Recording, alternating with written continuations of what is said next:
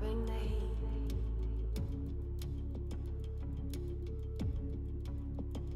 I bring the heat.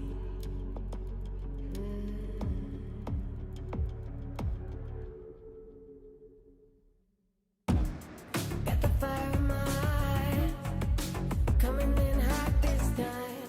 Every second on the grind, every day I'm pushing for the power, a little sweet and sour.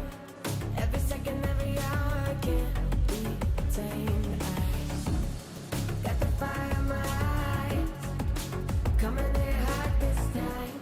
Every second on the grind, every day I'm pushing for the power, a little sweet and sour. Every second, every hour, every day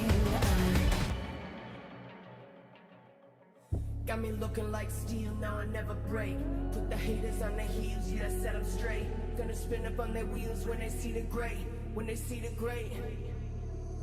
Knock me down, another round, yeah, I'm here to fight. About to blow, let them know someone hit the lights. Turn them up, get it done, ready to ignite, ready to ignite. I bring the heat, I bring the heat, I bring the heat. I bring the heat. Knock me down, another round, yeah, I'm here to fight. About to blow, let them know someone hit the lights. Turn them up, get it done, ready to ignite, ready to ignite. I'm unbreakable, can't hold me down. I'm unstoppable, I feel it now. Nothing can stop me, nothing can stop me now. Nothing can stop me, I'm unbreakable.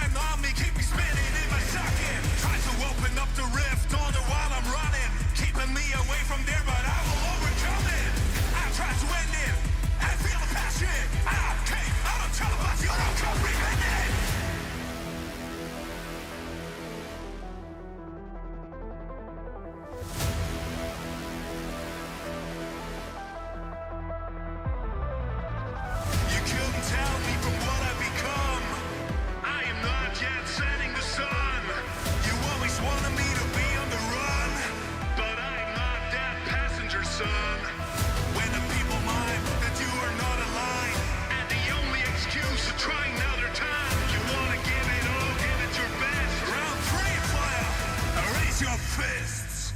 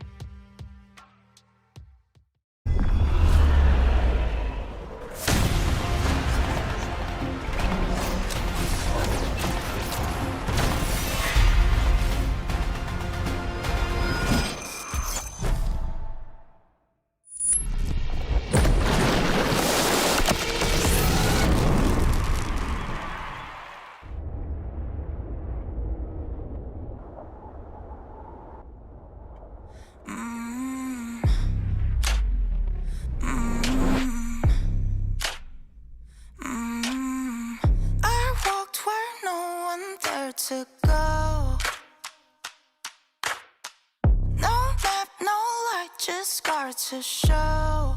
Each fall curves something deep. The center of the world lead the way. Everyone was mine to make. Every sky is a line I've drawn. Every wall is a sign I've worn. I don't just win, I carve my name into the stone against a flame.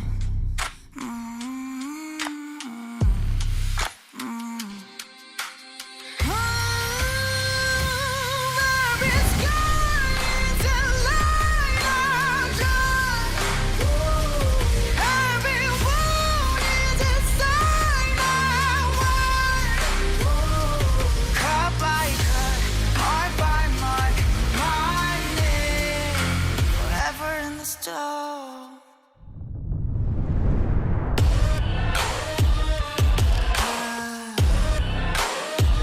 I don't just win, I live my mark into the stone.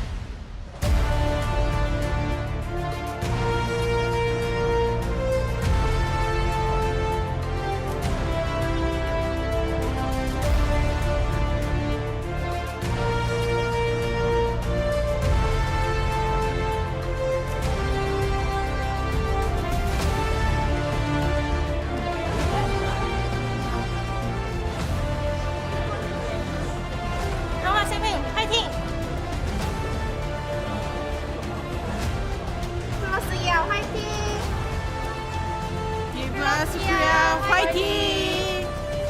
제우스! 제카! 구만씨! 딜라이트! 하나비! 아들들아! 화이팅! Hello and welcome to the LCK. We are here and getting ready for Hololive Esports versus D+Kia, and so are the HLE moms, it does appear, as I'm Valdez with Ox. How are you doing today, Ox? I'm good. That was really sweet to see, seeing the moms out here to support the players. And a pretty big match. I think D+ obviously have been struggling a bit recently, but they managed to get an upset over HLE in the road to EWC qualifiers. And I think that really spices up this matchup. Yeah, it definitely does. I think that was certainly unexpected, and also it was kind of, you know, it's online, it's a different tournament, it's a qualifier. There's a lot of different things that you can say impacted the result of that matchup. And yet, D+Kia were still able to get the win. HLE on top here at the LCK. Again, they've only lost one series to T1, and that's it. Definitely looking like the best team at the moment. And when we look on the Western side, there's not much that separates the top four. You know, 2 series between HLE in first and T1 in fourth. And if you look at the game score, all relatively in a similar sort of sphere, D+ has a long way to go if it wants to break into that top 4. +3 game score, a massive gulf to cover before they reach T1 or KT, and down 2 series behind T1. So a lot of work has to be done if they want to climb up the ladder, but also just keep themselves safe from the Eastern teams chasing them down. And we can see the series they had at Road to EWC up around 2 was a 2-1 victory for D+Kia.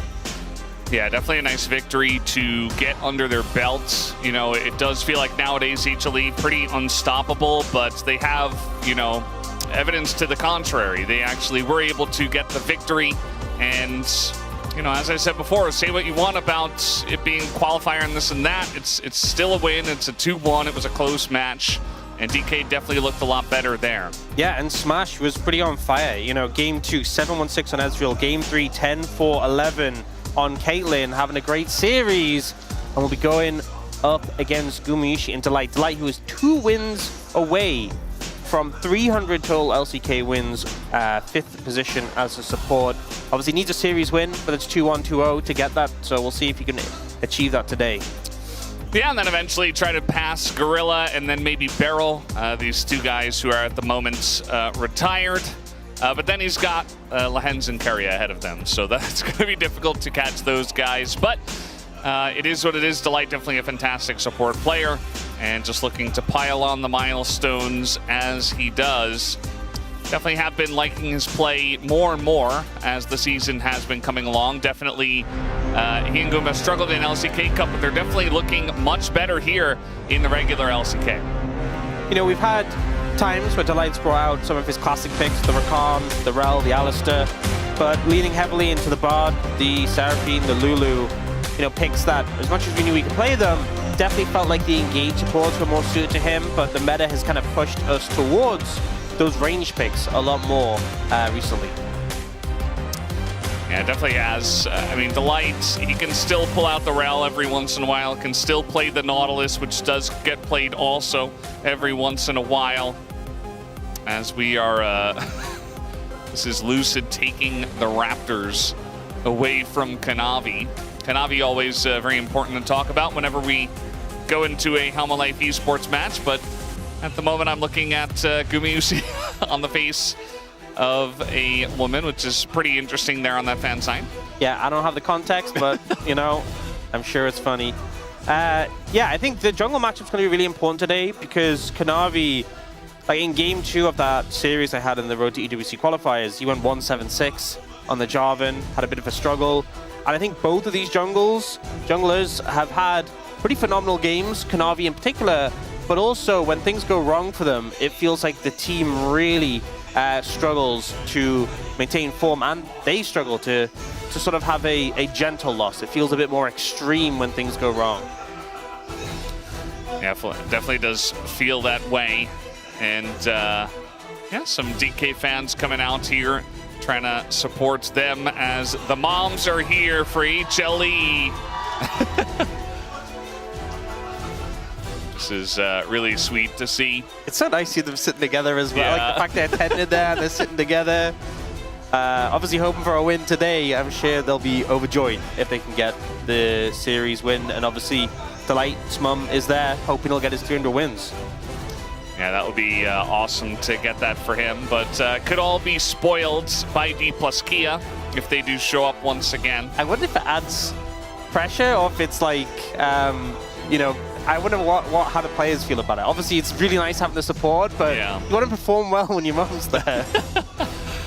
I mean, I feel like they're here relatively often. Obviously, not every single day, but it's definitely not the first time we've seen all of these individual moms coming down to support the individual players, but now to see them together as a group is really cool. I'm sure they just appreciate the support.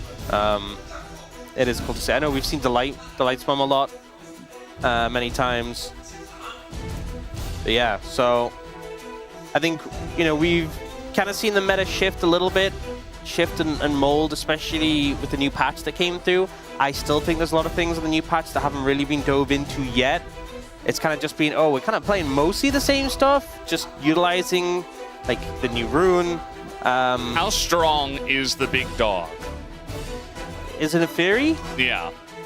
I think it's strong in solo queue. Like mid lane Neferi is kind of crazy, but I think in hard to match up with a lot of these control mages. The one I'm surprised we haven't seen is Smolder. I've never seen what's happening. They tried to nerf Smolder and his win rate went up because people, what actually happened is people were going fleet on him still. They started going death by a touch and the win rate's gone up. They got more nerfs scheduled. They're like, we need to contain this dragon. And we haven't seen him. We haven't seen him at all. And I don't even think it's like, oh, well, will he be able to lane in bot? I honestly don't think you even need to play in bot. We've seen him before in the LCK mid top lane. Yeah. Yeah, and he is very strong right now. I wonder if a team will just decide to bring it out. You know, we saw Genji hover it. You know, Chovy likes it. If he'd played it then, I have a feeling every team would be playing it. Such as the way that things go in the LCK. But as of now, teams not exactly willing to bring it out. Yeah. Or even like aiming. Could have played it. He's a guy that's gone to it from time to time. Seen a bit in the top lane as you were talking about. I think Kingen played it. I'm not 100% sure, but we've definitely had it up there. Either way, maybe today's the day. Not sure if it'll be this series. Maybe the second one if Bro want to get a little spicy. Or even DNS, but it feels like DNS are still struggling to find their footing, so it'll be interesting to watch that series in general. But we are jumping into the draft here for match number 1 as we get the classic bans for sure here to start. Lucian ban going to come out instantly from D+. And this was what Gumushi and Delight played Lucian Milio in the game they won last time these teams went head-to-head. Ezreal, so a lot of focuses towards the bot lane. A lot of focuses towards picks that have obviously done well for these players, and a lot left open. Rumble, Karma, and Orianna all available. Only 2 can be potentially banned here. And as much as HLE have first choice of those, if there's so many OP picks open, D+ have the opportunity to get more than 1 on their rotation. We'll see how it ends up going.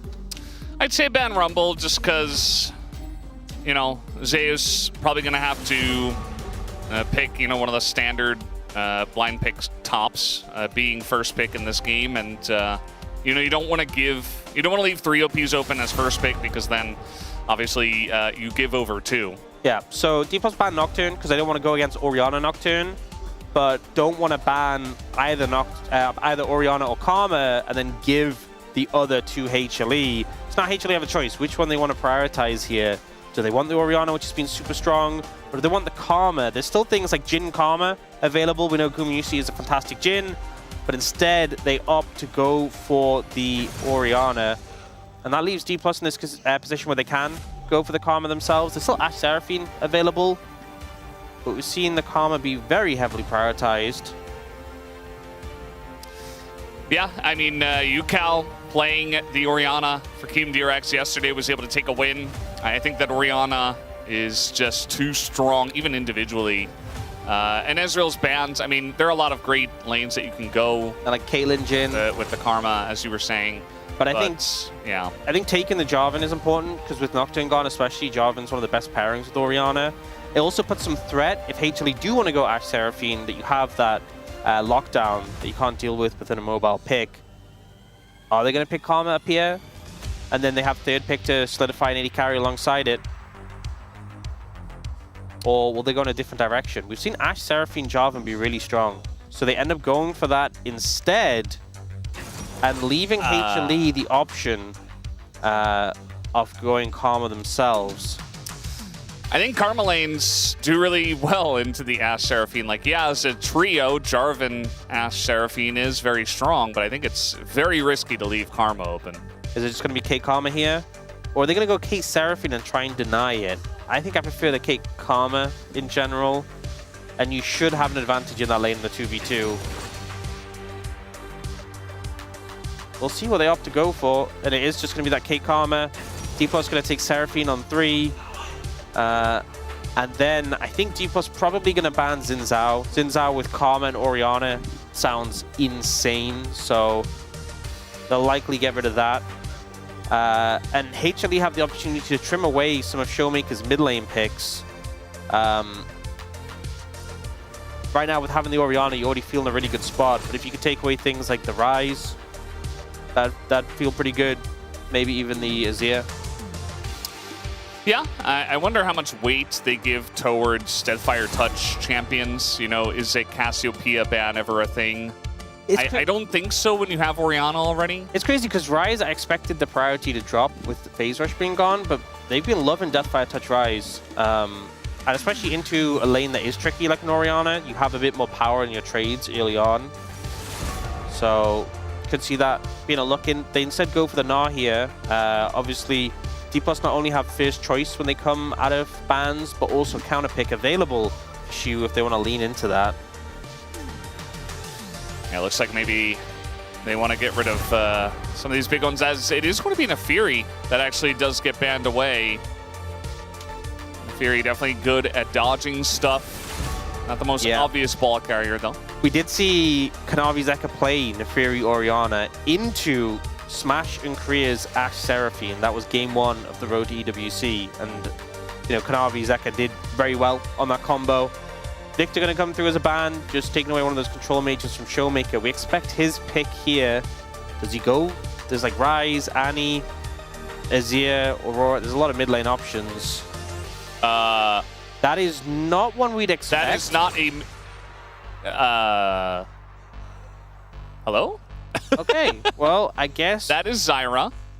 You know, Zyra's probably pretty good with Deathfire Touch. Yeah, I would say so. So... this has got to be some like special kind of CV Max cooking up something weird here, because a lot of teams trying to find answers for the big meta picks, and maybe this is their answer for Orianna. I don't think you could flex it into top, although I would imagine that Zyra into Sion would be pretty fun. Showmaker did play it in solo queue and he actually went Comet that game, but did go Blackfire Torch and Shadow Flame and Rocket Belt. And he did play that into Orianna. So we'll have to see how it performs here. Lee Sin comes out for Kanavi. The Sion gives a lot of solid front line. And D+, considering what they want, playing into the Sion, I feel like you kind of have free reign in terms of what you want to pick, but a bit difficult to have enough pressure to really shove him out of the game. Aurelia. Alawi. Is he going back to it? No, he's just going for Aurelia into Sion. Now, we've seen Aurelia not Jace. into Sion. Yeah, to me, the situations when you expect to see Aurelia come out in the LCK is into range champions, because I feel like she gets on top of them, Gnar has kill pressure. We've seen it into Jace, and especially if you gank it, it can be a really suffocating matchup for the Jace. Sion doesn't feel like the sort of champion where you're going to have that same level of success. Will she be able to shut him down and get him out of the game to the point where he doesn't just become an absolute beefcake? I think HLE have a lot of power and a composition we can expect any day of the week when we come into the LCK. D+ Gear definitely spicing things up. The bot lane in the jungle is standard, but the Zyra, the Aurelia, the solo lane is going a little bit different with those. Yeah, Oxy, you mentioned there was a big patch that came in. You were expecting more changes. The LCK generally a bit resistant to change.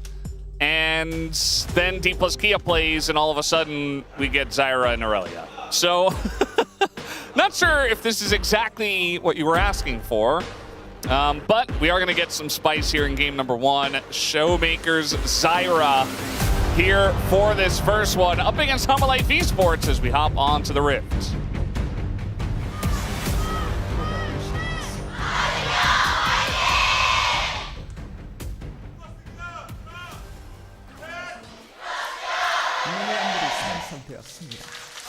And here we go, match 65. I'm looking through, and I found 4 games where I played Zyra mid in solo queue, and 3 of them were against Orianna. So it definitely feels like he's preparing this as a counter, which makes sense given how dominant Orianna has been. It's been something that's constantly been banned or first picked, so having a pick that you feel like you can match up into it makes sense. He has gone Comet. There was a game where he tried out the Death Fire Touch, but opted to go for Comet, and Comet was also changed when we had the new patch. So it used to be that when you hit spells, you would reduce the cooldown of Comet.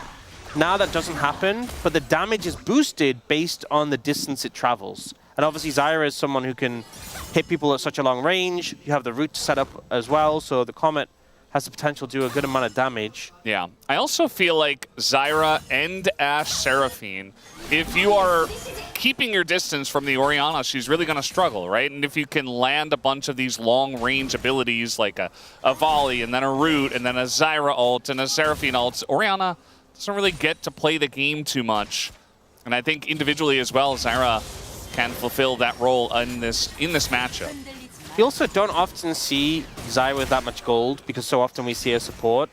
But even in the support role, that champion just does insane amounts of damage. So with some gold behind this pick, Showmaker will for sure be pumping out the damage. Yeah, and as you can see down here in the bottom lane, generally in our games, we just take a look at the bottom lane for, 5 minutes straight. But we have a lot of interesting picks in this one. But this is kind of what we expected down on the bottom side. Definitely expected this Karma alongside of the Caitlyn to really be putting on the pressure, and the Ashe Seraphine does not get their normal lane pressure. Yeah, and I think one big turning point of this matchup is level 6. Importantly, Gumayusi's gone Barrier, which gives you more lane pressure. You can use your Barrier to trade HP, but doesn't have Cleanse available. And that means getting pressure pre-6 with the barrier feels a lot better. Post-6, though, when Smash gets the Enchanted Crystal Arrow, when Korea gets the Encore, if you think about what they get in return, the ultimate for the Caitlyn, hard to use in the middle of a fight. You don't always get value from it. And Karma obviously doesn't get too much value other than amping up her ult. Shu doesn't really have mana, but he's going to land the stun into it, flashes the stun of the Scion and just dies. Sits down Shu in the top lane. Yeah, I don't think that's really how you want the matchup to go for the Aurelia. You don't say. Not panning out exactly as hoped. It's a slow onto Guma. Some good trades in return. Yeah. This kind of reminds me, remember when we had when Gwen was super strong? Yeah. And it was Kingen who brought out the Diana into it. Yeah. And got solo killed in lane and then was just, it was unplayable. There's a lot of pressure coming in here. This is what this combo offers. Oh. Smash getting netted as well. Guma and Delight playing this excellently. And, I mean, they looked like they were in a bit of a roughy, toughy spot. But instead, the Peacemaker, now the volley comes in. Yeah, Gumayushi still has barrier, so even though he looks extremely low, has that bit of a safety net. And it's barrier advantage as well, because Smash used his. Career from miles away! Dies to the Scorch. It must have been Scorch, I think, that finished him off in the end. I think Gumayushi just caught off guard, didn't expect it. I thought it was Airy. No, I think Airy hit and then he died after that. I want to see that replay. Oh, no. Well, we'll get this replay first. The thing is, here she was already lower in HP. And tanking a lot of minions in this situation. Also runs out of mana. Doesn't have mana for the Q at the end. Oh, wow. And here, so I think from the timing, because the ability hits from Korea, then Airy comes, and then he dies after. So I think it's Scorch that killed him. So Shu's dead again, by the way. Delight was up here. It did look like the two of them were very low once again in the trade, but we'll have to hop into another replay to see this one. But yeah, this is, again, not how you want your Aurelia lane to go. Yeah, I mean, losing the 1v1 doesn't feel good, but the thing is with Aurelia, you are vulnerable to these ganks. It's so much harder to gank a tanky Scion, whereas Aurelia kind of has to play on the wave, play up, play aggressively. If you're strong enough to 1v2, that is kind of your defense against ganks, but obviously having already gone down a kill, isn't really much room to navigate things now. Do you see both junglers showing up bot here? Both bot laners do have flash on both sides. Yeah, just kind of posturing. We are going to see the Sonic Wave land. Kanavi does go in, and he's Lee Sin, so gets a little bit of harass, essentially, and then backs away. And Career already pretty low down here. Root's going to come down, and already the poke is landing. Yeah, the Karma root is so threatening in this 3v3 because there's the Sonic Wave guaranteed if it lands, there's the trap that can come through as well. So D+ being a little bit wary. You gotta remember, Smash and Korea don't have the ult yet. That is the big power spike. So I think opting into this 3v3 is a mistake. It's a lot of damage into Lucid. Flashing to get Kanavi in tower range. He's gonna take a bunch of damage too. Stepping on a trap is Lucid. But the HLE members also getting pretty low. Yeah. Lucid having the flash out there. Well played by Kanavi not to overcommit there after the flash brought him under the tower. But I think D+ trying to leverage a point where they don't really have that much strength. Now Showmaker, not the easiest champion to gank. I think he just used his... So this is KTA's 0 versus KTB's Ryu. That's a lot of days. In 2013. That's a lot of days. 2013. How old are you in 2013, Ox? I was 17? Yeah. 17, turning 18, right? Yeah. Yeah, Guma is going to have to barrier here, but this is Ash, so kind of difficult to get away from this one. The vision's there. Flash available for Smash. He doesn't even use it. Guma just hiding on bush and just dies as there was a ward there. So unfortunately, he does get caught out by Smash. That ward being there, that setup really helping out. And remember, Gumayushi doesn't have cleanse. Was hoping that have enough of an advantage in lane before 6 that you'd be okay without it. Now here, That's kind of what I mean. You have to play aggressively on the Aurelia. The light turns up. You already don't have flash. Just a free kill for Zeus. And top side of the map not going well for D+, but here we see Smash lands the ult there. Gumishi trying to use the lack of vision in the brushes, but Smash has a ward for the first one. Hawk shots for vision in the second, and the third one, there's already a ward down there. So at no point does he lose vision off the Caitlyn, and just able to run him down with the slows. Yeah, definitely playing on a knife's edge there was Guma. Try to utilize the net to get out of range, but that one auto clipped him, and then that just made hitting the ult even easier for Smash. Does look like mid. You know, we did see Showmaker push in a wave, but Zeka's still ahead on farm, so in terms of that the 1v1 in mid lane, Showmaker isn't putting on a huge amount of pressure. Yeah, I think ultimately playing the Zyra in, like, Orianna is such a strong lane. I think if you're holding your own, I think Showmaker, it's still fine. It's not like a lane where you feel like you need to get an advantage. Zyra's going to have good value in the team fights. Now we see Lucid leaning down towards the bot lane. Ults, in terms of the Cataclysm, the Enchanted Crystal and the Encore, having all three of those available just puts so much threat onto a flashless Caitlyn, so Gumishi has to be careful. You see Showmaker does have a good amount of pressure, being able to get a couple of plates in the mid lane. Pushing power that Zyra is there. That stun not going to work against the charging Scion. Zeus, though, kind of runs out of mana. And he does push you out of lane, and Xiu doesn't have TP. Zeus has level advantage, TP advantage. He basically is owning the top lane right now.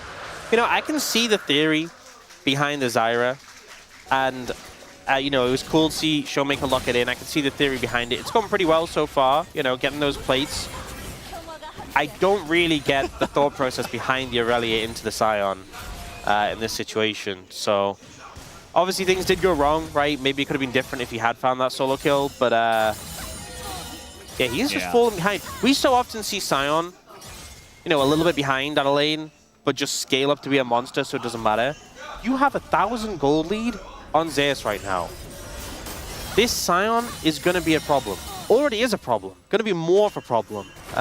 So C+ have to figure out how to deal with that.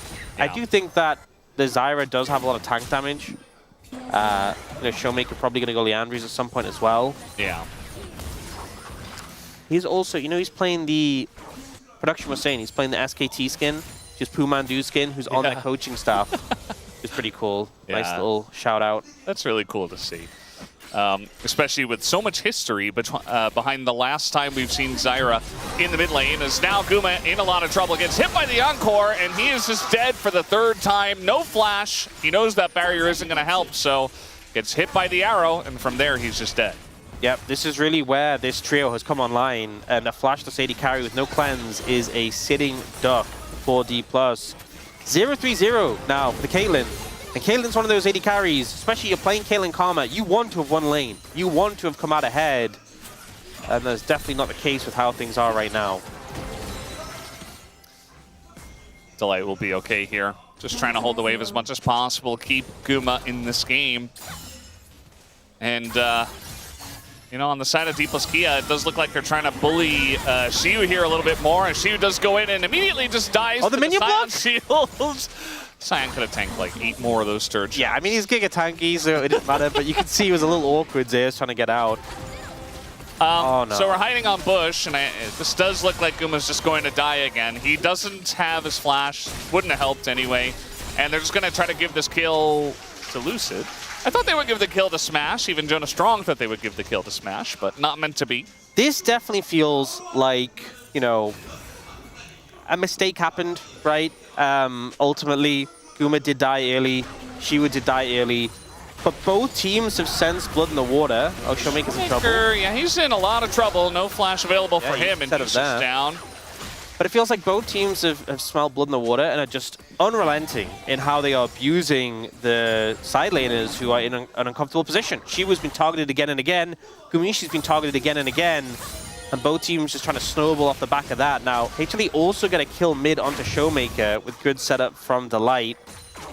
And Zeka gets some time to actually hit the turret. The turret does hit back, though, if you're quick. You got to be careful about that. Lucid's pretty strong at this point. Has that as the arrow, unfortunately, is going to miss. Not expecting the stun, but now Kanavi able to hop away. Kanavi getting pretty low. The volley, not able to be dodged. That is the shutdown to Lucid. Looking for more. Zeka flashes away. And he will be okay here, but getting deep into that DK jungle is not going to work out for HLE. So you think about the fact that that play went well for D+. They ended up coming out ahead of it. They got the kill. Both of the, E's from Korea, the potential route into stun missed.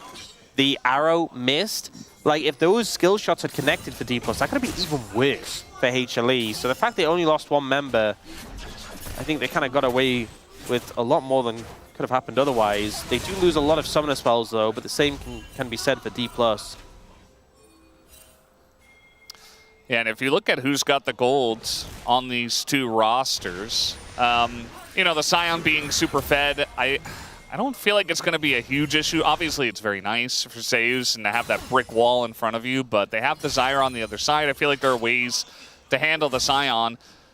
Whereas Lucid and the bot lane being ahead is pretty nice. I do think that for D+ Kia, having no top laner is really bad and is not going to help out. That's a nice little stun, but we got Kanavi on the way here as well. The damage has already been done, and there's Kanavi for the cleanup. That'll be death number 4. As now looking to help out their top laner finally. It does look like Kanavi is not in a great spot either. As, yeah, they're going to give this kill over to Smash this time. Meanwhile, in the bottom lane, Showmaker being bullied by Zeus and is trying to run away from this one. I think he gets him. Oh, so close. If that Roar the Slayer hit, I think Showmaker's just dead, so able to kite that one out. Yeah, so we're seeing some struggles from Shiru. As much as Gumayusi's behind, he can still put traps down. Yeah. And that ult, it was a good sidestep from Gumayusi, but that feels so bad for Shiru. As an Aurelia, playing into, a pretty behind Caitlyn, you can definitely see the windows, but if you don't connect the skills, and obviously being behind himself, it's just not really going to amount to much. Now here,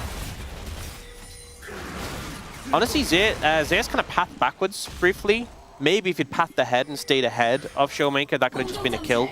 Yeah. Especially because you know exactly what Showmaker's going to do next. Like, he's going to drop the circle. He's going to drop the ult, so you just kind of want to get ahead of it if you're looking for the kill. He's going to run to tower as well. Yeah. It's so... I mean, still put a lot of pressure down, but maybe the angle for the kill was there. Now, Dragon's up and available. They're looking for Kanavi. Yeah, no Sonic Wave here. He's down a level to Lucid, who is very powerful. The kick does come in, but there's the Encore catching 2!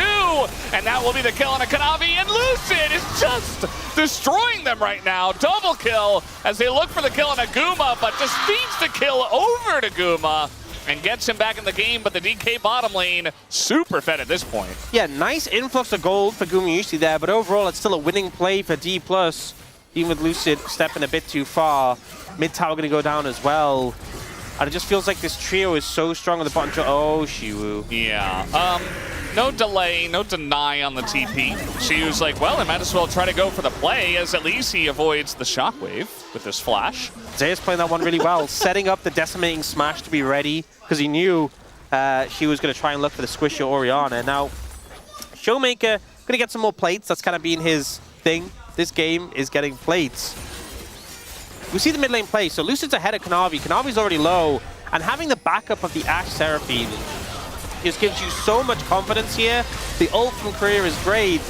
And so I think Lucid here was thinking, if he Qs, it might be enough damage if he can E after.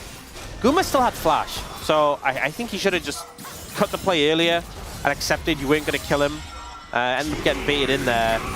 Now here, she was trying to make something off it, has a passive stacked up. But that decimating smash from Zeus, he just keeps channeling it.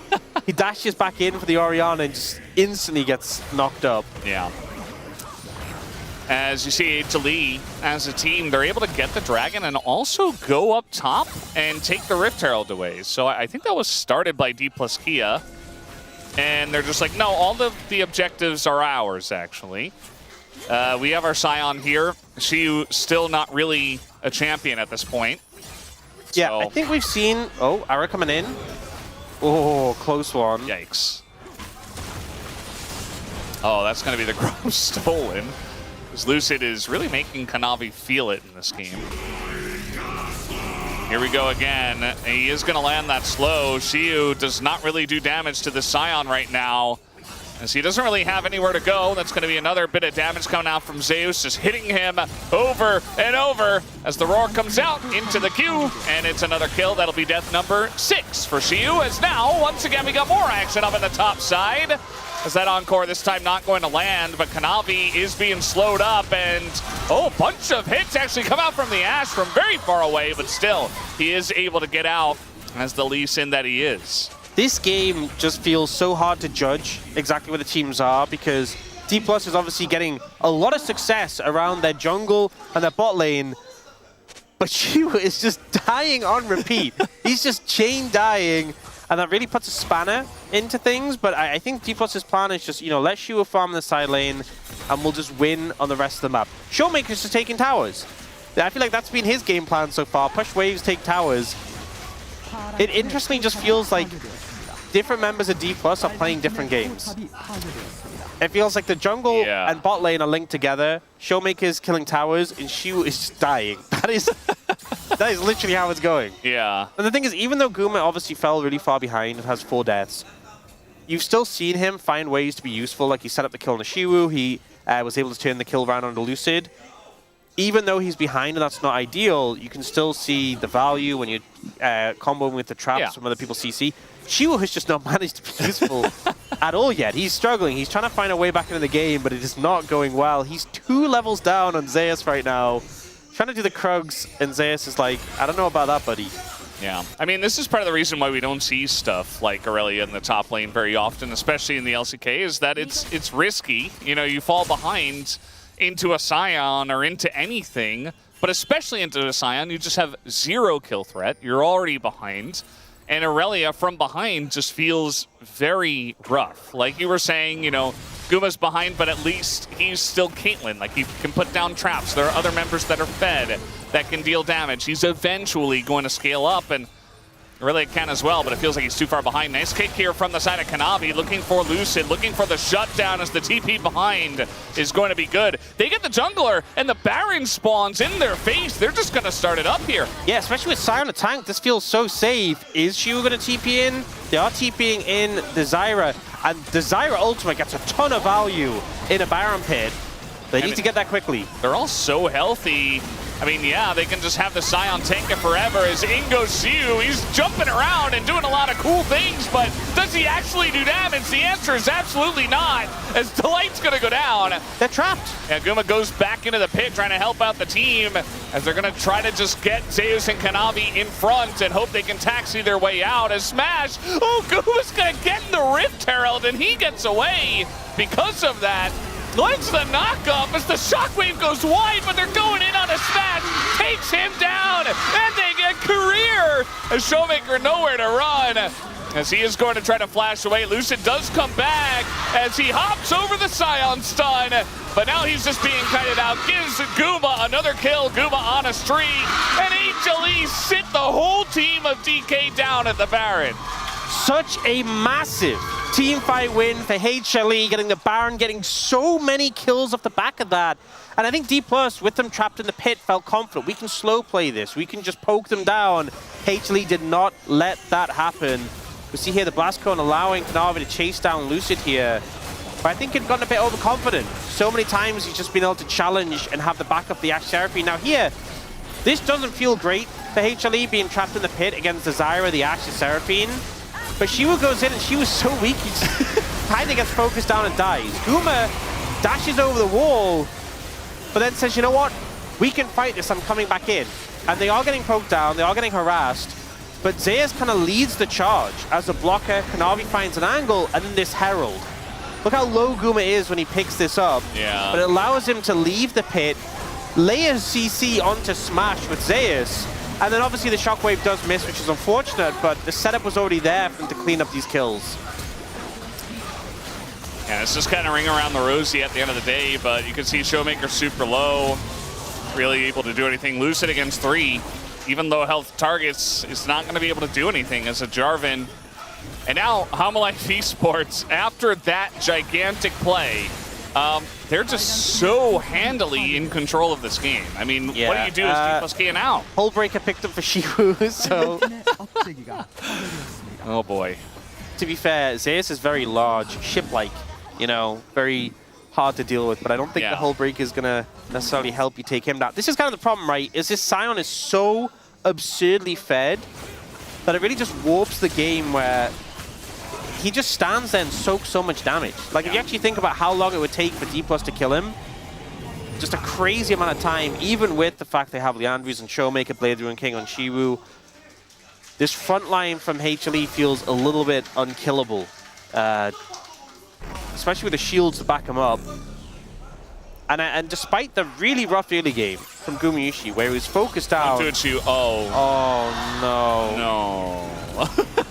Oh, Well- the minions are Baron buffed, so... Yeah, this Okay, time timed Zeus out. is going ahead of the wave, trying to catch up to him. Oh, the minion... Yeah. Oh, nice dodge. Yeah, Okay. nice dodge. That keeps him alive. He will not die an 8th time, at least right now. No reverse legendary here for Shiu, unfortunately. For Zeus, that is. Showmaker in a bit of trouble as the kick comes in right as the knockup's there. Kanavi misses a very simple Q, but the kill is still there. And Zeka does pick that one up. Okay, well... Okay, something I didn't really want to say. You know how I was looking at a lot of these Zyra matches from Yeah. Showmaker and Solo Q? A lot of them seemed like they didn't go so well. But I don't think this game is on him, but I think the Zyra is struggling when getting run down by some of these more mobile picks. Yeah. HLE going to continue putting pressure on this tower. There is engage from D+ if they want to make it happen, but they don't have a great flank ward for Shiu, and also, let's be real, the 0-7-0 Yeah, I don't Aurelia. think you want to bank on that one too much. Yeah. Just let him, like, farm mid or something. He has the Hullbreaker for a reason. Yeah. And Lucid, you know, he's still relatively tanky. He's kind of strong, but even Kanavi's ahead of him now. So a lot of that lead has been lost. Smash and Career's still ahead, but, you know, an Ashe that has to deal with Zeus. And no how fed LDR he yet. is with no LDR. It's Yeah. like, you're just never killing him, I don't think. Even with the Zyra. I just don't think it's going to happen. It would just take such a long time. He just warps the game so much, creates so much space. Yeah. What if they had gone Trundle instead? I mean, it'd be a lot easier to kill Zeus, I'll tell you that much. Even if Shiu was 0-7 on Trundle, which I don't think he would be, but you could still just ult the Scion, and that would be value at least. Yeah. Just feels like, you know, maybe they wanted a third threat with the Ashe and maybe the Zyra, but this is just obviously not panning out very well. Yeah. So they're just pushing without Baron. All of HLE have their flashes up, and you can tell D+ want to look for an engage angle. That's their recourse here. They have a lot of engage tools, but with Gumayushi having flash and with Delight having Mikhail's, it's a hard sell. Yeah. I mean, I just took a look at the total gold difference in this one. It's not even that massive for this point in the game, but the actual game state is so favored The tempo to the side of vibes. HLE. The tempo vibes heavily in HLE's favor right now. Yeah, I think, you know, it's partially the fact that Siu just hasn't been able to play the game. You know, like he's behind 2,500 gold, but it just really feels like he's not going to have an impact for quite a while. So I feel like that's the main issue for sure. You think the Aurelia being 0-7-0 is perhaps one of the issues? You know, Yeah, this is I very would say insightful, so. Brendan. Yeah. I actually hadn't figured that out, so I'm glad you... I was just putting on my Valdanalist, you know, Yeah, that's- uniform there for a second. Really wanted to break it down. I hadn't really factored that in, so Yeah. I'm glad you highlighted it. Yeah. Easy to miss, I think, if you're not looking too carefully. He has been able to farm up in the side lane, at least. It is Hextech Soul. Yeah, that's not great for D+, because they are going to have to contest every dragon from here. It could have been awesome if this was like an even game state for them. I mean, you have so much range, so much poke potential, and slows to set up plays with Ashe, Zyra. It would have been great if they got it, that's true. Yeah. if this game had played itself out a little bit differently. I think what we're looping back to is things would be better if they didn't have the 0-7-0 rally in the top lane. Yeah. Yeah, well, Certainly does play a little bit of she a was part. continuing to pressure in the side lane, and they are just trying to start Baron rather than contest it. Navi is soloing it at the moment, and the person tanking the Baron does half damage to it, so it's very slow, but he does have a bit of sustain, so he's not dropping too low right now. The rest of the team are kind of playing bouncer with the traps. Now Guma can hit it from over the wall. It's going to get a lot faster, and D+ have to respond. Yeah, eventually you do have to go in on this one. Delight is just going to flash away, and they can't get their Zeus. I mean, they'll do it eventually, but it's just not going to happen in this era of League of Legends. Zeus still tanking, still with a massive shield as there is a massive encore on a 3. What was that? Korea! What are you doing? That was insane! That was sick! Korea finds such a good angle, the combo with the solo laners, and suddenly HLE, who thought we have this unkillable Sion, we can't be dealt with, get caught off guard and crushed. And now the D+, picking up towers here, picking up the dragon as well. The game feels far better than it did a moment ago. What? Career is just that guy sometimes. He just saw the line. Sometimes he just makes one of the most insane plays. Zeka is just running into the river. He's just dead. Okay, so that's going to be the end of him.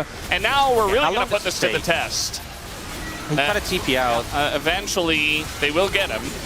If you have 20 seconds, you can take him down. And so they're going to get the shutdown here, and they're going to get the dragon. DK are in the lead. How quickly this game could just flip on its head. And it all came from one absolutely massive play from Korea.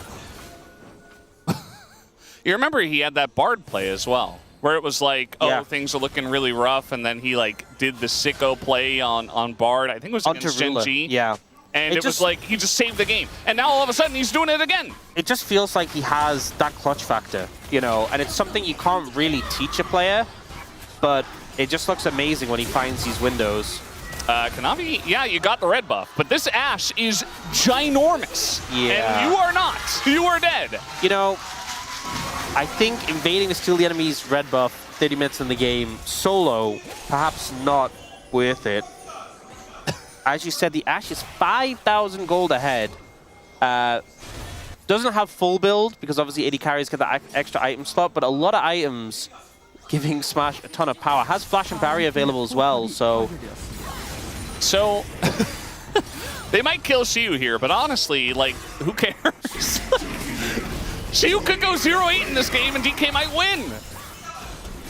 Does he kill Delight? I mean, no. He's absorbing pressure, and you know what? He may be 0-8-3. What a play by Shiu, honestly. He may be 0-8-3. What a bait. If D+ win this game and take the Nexus, he can type top diff in all chat, and Zeus can't, and that is worth so much. Really highlighting the importance of top lane in current LCK. Okay, just watch. Just watch. What? I mean, the foresight of that... He was screaming, just take it slow, take it slow. The thing is, it kind of felt like they just came together at the last moment. Like, he saw the window before they had even, moved together. Such a good play from Korea. Definitely a highlight moment for him. And Smash, it takes him some time, but he is just able to pummel through this Sion. Showmaker getting the root down, which means Zeus can't just TP away. In situations like this, where they're surrounding the Sion and they have so much CC slows to keep him in place, you can see they will shred through him. It's been difficult in the team fights when obviously you don't have infinite time and control to shred him. But, I mean, now Smash is closing in on full build, doing a ton of damage. Showmaker has Void Staff as well as the burn items. Guma came back into this game. Yeah. He was 0-4, and he built up a kill streak just based off of HLE, kind of winning and utilizing the 5v4 situation when the Aurelia wasn't relevant. But he's still 5,000 gold behind just because Smash is that bad. It's kind of ridiculous. Okay, they're trying to set something up here. And Zeus is like, I got to get that career guy. I don't know what's gotten into him, but like, got to go for him. Does make a last-second turn. And now she was like, yeah, whatever, man. I'm playing payphone, and I'm pushing the side lane with hull breakers. She was just chilling. He's just doing... You know, we see this a lot in solo queue, just the rage split when your lane's gone terrible. Yeah. It's the actual strategy here. You know, he is actually doing a lot of... He's contributing a lot of pressure by just being a threat in the side lane. But it is funny that you would get the exact same thing in solo queue if you had a 0-8 Aurelia top. Yeah. But he does back off here. Doesn't want to overpush until he dies. A minute 10 until that next dragon. But Baron's up at the same time. So this next fight could be a big one. 17-17 in the kill score. But neither team can secure soul from this. So it's kind of a delicate position. Because if you overcommit onto the dragon and give a Baron, you may never get to cash in and get that soul. But obviously, if the game does extend, Hextech Soul is pretty crushing if you're able to pick it up. Yeah. I mean, at this point with an Ashe that's this fed with the Zyra, probably D plus Kia could do Baron in like less than 20 seconds. Yeah, something flat. we haven't really seen this game yet, but you know, is it often a thing with even support Zyra is how much damage he does to the neutral objectives. We often see ult thrown down to boost the plants. Just to melt it. So if there's any opportunity where HLE don't have control of the area, it can just be gone. And if we look at the map, there isn't that much vision over there. There's a very clear sort of cutoff beyond which HLE don't have vision. And Kanavi's trying to move in and contest this. Will he be shut down? Yeah. Zyra also very good at controlling space, as that arrow is going to miss. There have been some critical arrows here from Smash that haven't exactly hit the mark. Yeah, in fairness, Delay had Mikhail's, so it would have just burnt that and not necessarily achieved a kill, but that's still of value. Some poke damage. Yeah. She was like, maybe now I can deal damage to the Scion. No, I don't think so. Maybe if he's alone for a very long time. Because, I mean, eventually the Scion, he's really tanky, but... Blade of the Ruined King feels really good in the Scion. Yeah. And with enough time... I don't know, the Scion's still pretty strong. But to be fair, the goal difference isn't that big. If you look at the farm lead Xiu has been able to generate, he has just been farming the side lane. Oh, no. Yeah, just going to avoid that stun, as now Xiu just trying to hop back. At least the smash is not going to hit. But with Zeka here... It does look like Xiu doesn't really have an option. He's going to go in on a Zeka, though, as there is the spin from Zeka, and he is going to get that kill. As now they're trying to force something here, but we got a TP coming in already from the side of Zeus. Yeah, Arrow a stop to that. Thrown down again by Smash, and now D+ have 50 seconds until the top lane is back on the map. And HLE want to leverage their numbers advantage here and now. They look like they're moving towards the Baron. D+, do they contest? Or do they go for the consolation prize of the Dragon? Looks like they want to contest again. With this composition, there's a lot of threat when HLE in the pit, but they have to get in position, and these traps are blocking them. Yeah. And I think they might just end up going for the consolation prize. Zyra's very good when she's on an objective, but so is Caitlyn. So just put up a bunch of traps, and eventually, you know, you're not going to make your way in. And so they will accept this Drake. So now for HLE, they really have to get value out of this Baron push. Yeah, so short term, this favors HLE quite heavily. Long term, this has the potential to favor D+. But it really comes down to how much HLE can leverage this Baron. They've already done so much damage to the structures. Both teams have to be fair. No towers outside the base, and both lacking a single inhibitor tower. But we'll see if HLE can push up and make something of this. If they die here with these Baron buffs, even if the game doesn't end off the back of it, it's just going to feel so bad. Xiu's hiding on bush. Arrow once again going to sail wide, and now Xiu just has to throw it down and try to get away, but he doesn't have flash. Has to go in, lands the double stun, and tries to set up something here for Career, but it's not going to happen. Career, no flash. He's just dead. And it looks like HLE might have broken the backs of D+ Kia. We'll see if they can push and end this game. Kanavi kind of in an awkward spot here. And Smash is still very fed. You can see that Zeus knows where their money is. And he looks for that Smash, and he does land it. Nice knock up here from Lucid, but he can't do it all alone as wow. Smash just gets smoked from the heavens and does die. HLE, doesn't matter what Career was able to do in this game. They are still going to win game number 1. Gumayusi finishing with a score of 7-5-5 after being 0-4. Zeus was massive this game. But I think the clear thing was that we still saw the Caitlyn able to be useful later on, and that Aurelia was just never useful. 0-10-3. It had pressure in the side lane, we admit that. But in the fights, just could not really achieve much other than that one moment where she was able to follow up on the Seraphine ultimate. Felt like Korea's hero play was maybe going to be enough to get them back in this game, but HLE were unrelenting. Probably one of the goofier games we've had in the LCK. Yeah, that was wacky. Some interesting picks from D+. I saw more of the logic behind the Zyra coming out here, even though we didn't really see it have too much impact. They got that one combo with the Seraphine, but it felt kind of disconnected from the rest of the core. The Aurelia did what Aurelia can sometimes do and just fell massively behind. Yeah, I think Zeus was pretty happy when he saw Shiwu pick up the Aurelia. Wow. Back and forth for sure. But like, you know, Gumayushi, we saw him really far behind in terms of damage compared to Smash at one point. Able to do a bunch in that last fight. That's the thing with Caitlyn is even though you can put her behind, she might not have that impact in the mid game. Once she gets enough items, she's still going to headshot people for a ton of damage. Land some CC thread on a trap, headshot. You got 3 items, 4 items. You'll do what you got to do. And that was crazy. From laning stage, laning phase into the mid game, into career, almost getting the Hail Mary win for the team. It was just not meant to be. Humble Life Esports still take game number 1 as it's 1-0 as we head into the break.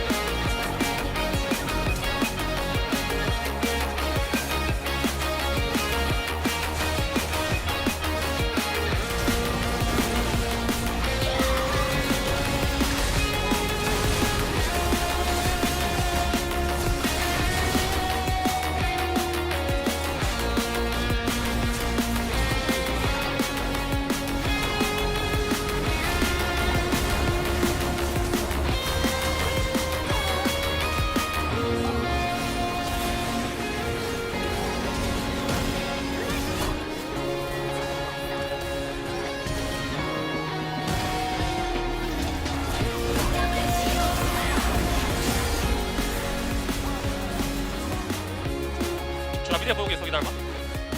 이래 여기다. 너프인데. 아 걸었다. 아 뭐라. 이래 보면 돼. 맞아. 이래. 맞아. 나 멀고 아직. 나 좀 멀다. 잡은 거 같은데? 나 일단 가는 중 뒤로. 이래 세라핀 너무. 괜찮아. 천천히. 세라핀 맞아. 세라핀. 가는 중 안 빨려. 다시 해보자. 애쉬 풀 뺄게. 아. 애쉬 더 풀. 둘다 형 자이라 노플이야. 자이라 노플. 여기 위에 봐줘. 봐도. 자이라. 애쉬 자이로 높게 봐줄래? 애쉬 보자. 더 깔았어. 잡았어 얘. 바로 자이라. 어우.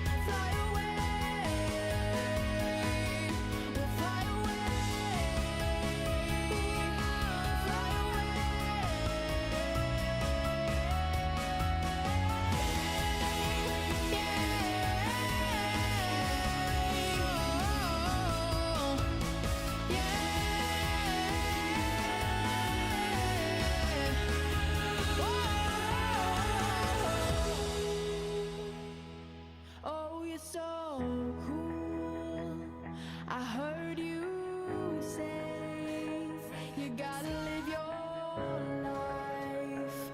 your life in a day.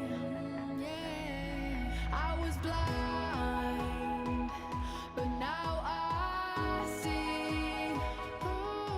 Ain't no one, no, got a hold on me. So I'll fly away, fly away. We'll fly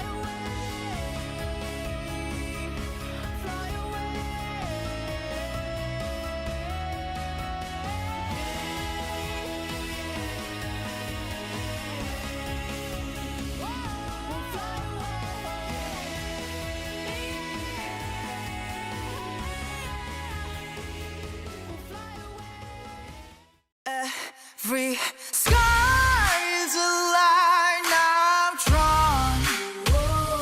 Cut by cut, mark by mark, my name forever in the stone.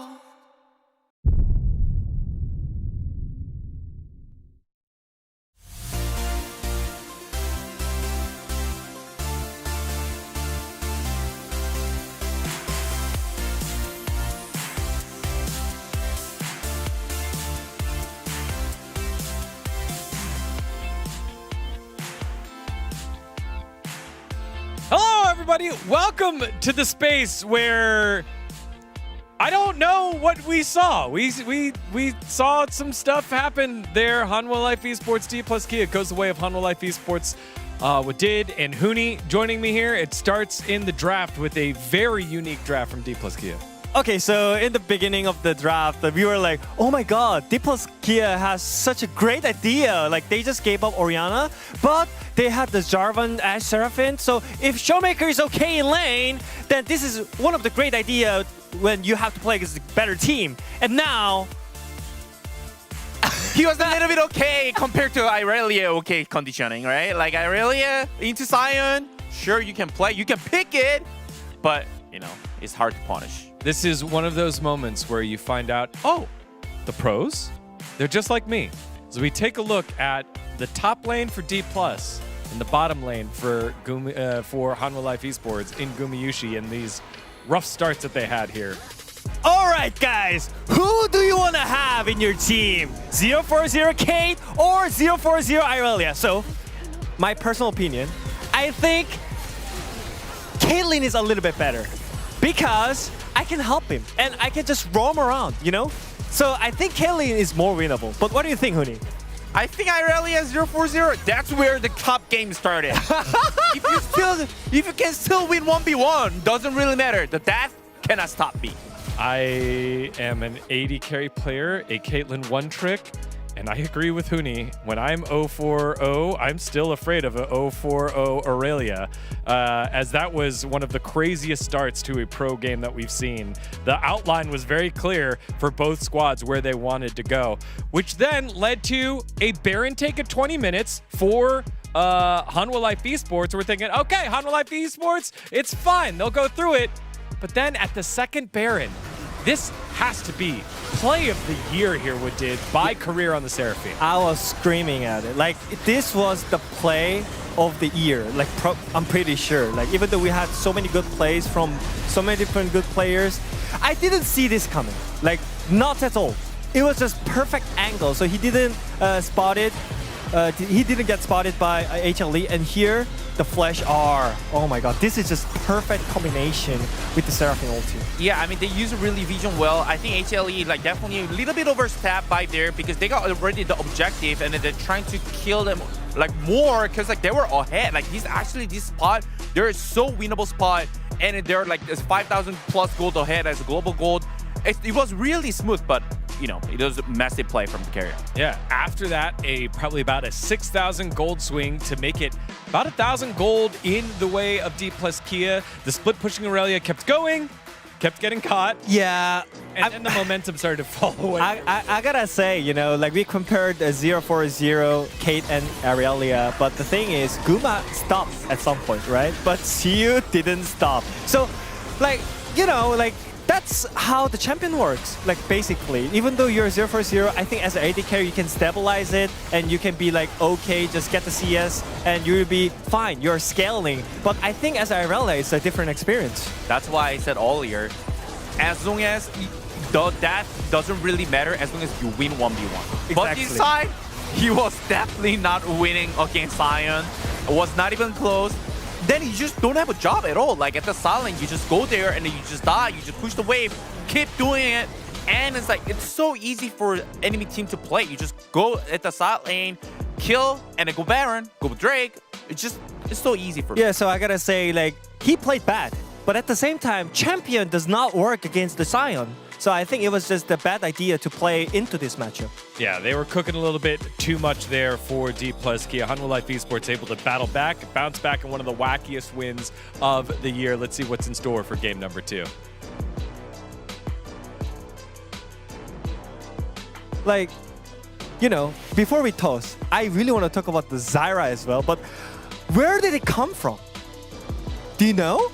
Like, because I searched all the Showmaker account, Nowhere. and he didn't even play a single game in the solo queue. Yeah. Like, how does that work? Like, I was like, is it Zyra top lane against Sion? I think it's just that from the draft, like sure, like they are playing against a stronger team, so they want to make us spicy. But why Zyra mid lane? Is it good against Orianna? It's maybe playable. Maybe they ask, can you play like something like at least laneable?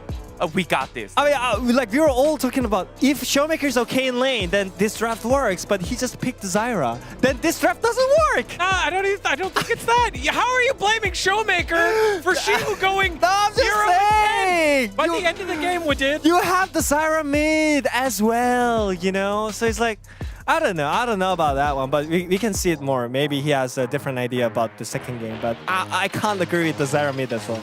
Guys, do you think it was Showmaker's problem, or do you think maybe that top lane problem could have been it, Ox and Valdez?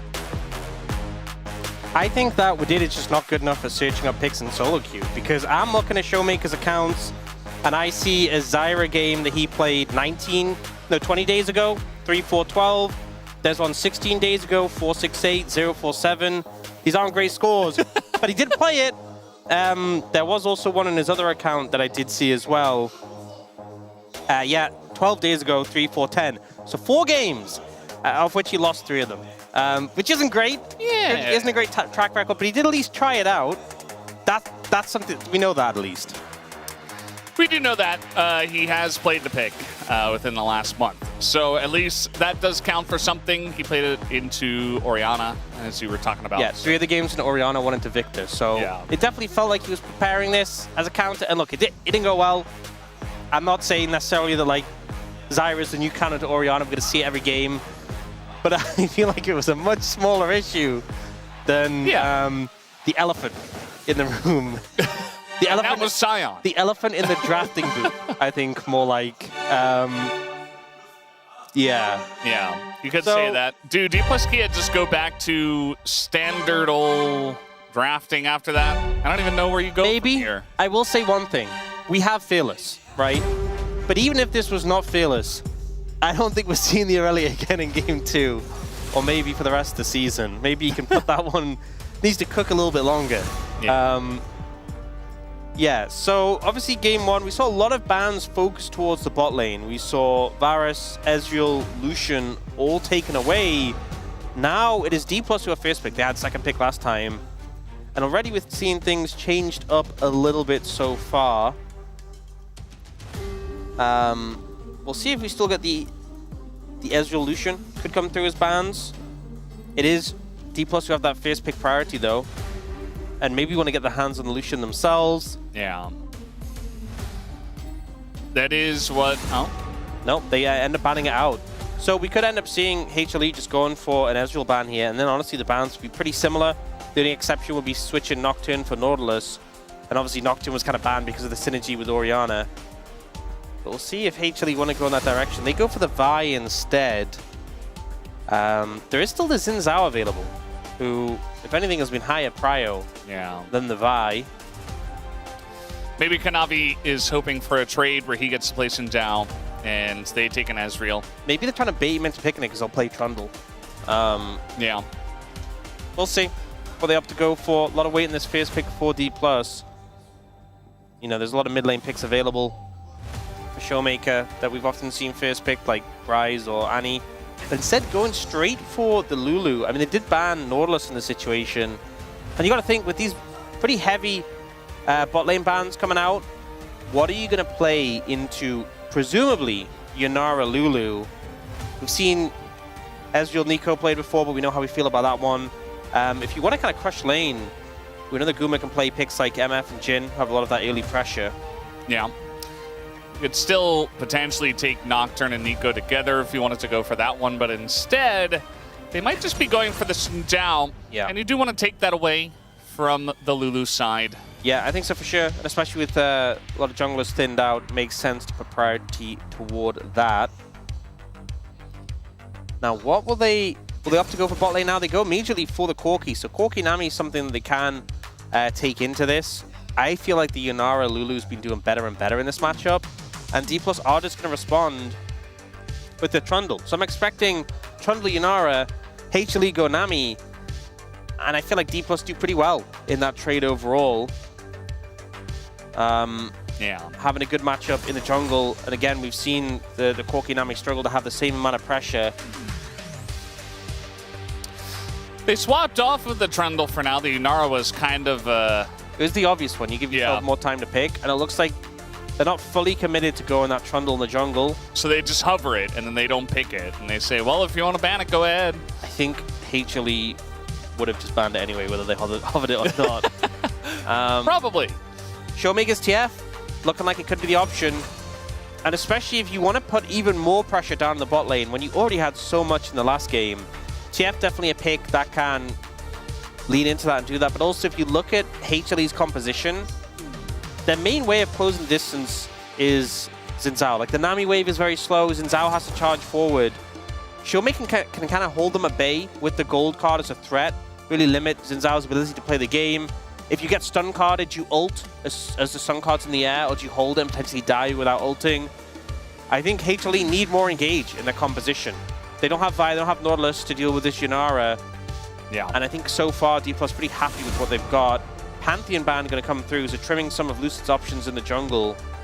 If I'm D+, I would want to remove probably Annie, honestly, in this situation, because that, to me, is something that can really threaten the carries on the side of D+. Yeah, it's definitely a very strong pick nowadays. Something that Zeka's gone to, and many of our mid laners have gone to. Azir going to be taken away first.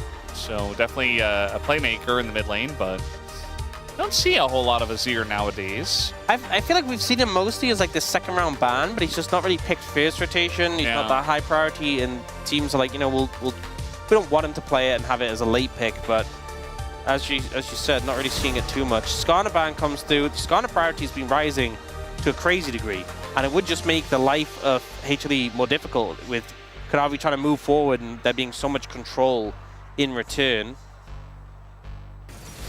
And they do ban away that Annie, which I think is a very heads-up ban, limiting some of the engage potential. Presumably Zeka is going to pick here. I mean, it looks good when Chovy plays it with Deathfire Touch. This is more of a Zeka pick. The thing with the Cassiopeia is obviously if you get into the Cassiopeia's face, she has a lot of damage, a lot of threat. But I feel like HLE are kind of needing to close a distance more so. Yeah, so they do lock that in. I'm not convinced it really solves the problems that I think HLE can potentially have. And now D+, I wouldn't be surprised if they just pick something really stable for Shiwu in this situation. Any particular reason for that? Just a vibe I'm getting. Just my intuition. Yeah. Nocturne going to come through. This is not the sort of stable pick I would have expected if they do go for the chase.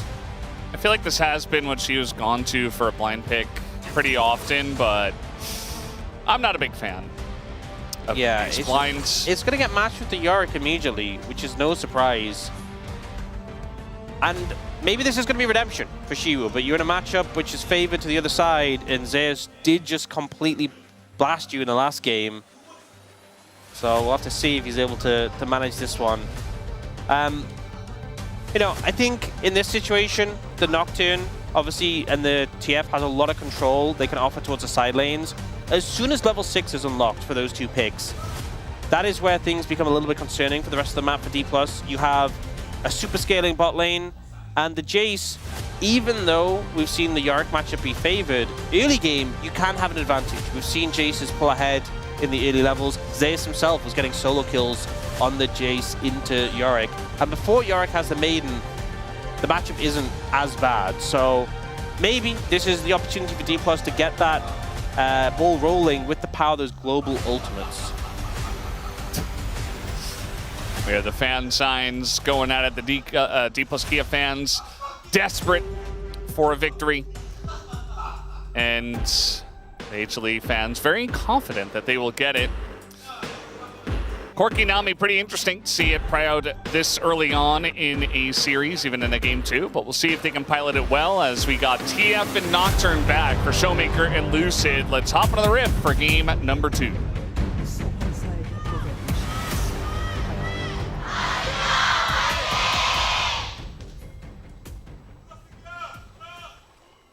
미니언들이 생성되었습니다. Here we go. Game number 2. Yeah. This is a game, you know, oftentimes the team who loses game 1 will be seeking redemption going into game 2. This feels less like team-focused redemption and more so individual-focused redemption. I think Gumayusi obviously hoping he has a better laning phase this time around with how rough things ended up in game 1. And Shiwu,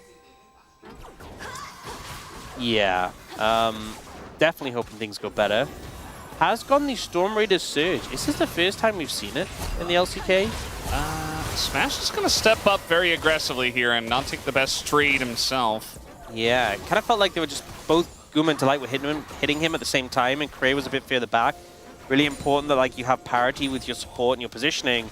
And as well, when you're playing into the Nami, she's always going to soften the impact of trades with that sustain. So the fact that Smash is already low on HP doesn't feel too good. Yeah. All the secondary summoners have been traded as well.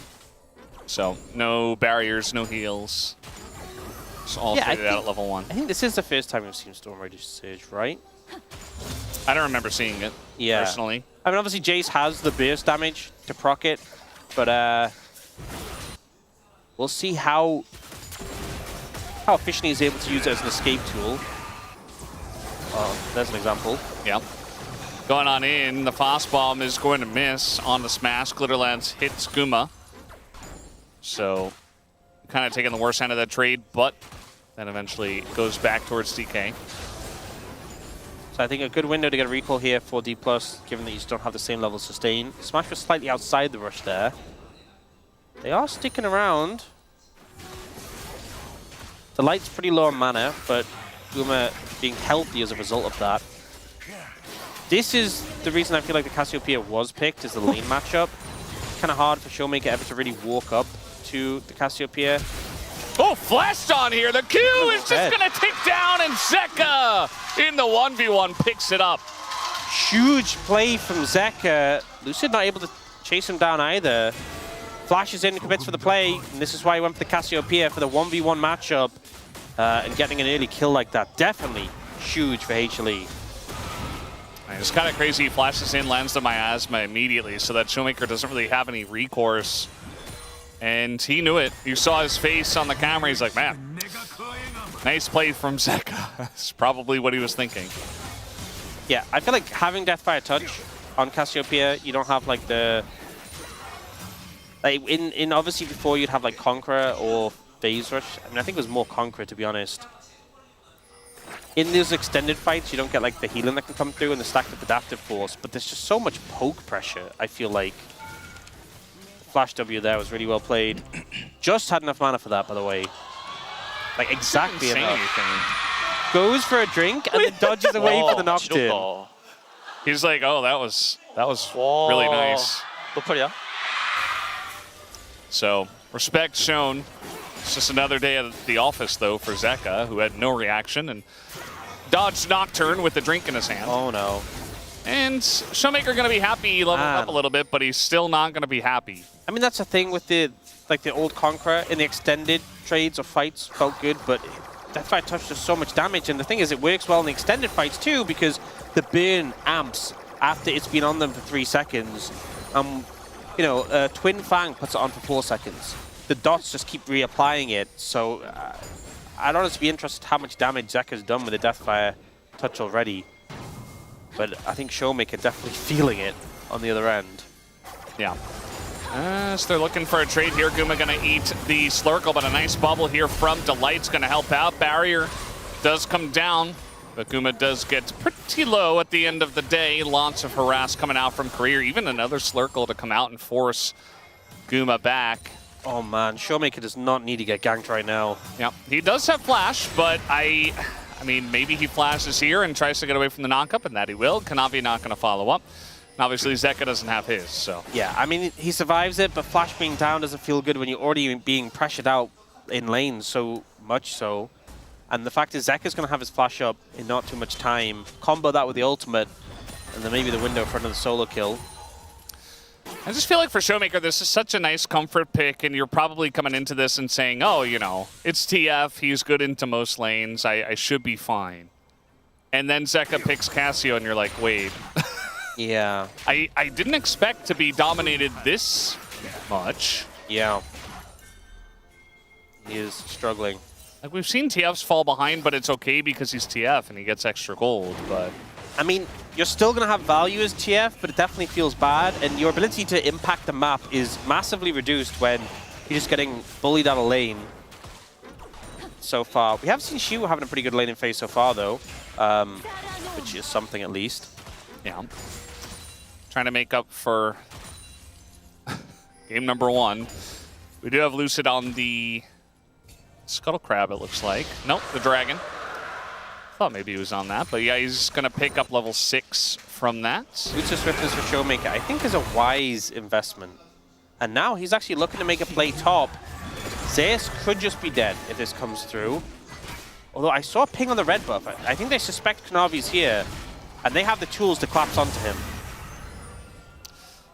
I mean, Lucid maybe was in range, but then you know, Zeka could just walk over, and I think in that 2v2 you do not win, so... I think there was a moment where if they'd, you know, we have full information, maybe if there's a ward down there, they could have gone for the play, but I think he walked too far, and as you said, Zeka is such a threat you don't really want to tango with. And he's like Cassiopeia with 2 ruby crystals, but still. Trying to make a play here on a Zeus, as he is going to land the Ghoulie Wall, but Flash going to deal with that very nicely. The Fear comes out, and Zeus goes down eventually. Lucid will pick it up with the Q, and they do get the kill in the extended play. Yeah, good play there, and Zeus obviously threw the Ghoulie Wall down, but then had to flash away, and Lucid just flashed out to follow, so didn't really gain anything from that ability. Good first Nocturne gank. Right, going in for a good trade once again. Smash gonna ult away from the bubble. But all things considered, Smash pretty low on mana. He's gonna get a nice trade here at the end of it though against Delight, but I would assume that, yeah, Showmaker in a lot of trouble here. No flash for him, gets flashed on by the Xin Zhao, and that'll be the end of him. So now 0-2 for Showmaker, and Zeka has 2 kills already. This kind of feels similar to game 1, where Shiwu, you know, died in a solo kill, and then HLE just twisted the knife. Just said, you know what, we'll just amp that up. We'll come back and we'll punish it. Here, you know, he puts the wall down and flashes out of it, and it's just the most logical thing to flash to follow. I think Zeus was just kind of dead here. I don't think there was much he could have done to outplay this. But here, we already saw the gank to get his flash. Follow-up gank here. Both of them have their flashes, so it's just impossible really for him to outplay it. And it kind of feels like a repeat of the Aurelia in the sense that, you know, you make a mistake in lane and then they just keep punishing you, keep finding ways to put you behind. Also, as a bonus, Lucid had just Paranoia top, so they knew that, you know, the Nocturne's not going to come flying in. I feel like even if Lucid did come flying in, probably they still kill Showmaker. Like, maybe Lucid maybe he trades back on a Kanavi, who still had Crescent Card, by the way. But, you know, and I'm not saying that Lucid shouldn't have ulted top. Obviously, that was still a good play, but it was just like that even extra layer of safety that's like, yeah, we can just kill Showmaker again. They Like, didn't. there's just nothing. They didn't need to be paranoid about it. Exactly. You know, they had the information. Yeah. I think it's a good ability name in general. I feel like, though, when you hear it, you can't really guess what you're getting out of it, you know? I mean, I think it just lasts such a long time, the Darkness. Yeah. That was the thing that really put Nocturne back in the meta, because we hadn't seen him for a while. This was years ago, to be fair. But they buffed the duration of it, and I think it's something that, more than any ability in League of Legends esports, I feel like the viewer just doesn't get the full scope of how obnoxious it is. Yeah. Like, I was just talking about the name itself, Paranoia. Oh. Like, can you guess what the ability is if you just hear Paranoia? As you're going to dodge the Ghoulie wall here, and he's got a Nocturne to help out. No flash for Zeus. He's just dead once again. And Xiu looking much better here on this Jace. Nice setup from him. I feel like if I had to guess based on the name, I feel like it'd be something like... A trade in the bot lane. The circle's going to come in, but now Smash has to flash the bubble. And he puts on one of his own with the barrier. Now Showmaker's like, yeah, I can just walk into my mid lane, right? No. He's very low now. I'd assume if I hit Paranoia, it'd be like a dot ability or like just like a caster's ability. Yeah. I'm thinking like Dream Eater in Pokemon sort of thing. Yeah, yeah. But yeah, it definitely makes people paranoid. Like a mind attack of some sort. Yes, But exactly. yeah. Complete and utter darkness. Not sure. Maybe that should be the name. Complete and utter darkness. It's a little bit. I feel like a little bit long. I feel like it's gaslighting a little bit to say it's paranoia. You know? Yeah. It's like no, it's a It's a real justifiable- threat. Yeah. If someone just, you know, if you're walking out and it's a bright sunny day and it suddenly just turns completely dark and you just hear like a whooshing noise, it's just like a ghostly being flies towards you and you hear the darkness. You know, I don't think you'd be able to call that being paranoid. Yeah. I think that's you'd a be very pretty justified in your fear. that's a very valid fear. I'd be like, well, I guess this is the end. Like, I think it would be pretty obvious. HLE are looking for this Infernal Drake, and DPLSK are kind of like, okay, maybe we can fight, but they don't have a mid lane.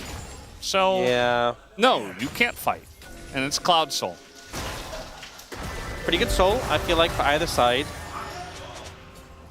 I think a lot of HLE is wanting to close the distance, and the movement speed helps. Oh, they're looking. Trying to turn here on to Zeka. He does have that rod, so he's pretty tanky. They don't quite have the damage, and look at that Nocturne just being burned down, but eventually they do get the kill. Lucid now on the run, trying to run towards his Lulu. As the wave gonna catch the Lulu, but now Kanavi just goes in on a Showmaker, and there's the Wild Growth.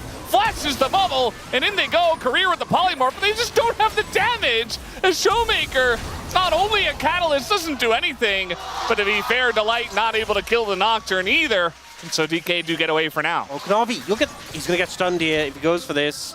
Oh, looks like he had an inkling that this was going to happen, and now the roam down from Xiu just means that Kanavi is dead. Nearly gets the kill on a Lucid, though. Lucid playing with fire there, but able to survive. Huge advantageous play for D+ there. Able to find Zeka. The CC layering comes through, and then Kanavi, you can see how desperate he was to make something off this play. In this situation, stun card into the fear. Zeka doesn't really get to do anything. And Kanavi is trying to clean up this play, but Lucid able to kite away for a while, and then Kanavi sees a Lulu and goes, oh, this is a bit of a problem. The fact that Lucid lives this, flashes from the bubble, and then the light tries to kill him and he gets a spell shield on the back end. This could have easily gone wrong in many ways for D+, but able to survive on such low health. And then here, the roam down from the Jace to pick up this kill. Yeah, I feel like this could have been communicated better from the side of Humalife Esports. I mean, top lane isn't exactly going well. And the second Xiu's off of Vision, I think as Kanavi, you have to respect. I know it's difficult for Kanavi to do that, but in that case, definitely should have backed away. And he doesn't, so he just dies to Lucid it was. But Xiu does pick up the assists. And so that's a 3-0 Nocturne.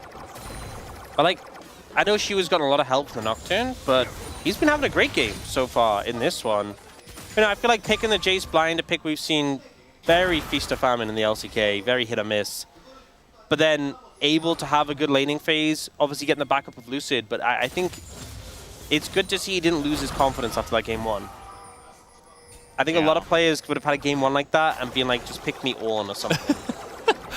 Maybe it went so far south that he was just like, well, you know, I've hit rock bottom. Like, whatever, I don't care. Like, just pick me Jace. I'll press my buttons.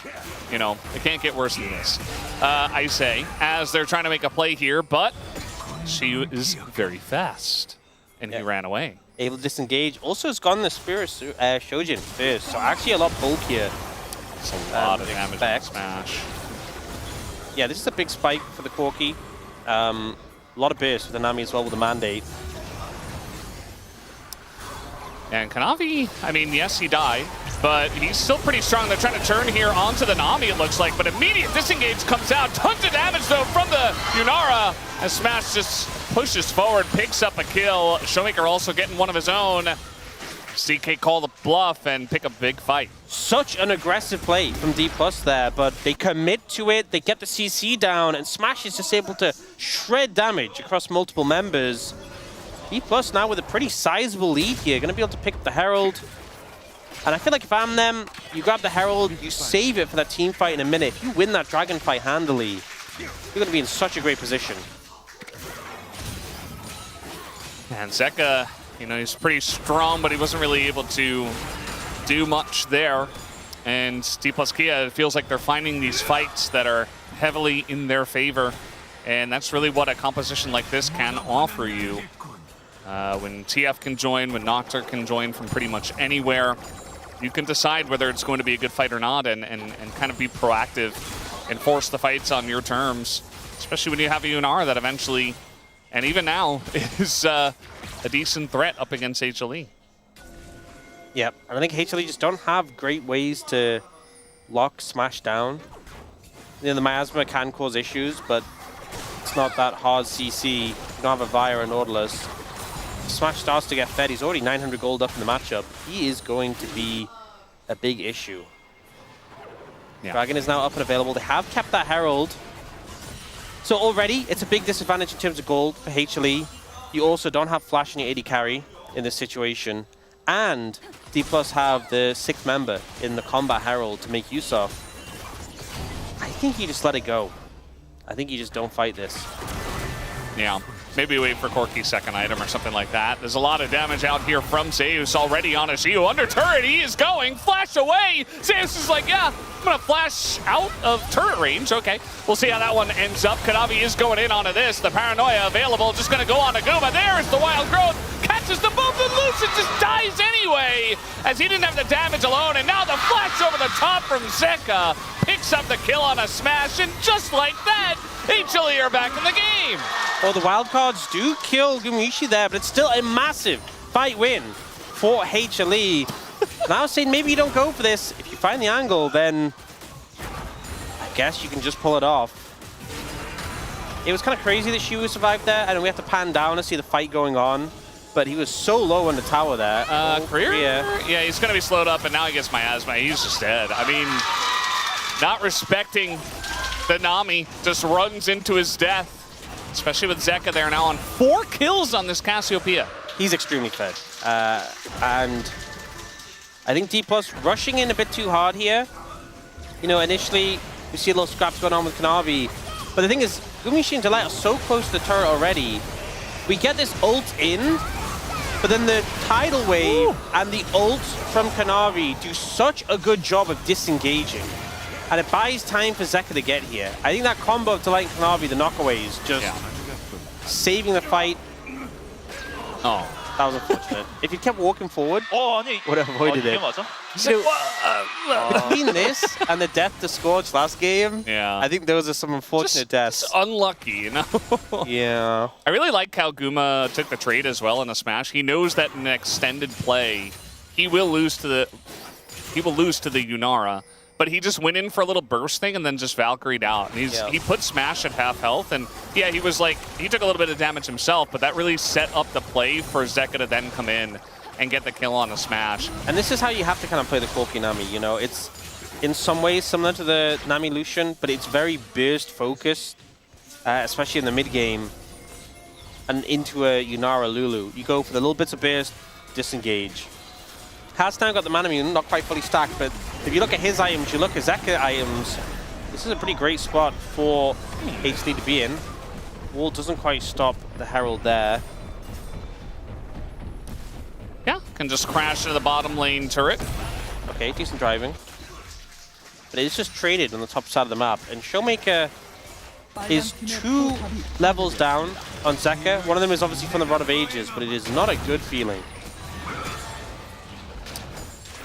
Yeah, I mean, at the end of the day, we talked about this already. You know, if the rest of the map gets fed and Showmaker falls a little bit behind and he can gold card people, still going to have value. And now he's kind of getting TP'd on is Zeka.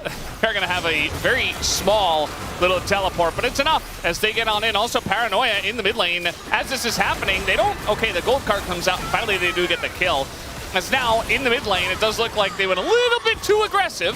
And now going in, a huge big one is going to hit the front line. And now Kanavi just goes wild onto everyone. Nobody can touch the Shintel. Look at the damage out of this. Guma falcing forward, and she was all alone. Hama Life Esports, triple kill for Kanavi as they look for the Baron. Zeus is getting worked out of the bot lane. Kanavi gets a triple kill, and that's just going to be an easy Baron. And just like that, D+ find a pick. And then the whole game collapses because they overstep around the mid lane. We obviously saw this one just a moment ago. Not much Zeka can do to really outplay this. He goes for the ult, but they both manage to avoid it. He buys time and does get Showmaker low. But I'm wondering how this fight started around mid lane. It's Paranoia in. Yeah, he's so close to the tower still. He can just Valk, he's basically under tower. The tidal wave again disrupts the counter play, and I just guess they didn't see Kanavi wrapping around, but this is so over-forced from D+, trying to look for the Corki. And Gumiishi just knows exactly how to... Career! He's okay. He's okay. He almost died to the maiden. But, yeah, he's okay. And, you know, D+ Key in this mid-game, like, they had so many ways to keep rolling with this lead, and two unfortunate fights. Have you seen Kanavi's build? Yeah. Haven't we seen this before? Did somebody do this in... was it Road to EWC? I think someone maybe did go Dusk and Dawn. And it's, I feel like it was LCK. Make it third, but yeah, it just means there's so much sustain, so much damage with the Titanic Hydra, and you saw him popping off in that last fight. Now it kind of feels like D+ are going to struggle to approach. They do have the Nocturne to start a fight. I don't know if Lucid's strong enough to dive into HLE here. Especially Zeka will just melt him. Yeah. I mean, they had such a strong mid-game, or at least potential, to win these fights, and it just kind of got thrown all away. That's really unfortunate. You know which champion gets more gold when you get farm? TF. Yeah, he is very far behind in terms of farm. Yeah. 70 CS down compared to Zeka. Yeah. And now she was like, well, I'm pretty strong. Maybe I can do something here. Paranoia's going to come out to protect, I suppose. Bit of damage on a Kanavi, who's going to heal for about a bajillion. In comes Zeus from behind, as immediately Zeka going to ult backwards as Ingo Siu nearly dies. Zeus is in that backline just chasing Lucid out of the game, who has already flashed out of this one and is backing on a blast cone. Zeus maybe looking for something on a smash, but just going to push him away. How did no one die? If we're being real, if we're being honest, how did no one die in that passage of play? Definitely felt Kanavi like... just don't... Or Kanavi. HLE don't have enough engage, I feel like. I think that is kind of the issue that we talked about in draft. It doesn't really matter that much because they are so far ahead in goal. They can't just run at D+. But it does allow some of the stragglers to escape, and by some I mean all the stragglers, everyone escaped. Yeah. But it still kind of shows that D+ really struggling to match up. Now Kanavi, he still has ult. Yeah, I don't know if you can actually kill this guy. And they're going to try. In they go. Kanavi's like, hell yeah, bring it on. As everybody tries to get into the circle. And Kanavi's ready to go once again. Smash, no mana. But he's got the wild growth, but he doesn't have a health bar. Guma just going to pick up that kill. Steve plus Kia kind of floundering here, almost forcing things, and Hamalife Esports, they don't need engage if DK keep running into them. You know, one of Xin Zhao's lines is he says, into the arena, and I think Kanavi just embodies that. You gotta throw it down. He's game every time, and now they're pushing to look for an end. Yeah, this is a lot of power from them. Just the Yunara is down, and they are pushing in. They're only gonna get the one Nexus turret. Showmaker trying to catch the wave. In goes Delight. He's trying to play engage Nami. Doesn't really work out. Paranoia coming in, still trying to clear the wave, but the super minions are coming in, and I think you could just hit the Nexus, but instead, just gonna go for Zeka, who had Sonya's, and now Smash by his lonesome, trying to kite it out, but the burst damage is there. Nobody has died on the side of Hamalife Esports, as this game has been a wild ride as well, but this one definitely a lot more obvious as HLE take the lead in the mid-game and shut it down for the clean 2-0, nothing to see here. This was a wild series. There was a lot of scraps, a lot of fighting, a lot of chaos, and a lot of fun, but ultimately HLE just able to find their way in this game to just twist the knife, I feel. You know, you get little advantages here and there, but when the team fights came through, Kanavi was just a bit of a monster. Zeka was huge in this one, and I think that kind of, we had that exceptional play from Korea in game one, but other than that, you kind of just saw a lot of team fight setups from HLE where it really felt like they were favored. Yeah. I really do feel a little bad for DK, how they had some decent moments in game number 2 in the mid-game. They actually had like a 3,000, 4,000 gold lead, even with Zeka massively ahead. Just didn't matter. They weren't able to capitalize quite enough, and once they fell behind, HLE immediately took the reins. Zeka is... the slithering snake, you know? Yeah. Like a snake slithers. I like it. Yeah, pretty good. Simple one from Guma. He did his job today. I think Guma had an 80 carry day. This is the 80 carry experience. There was some unfortunate moments, but you know, still remained relevant, still found windows to contribute, and in the end, getting the 2-0, and there is the HLE mums overjoyed with the outcome. And we did get Delight's 300th win with them going 2-0, so huge achievement for him. 5th overall for supports. There you go. The giant orange tank has overcome the D plus Kia here tonight. As it's right back to the drawing board for CV Max and the boys here. Definitely a lot to learn, I would say, from this series. It was wild, but I think there were definitely moments where they could have potentially continued with the lead or at least done a bit better.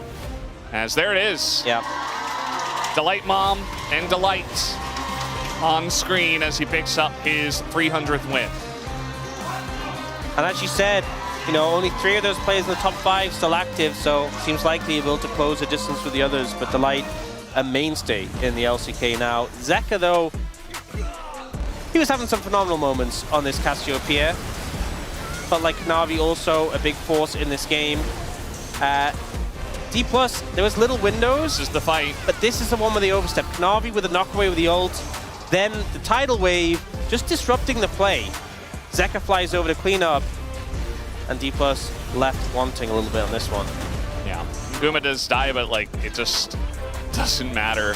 And this fight was really the overstep. Like, speak about a Xin Zhao's dream fight. It's way too deep. And trying to find a play where really there wasn't one to be found. Showmaker comes down with the stun card, but the damage just isn't there. He was so far behind. I feel like the second Yunara goes down, Kanavi's like, well, I just get to do whatever I want now. I don't think that's true. I think he thought that way for the start of the from the start of the series. True. Yeah, that is true. From the moment he stepped foot in the LCK, Kanavi thought, hey, I can just do what I want now. Maybe we thought at that point, like, hey, Kanavi can do whatever he wants. Yeah. I shouldn't put it on him, you know, he's already thinking that way. Fun Xin Zhao builds. A fun end to this game as well. Where, I mean, he was the first in the LCK to be bringing out the Titanic Hydra, Xin Zhao, and you tell him he can double proc it. Definitely getting the value. Great Secret Arm Guard there from Zeka. And here, Zeus, look how much damage that shovel did. Enter. Wait! This is the classic. You say like 3, 2, 1. Yeah. And then nobody walks in the fountain and just someone dies. They did that there, and Delight nearly died. The bait. That's a class. Honestly, one of my favorite things to do in League of Legends. Yeah. It's all-timer. Troll your teammates. Yeah. Yeah. Just good to see them having fun after. It was a hard 4 series. D+, I think, doing a lot of work there. Now, we do end up getting here the player of the match for Zeus. I think game 1, he was just absolutely the main character. I think game 2 was a bit tougher for him, but I think a lot of people swayed by just how much impact he had in that Scion. Yeah, I think especially compared to his opponents in the lane, he definitely, there was a bit of a, what would you call this? Gop tap? Yeah. Canyon? Oh no, he plays for Genji. Yeah. I don't know, we're gonna have to work on a little bit of a gulf. Yeah. A distance, a discrepancy. Yeah, I mean, she played well in game 2, but Zeus really made game 1 his on the Scion, so I don't mind this at all. I really wish we could have voted for Career, who had the almost winning play. That's definitely going to the Mad movie. Yeah, that'll be probably number 1. Yeah. It is Friday. There's still some time. But I don't know. I think it's pretty safe that he'll pick that one up for number 1 in the Mad movie. But we do have the interview ready to go. I'm going to hand it over to Deer for the translation. Thank you very much, guys. This is Deer for the POM interview translation, joined by Zeus on the side of Hana Life Esports. Congratulations! Wow, HLE's streak just continues. And you have just reached 11 wins today, which is tied with the longest franchise win streak. So how do you feel? Just maintaining the winning streak feels great. I think what is surreal is that we had actually dropped a few games in the middle, so just hearing that we're maintaining that streak means a lot. It looks like the HLE moms are on site. They're so adorable. I'm sure it gave you a lot of energy. Yeah, even before the match started, I saw them on the screen, and I knew that they were going to be supporting us. And I know that she has a lot of energy. I tried to calm her down a little bit. In Road to EWC, DK actually handed you a loss and you guys went to lower bracket. And it's just been 3 days since. So how did you prepare for this rematch? Even for last week, during the EWC qualifiers, there are a lot of times the match ends up overlapping the LCK matches. So we end up playing them back to back. But in the end, the regular season, the LCK wins are more important. So I think we just really tried to come up with focusing on just those picks, just taking those prio picks.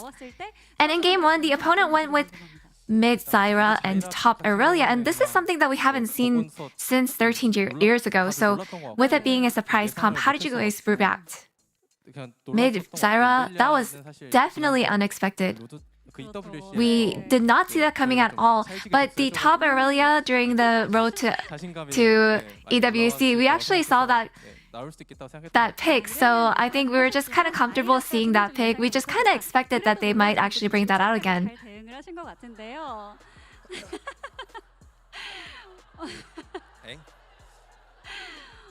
The expert Avenger, the one who revenges Zeus, which means it's supposed to be Zeka, but it looks like it became Zeus. And in game 1, with Zeus, with you solo killing Aurelia, you were able to take the lead, but the bot lane was experiencing something completely different. So Gumayoshi was at a really rough time. What was the team's game plan? Yeah, Simon was really fed at this moment. So I feel like if we had won, it would have been kind of lukewarm, but in the end, it kind of balanced out in the end. And Sion is actually trending lately, and this was the first time you played him today, so how was he? I feel like the champ's just kind of broken. It's really unfair. He's just so tanky and so strong. Very nice. And in game 2, your Yorick was ganked twice in lane, making it kind of tough for you. And so, what was going through your mind, and how did you feel about all the trades going in the bot lane or bot side? As Yorick losing lane, I guess I couldn't really do much in the moment. And yeah, it was a really hard game.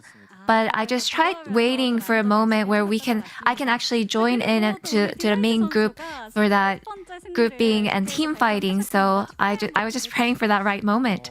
And Delight has reached 300 LCK wins. Would you like to congratulate him? Well, I guess thank you. I think Delight has a long way to go. He has to work on a lot of things. You know, for Delight, I feel like he should have more wins by now. Yeah, hopefully he's able to stack up some more wins. And your next opponent is KT Roaster. And if you win the next one, you'll reach a new franchise record of 12 winning streak. I don't think our opponent really matters. I feel like when we are at our best, we can always win, and at the same time, we can always lose. So I think it's the best thing that for us to do is to maintain our pace. And as long as we do that, we'll be able to win the rest of round 2. And any message to your mother? You know, you came a long way to visit and come to site, so I'm really grateful for that. Hopefully, I have some time to spend with you after the match. Please tell her I love you. Thank you.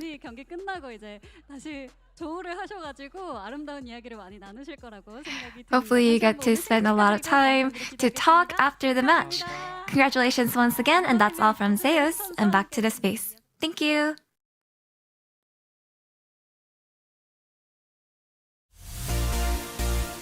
Thank you very much, dear Ayaya, as it is a clean 2-0, nothing to see you here. Hanwha Life Esports get the job done. Definitely don't check game 1 or worry about how it looked because they got the job done. That's what matters. The win is in the column here, Wadid. I mean, I think this is what happens with HLE nowadays. Like even like they played the home ground in the Vietnam against the Kim Jirax. I think it was really the same. Like at first we thought DK might have a great chance to like beat them, but at the end it was just like HLE having a great day with their performance. Especially I think their laning phase is just on the another level.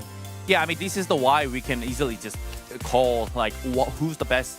You know, if someone is asking who's the best team in LCK right now, it's like these team easily just can say the name because like it's so easy. They make the game so easy. Like even the game was kind of chaotic. The game 1, like they know like what to do, like playing around objectives like so well. And as what Wadi mentioned is like the laning phase is based on laning phase. It's so well how they snowballing from the early on, and then they never lose their lead. I mean, they had the Uzis, right? I think we definitely can see that. Like they had so much fun in the game. But like what I mean about having fun is that we still believe in HLE that they're gonna win the game. I think that's mainly from like some players who's like someone like Zeka or Kanavi. Like they, even though the game is chaotic, they still manage to like roll or with objective control. So that's why the game feels a little bit kind of shaky. Still, HLE looking really strong and steady. Yeah, I mean, I feel like resilience as well. Remember, this was the team during LCK Cup where like, holy cow, they can't beat anybody because they don't know what they want to do. Now we're seeing they get early game leads, but then also kind of in today, when it gets messy, they still find a way to win, and that's what we love to see out of great teams. POM went to Zeus in the top side of the map. Let's see how the votes all shook up. And yes, I knew it. It was a bot It was a bottom row vote. I was like, I feel like I kind of knew it. I feel like Zeus could have done something. Yeah. This is bottom row voters. Bottom row voters. I mean, like the first game for sure, I do agree. Like I was like, oh, for sure, this match, if Zeus plays second game, like not bad. Like definitely is a Zeus POM, but the second game he kind of. Oh, look at the emotes! What? That's so cute. I like the. I really like. I mean, I think the second game, the impact from the Zeka, like starting with the solo kill, it makes the game is so first of fighting around the mid. Otherwise, the TF was not. It was like nearly unbreathable, like mid lane. So that's why the support has to came in, and then even jungle trying to use ulti. Like it was really important for mid to actually pop off. But I think Zeka did starting off from the laning phase. I think it's really a nice play from Zeka. Yeah, I agree. I mean, I also kind of voted because of his Cassiopeia game, and you know, it's time to wake up. I'm sorry to say that, you know, D plus Kia, you had such a great run in EWC. I mean, you know what? Like, it's time to play LCK, regular split, and now we all know HLE is back. I mean, they're there, but it's like they're back again in the LCK role. They're there, but they're back. Thank you, Woodid, for that one. Let's see what else that we had for votes. Ox usually is next. Yes. Excellent control mage play from the Super Soldier. Indeed, really just making sure, despite Showmaker on his patented Twisted Fate, wasn't able to go anywhere. He had to stay in that lane, especially after that early first blood. What else do we have here on the Korean side for our analysts? Because we did see a smattering of votes. I do think that we saw one of the Zeus votes, some Kanavi votes. Here's Cloud Templars. Unpredictable. The player who suits the expression the best. I mean, he's unpredictable, but solid at the same time. He's just unpredictable every single game. That's why, like, whenever you play against HLE, it's so annoying to play because they're all really aggressive in the lane, and also you never know where he is. So yeah, I mean, that's the tough thing. It's like when everyone's playing really aggressive from the laning phase, it's like hard to deal with the jungler. But I think Kanavi is the only one actually doing a really good job. Like everyone's playing aggressive. You need to be there. You need to be there. But he always at the right position, try to help the teammate. Yeah. All right. Let's see what else that we had here from our analysts. As there's a top lane voter, Go saying, what more words would be needed? My 80 carry sensitivity is rising. what does he mean by that? Like, can you tell me the perspective of 80 carry here? I mean, I guess the fact that you know that you lost lane with a very strong bot lane, and that you get bailed out by your top laner, you're like, thank goodness that my lane, it's keeping me going, right? If top lane is just like, you know, 1-0-1 or 1-1-1, and I'm 0-4, then there's no hope. But he gave hope. Float like a butterfly, sting like a bee. Getting the Muhammad Ali quote out there, Kanavi. All right, Helios for Kanavi. Again, just all over the place and making sure all the plays were going down for Hanwha Life Esports. And then finally, I think we have Prince. I'm missing Prince, probably. What? Julius? So Zeus, Julius, Helios, let's go. What do you mean? Like, I think Princes keep going with the Helios meme, but what's the connection between those? Like, oh my god. Julius? Julius. I mean, his name is Julius, right? But I guess he kind of wants to, like, kind of meme around, I guess. Yeah. Right? I'm not 100% sure what Prince meant there. I don't know. Like, I don't know what's going on between Prince and Helios, man. Do they love each other? Do they hate each other? They're bromancing out. That's crazy. Did you see? Did you see when Wadid met Reckless earlier this week, and then they were bromancing? Yeah, I saw the picture. We were kind of bromancing, yeah. Yeah. He's my bro. That's like you guys. True. He's my bro. That's fair. All right. He's my boy. We'll figure out whose boy Reckless is later as we take a look at the standings after that last game. It is Hanwha Life Esports continuing their league-leading 11-game win streak, 12-1. D plus Kia dropped to 7-7 after that one. Just feels like missed opportunities here for D plus Kia. Yeah, I gotta say, every single game matters when it comes to the lost spot of Legend Group. Now, D plus Kia, they're definitely fighting against Hanjin Brion. Still, they look a lot more positive when you think about the rest of the matchups that they have to play against. But still, I think what we're gonna see next series is even more important at this point. Yeah, I mean, we see some teams are already secure, but I mean, especially right now, I think for DK and Hanjin Brion, they're at the spot. They're fired up. That's right. I mean, if you're a Hanjin Brion fan, this D plus loss ended up not being a great thing for you. And guess what? You don't have to wait long. Oh man! Rose to show up. It is Hanjin Brion versus the DN Automotive Supers. A very important match here for DNS as they are on the lifeline to try and claw their way out of the Rise group. And for the Bros, just one series win out if they can get this win. Let's see what happens here after the break. See you in a bit.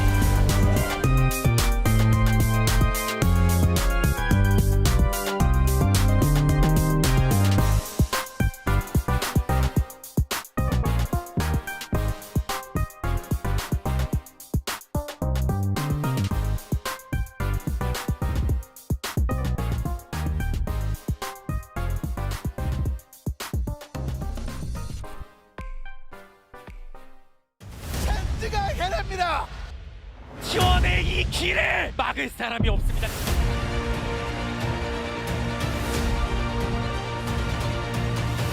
Pressingard comes out one more time, but the Aurora goes down and they've taken down Doctom. 패스를 그래도 빨아들이면서 파이팅. 이거를 가장 많은 관심을 받고 있는 두 팀의 경기, 진짜 T1의 경기가 여러분들을 기다리고 있습니다.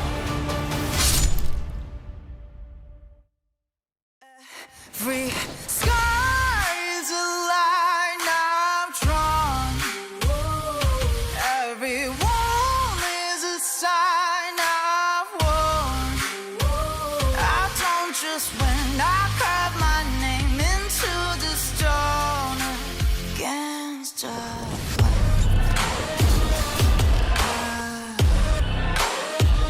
I don't just win, I live my mark into the stone.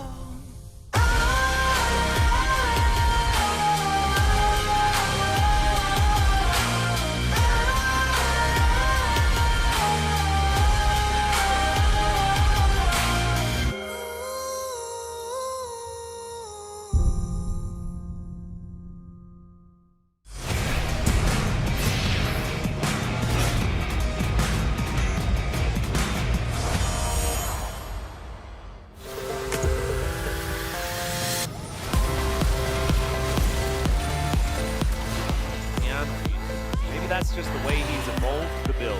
Yeah. Colleen is going to hit onto Ruler. Shielded though as another ult in from Canyon. Finds a triple man. Wild growth there as well. And the Crescent Guard I don't think is going to be guarding anything at all. 적을 처치했습니다. Down they go. One after the other. Yukal another.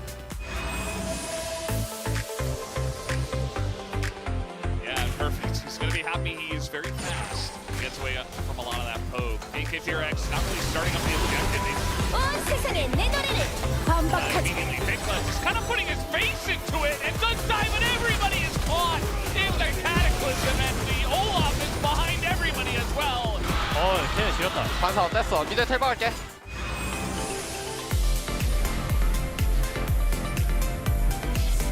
We're just diving the turrets. Lots of damage here from Willer and UCal, but now they're pretty deep. They do take out the turret.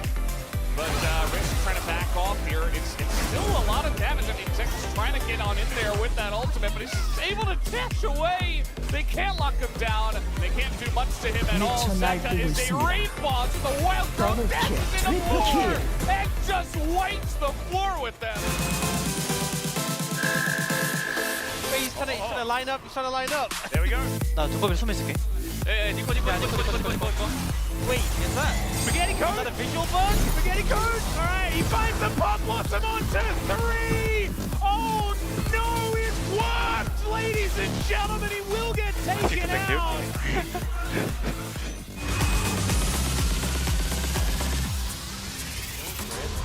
Yeah, and he might just be able to dash his way in, and one more dash, there it is.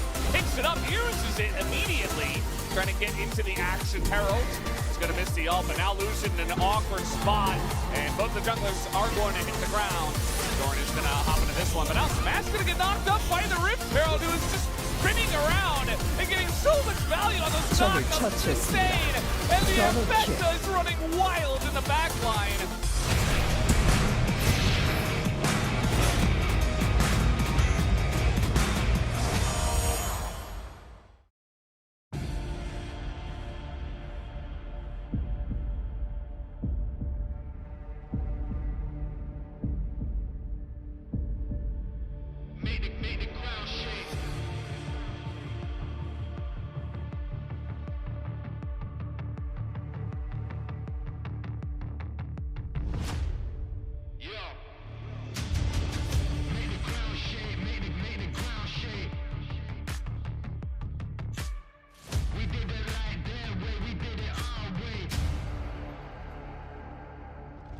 Part of the game, gunfire and flames. I hear echoes of my name being called in a Hall of Fame.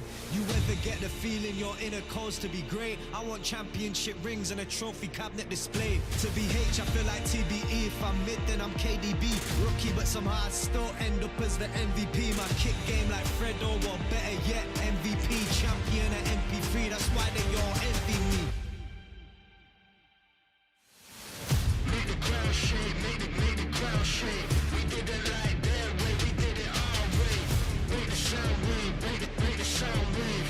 Hall of Fame theme music, and we don't play. Make the ground shake, make the ground shake. We did it like that way, we did it our way. Make the sound wave, make the sound wave. Hall of Fame theme music, and we don't play.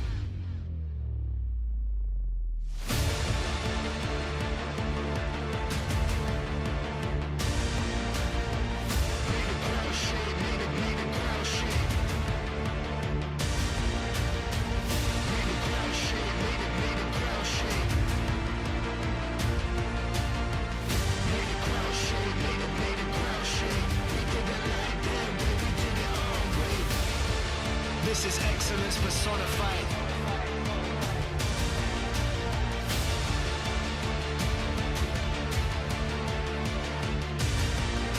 Tell coach put me in, call my number, I'ma show up. And they ain't no stopping all the shots that I'ma throw up. Been the man since the boy, but now the boy is all grown up. All it takes is one chance to make your life blow up. It's game time.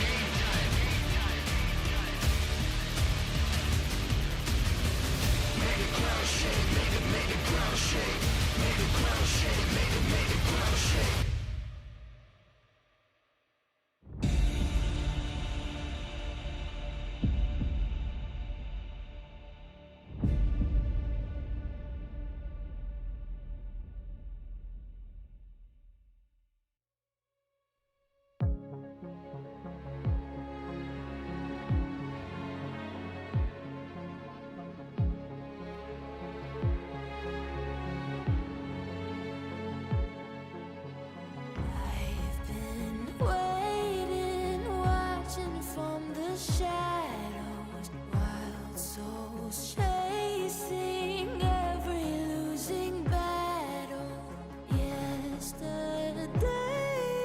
was written with the ashes of this ruined wasteland that we travel.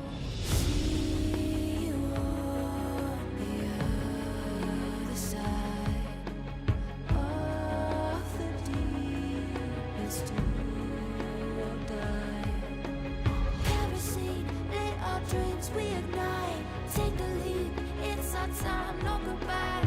Fade away into the night. Fade away.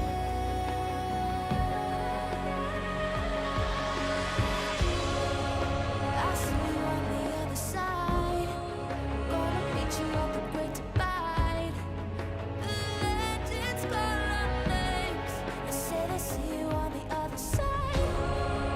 I see you on the other side. You know there's never time to say goodbye. These endings never change. I see you on the other side. No surrender, stranded in the open. Lay your life down, that's the fate we've chosen. Don't look back now, only broken memories. All the glory spoken of for centuries. See you on the other side. See you on the other side. The deepest you die. It's do or die. See you on the other side. I see you on the other side. Fade away, I fade away.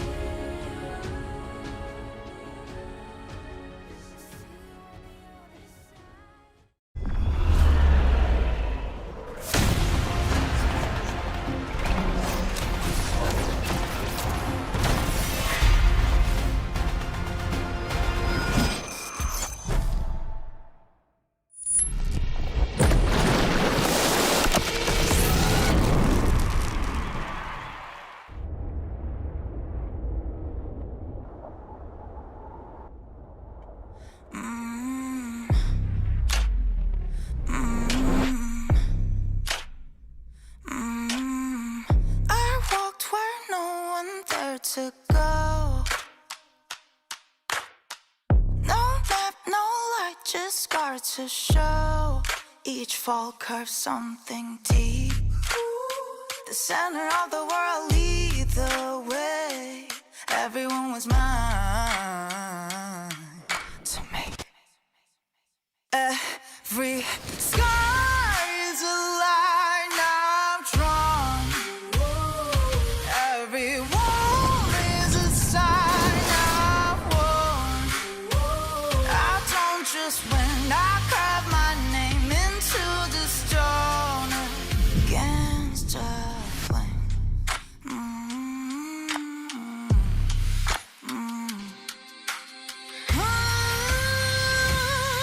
Every scar is a line I'm drawn.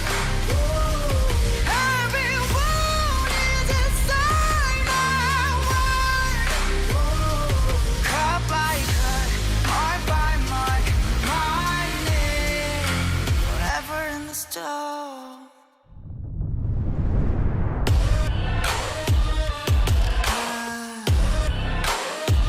I don't just win, I live my mark into the stone.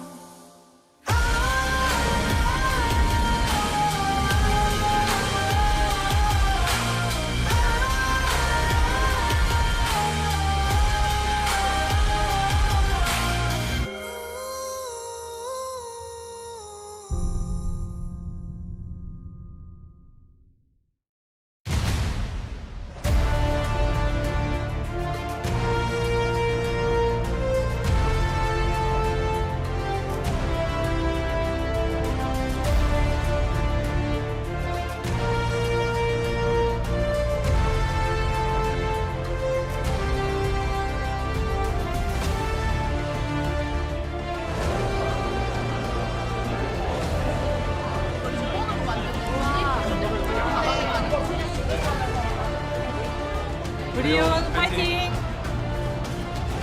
브리온 연승 가자! 브리온 파이팅! 다시 파이팅! 두두 클로저 효식! 화이팅! 할 수 있다! Hello and welcome back to the LCK. We had a crazy first match, and now we're getting into the second one here. Hanjin Brion up against the DN Supers, and the DN Supers still looking for any sign of success as things have taken kind of a turn for the worse, whereas Bro are exactly the opposite. Started off a little bit rough, but now they're on a big streak and looking stronger than ever. And Bro's schedule kind of ramps up over time. You know, their last 3 games of round 2 are against HLE, T1, and Gen G. I'm not sure exactly the order, but definitely tough for the schedule. But this week, they play against DNS and KLM DRX, 2 teams that with the momentum they're on now, they should definitely be beating. So we'll see if Bro can extend that 4-win streak even further. Yeah, it's looking pretty likely that they should be able, based on the schedule, as you mentioned, to hit 7-7, which is kind of crazy. I mean, to be at that scoreline, Bro have not had a lot of success for a long time, and that'll put them right at 500, you know, 0.500, a very even score, potentially above it if they do win a lot of those games. Yeah, that's the thing, is that they have a good game score difference between, you know, being KPRX and Nongshim, who are a series behind, but they are trying to chase D+. And with the current trajectory, looking like they have a good chance, but as I said before, their schedule is tough. They need to be getting wins. You know, when you're looking ahead at those teams I mentioned, the T1s, the Gen Gs, the HLEs, when you play against DNS, you think this has to be a 2-0. We need as many advantages as we can get now, because later it's going to be much tougher if we want to make up the difference playing against the HLE, who we just saw win 2-0 against D+. The 4-win streak has been huge. And that's a first 4-match win streak in such a long time, and the chance to extend it further. Yeah, so Pyoshik is back, and Inosh is going to be starting once again. So, again, another roster shakeup, another different combination, and, you know, there's always a lot of discussion about stuff like this, where it's like, we should keep the same roster, try to have them develop. I feel like DNS, honestly, they kept the same 5 guys together for quite a while outside of the support, which, you know, that's a different line of this argument, but now they're like, okay, things are all off the rails. Let's just throw anyone in there and see what happens, see what sticks. And maybe when they get some sign of success, they will stick with the roster at this point. Because the last couple of matches have been rough. They've been rough for the players. They've been rough for us to watch. You know, we don't want the players to experience that. The last couple of matches, Brendan, it has been a while since this team has won a game. I think especially the last couple have been rough for me. I still think it's been rough for a while. And, you know, it's just sad because LCK Cup, we saw so much potential. And we thought this year is going to be different, but it's kind of turning very similar to how things were last year when they were the DM Freaks. Now with a different name, it feels like it's still very much heading towards the same fate, but can they shake things up? Can they change things? That is the question. The fans are screaming for them, trying to get some sign of life into them and trying to get them, you know, hyped up for this one. As says, if you can break the 24-game loss streak, it will be as if you won Worlds. That's what it'll feel like. And, you know, honestly, for the DN Supers fans at this point, they're just hoping for anything, any kind of win to, you know, lighten the load a little bit. I mean, that's the thing. They showed up in force last year as well when there was a big loss streak and were overjoyed when they broke that. We'll be looking for the same to happen today. The fans are here in full force and just hoping that the players will be able to reflect that on the Rift. Yeah, that's really what we're all kind of hoping for at this point. Just some signs of life out of these guys. Well, we have had quite a few signs of life in the support role. He's been playing a decent amount and is again today. Yes, that's a very good point, Ox. I'm glad you did point that out. Yeah, we're also going to get some signs of Pyoshik So I guess we have met that requirement already. Says, I brought my best friend down to watch the DN Supers. And the other sign says, I followed my friends. It's my first time here. Please win. As this is apparently the president of Hanjin Logistics, Emily Lee Cho, and also the bro GM Reach, who you guys might recognize as well. And yeah, there she is, Emily Lee Cho. Cool to see them showing support when Bro obviously on the cusp is such a huge achievement for the organization. Yeah. And the president of Hanjin Logistics, definitely a very big, important role in the company. So cool to have her down here and showing her support. And, you know, everything we've said so far leading into this match makes me believe that all signs are leading to Bro making their first 5-match winning streak. And that's really exciting. I mean, this is a big moment for this squad and for the organization as well. An org that, you know, has had so much support from you guys in Twitch chat and from these guys on the space, right? Some stockholders there. You know what's really cool is and of course Degon, who's been holding basically forever, holding the bag. Seeing Degon helping Widid out, because Widid is obviously the real Bro supporter, and I'm just glad Degon's showing support for his friend. But obviously Degon, you know, is a bit of a, maybe he's a new Bro supporter, but Widid's the one who invested heavily. He's the one who put his stocks on the line. I mean, he actually invested, you know? Yeah. Don't look at the predictions. Degon just kind of came with all these excuses like, oh, I couldn't pay for the membership because of this or that. Yeah. He didn't even predict Bro against KT. Wow. Wow. Wow. Neither did I, but that's not important. Shocking, honestly.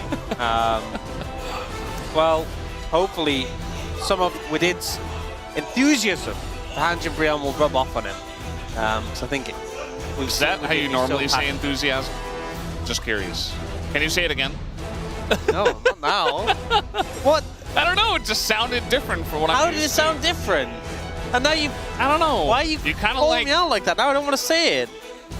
Kind of like Britished it at the end, I guess. I don't know. Oh, I kind of Britished it? Guess where I'm from, Brendan? Ireland? Oh, wait. You're from Newcastle. Basically on the border of Scotland. Yeah, I've heard. Yeah. You know, we learned that the Newcastle was built in like 1080 or something. Yeah, it's not very Newcastle. 1080p or? Yes. I guess it was before 4K was out. It was before 4K was out. That makes sense. It's not so much of a Newcastle anymore. But it was. Once upon a time, it was a Newcastle. Yeah. And I think it'd be weird if they transitioned to just calling it Castle, and then Old Castle. Yeah. And then Very Old Castle. We did this before where we actually searched for, like, are there other Newcastles? And there also, are there old castles? And there are. Yeah, so. I mean, to be fair, you can't really say anything because you're from New York. Yeah. I'm not from York, because I'm not from your, you know, side of the pond, as we would say. You know, sometimes, Brendan, sometimes I'm like, let's just lock in on the draft. Let's just, Maybe you could just stop. Lock in Valdez. Stop talking. just a little bit. Just let you handle it from here. Yeah, so do still have the Karma open and available, which is one of those big picks we often see prioritized. Heavy AD carry bans. I wonder if the Supers are focusing the denial towards a certain player. Maybe a player who is in the top 3 for POMs. Well, at least he was last time I checked. Jovi? No, he's number 1. But Teddy's number 3. Yeah, but if you're number 1, you're also top 3.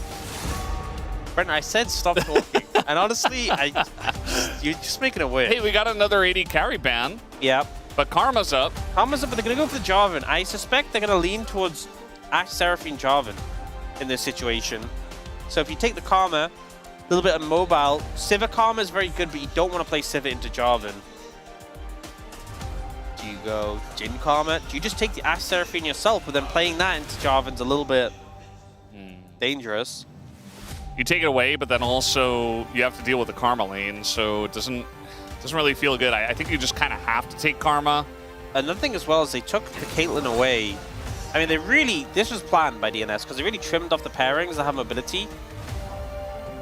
So the really good pairings we've seen with Karma that remain are like Sivir and Jhin, which don't have the mobility. I do think Jhin at least has the longer range. You can operate at a safe distance.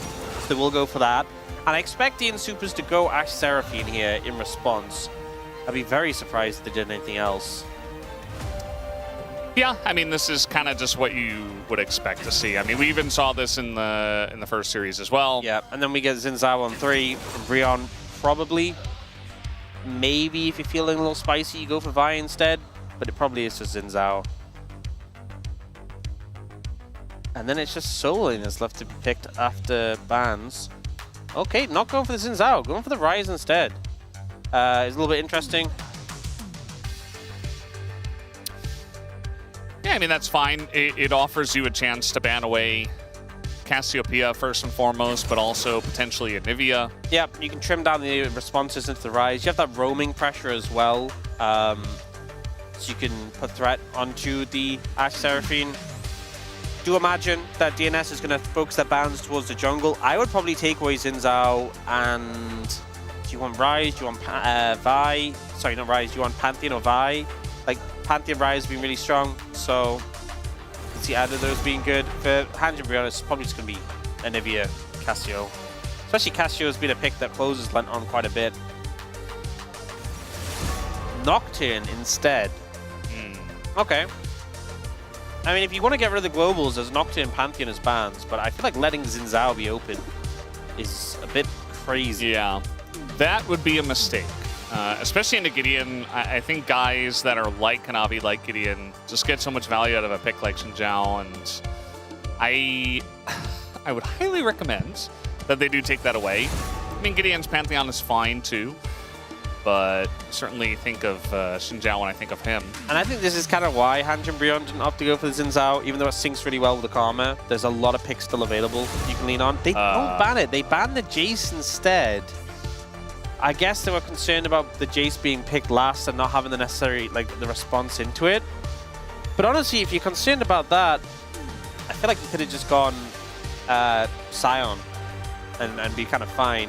Looks like Hanjin Brion not going to go for Xin Zhao, not going to go for the Vi. Looking at the Lee Sin, and they do have the setup for it.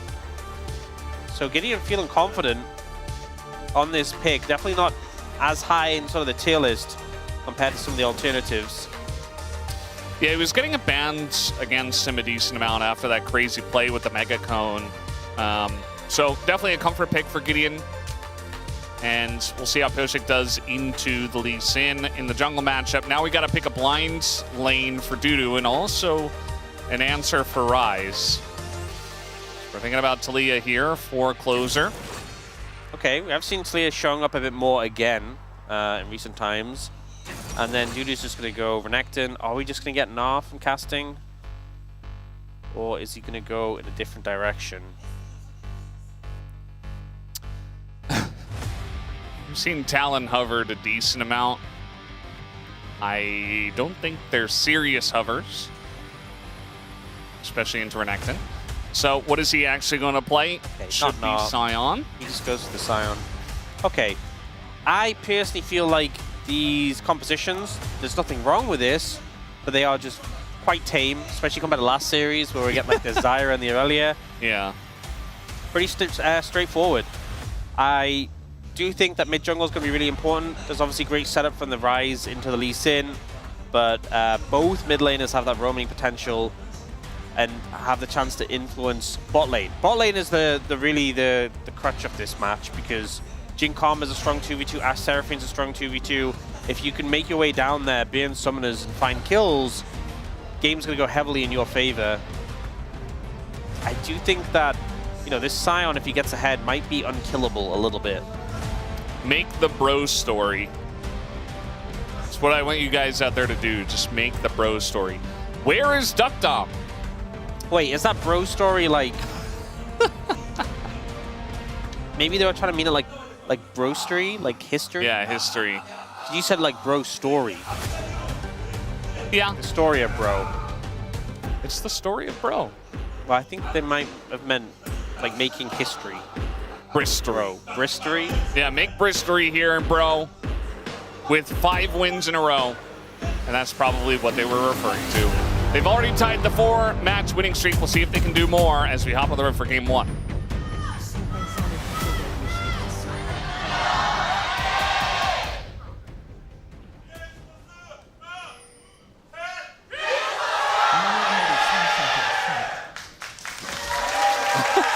DNS fans were on their side, and they have not given up, and they won't give up.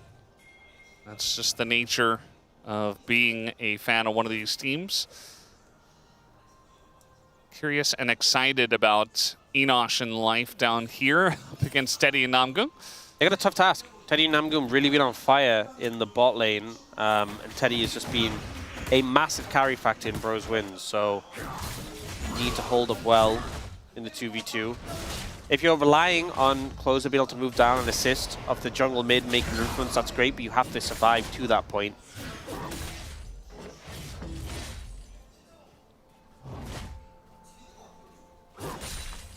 Is it the year of doo-doo? I don't think it has. I'm just for a while. wondering. No, I don't think it has for a while. I think there's a lot of years that ended in February or maybe March. Remember the year of Vikla as well? I mean, he's doing okay, but yeah, he did get subbed out. Is it his year though? From a boy. Maybe it's the year of Teddy. You know? Maybe. He's we probably should have seen this coming. POM. Yeah. You know? Well, it was last time I checked, which, yeah, admittedly, we did just have a series. I mean, there's a really good chance we get Bro in Road to MSI. And we get them in like a, you know, playoff bracket style. Road to MSI? Exactly. And that's really exciting. I mean, the Bro fans have been waiting a long time for it. And I think that it's very deserved. You know, we were just talking about hardcore fan bases. Bro have been through the ringer on that. And, you know, it's finally coming back. They're getting back in the playoffs. This is Gideon here aggressively in the jungle of Pyosik. They have the pressure from bot lane. The 2 supports are here, and it really just comes down to Gideon kind of angling him out and being Lee Sin and having the smite potential there. Okay, so I did just take verify, because I kept saying I haven't checked recently. I've now checked. He is still 3rd at 400 points. Shobi's first at 700, then Zach at 600, then him at 400. So yeah, still 3rd. There you go. So it could just be the year of Teddy. Yeah, I just wanted to raise that question because I felt like some of the guys that were on that list for having a year this year, not really on the list anymore. Yeah. So. That a good month. Yeah. Time to find some new candidates. The year of Namgung. Year of Enosh, maybe? Yeah. Could happen. We'll see. We'll keep tabs on it. Revitalization of DNS. Yeah. Through Enosh. So far, not seen a ton of action. Do have a bit of a CS lead building up in the bot lane. And yeah, I think, as I said, coming out of draft, mid-jungle, going to be super impactful, so they find a way to sort of open things up there. That's why I think can really shape this game. Yeah, you saw Pyosik was over there, kind of just watching Gideon take the 3rd buff. This is some heavy pressure bot. You know, this is kind of why no one likes playing against Karma. And Karma Jhin is a really strong lane. I think, you know, I've kind of said this so many times before with the Ashe Seraphine, but the level 6 spike is insane. And Karma doesn't have that. Jhin, he can't ult in the middle of a fight. It has to be like after a fight or, you know, before one even happens. You can't just like randomly stand there ulting when Ashe and Seraphine are in his face. So, well, you can, but you're probably not going to win. No, probably not. And once again, Teddy no cleanse. So we've seen a lot of AD carries not take cleanse into this just because you want the lane power barrier. So we'll see. DNS bot lane can hit 6 and find some pressure in return. Could be good now. Dudu has already TP'd back top and has just been chunked out. So yeah, not sure exactly what happened. I feel like we've seen in the past Renekton's actually picked in the Sion, especially with the shield breaking capability. But Sion is just it's just so good nowadays. Sion just OP in the LCK specifically. Like his win rate's really high. I feel like he's doing well in lanes where he shouldn't really have the early pressure.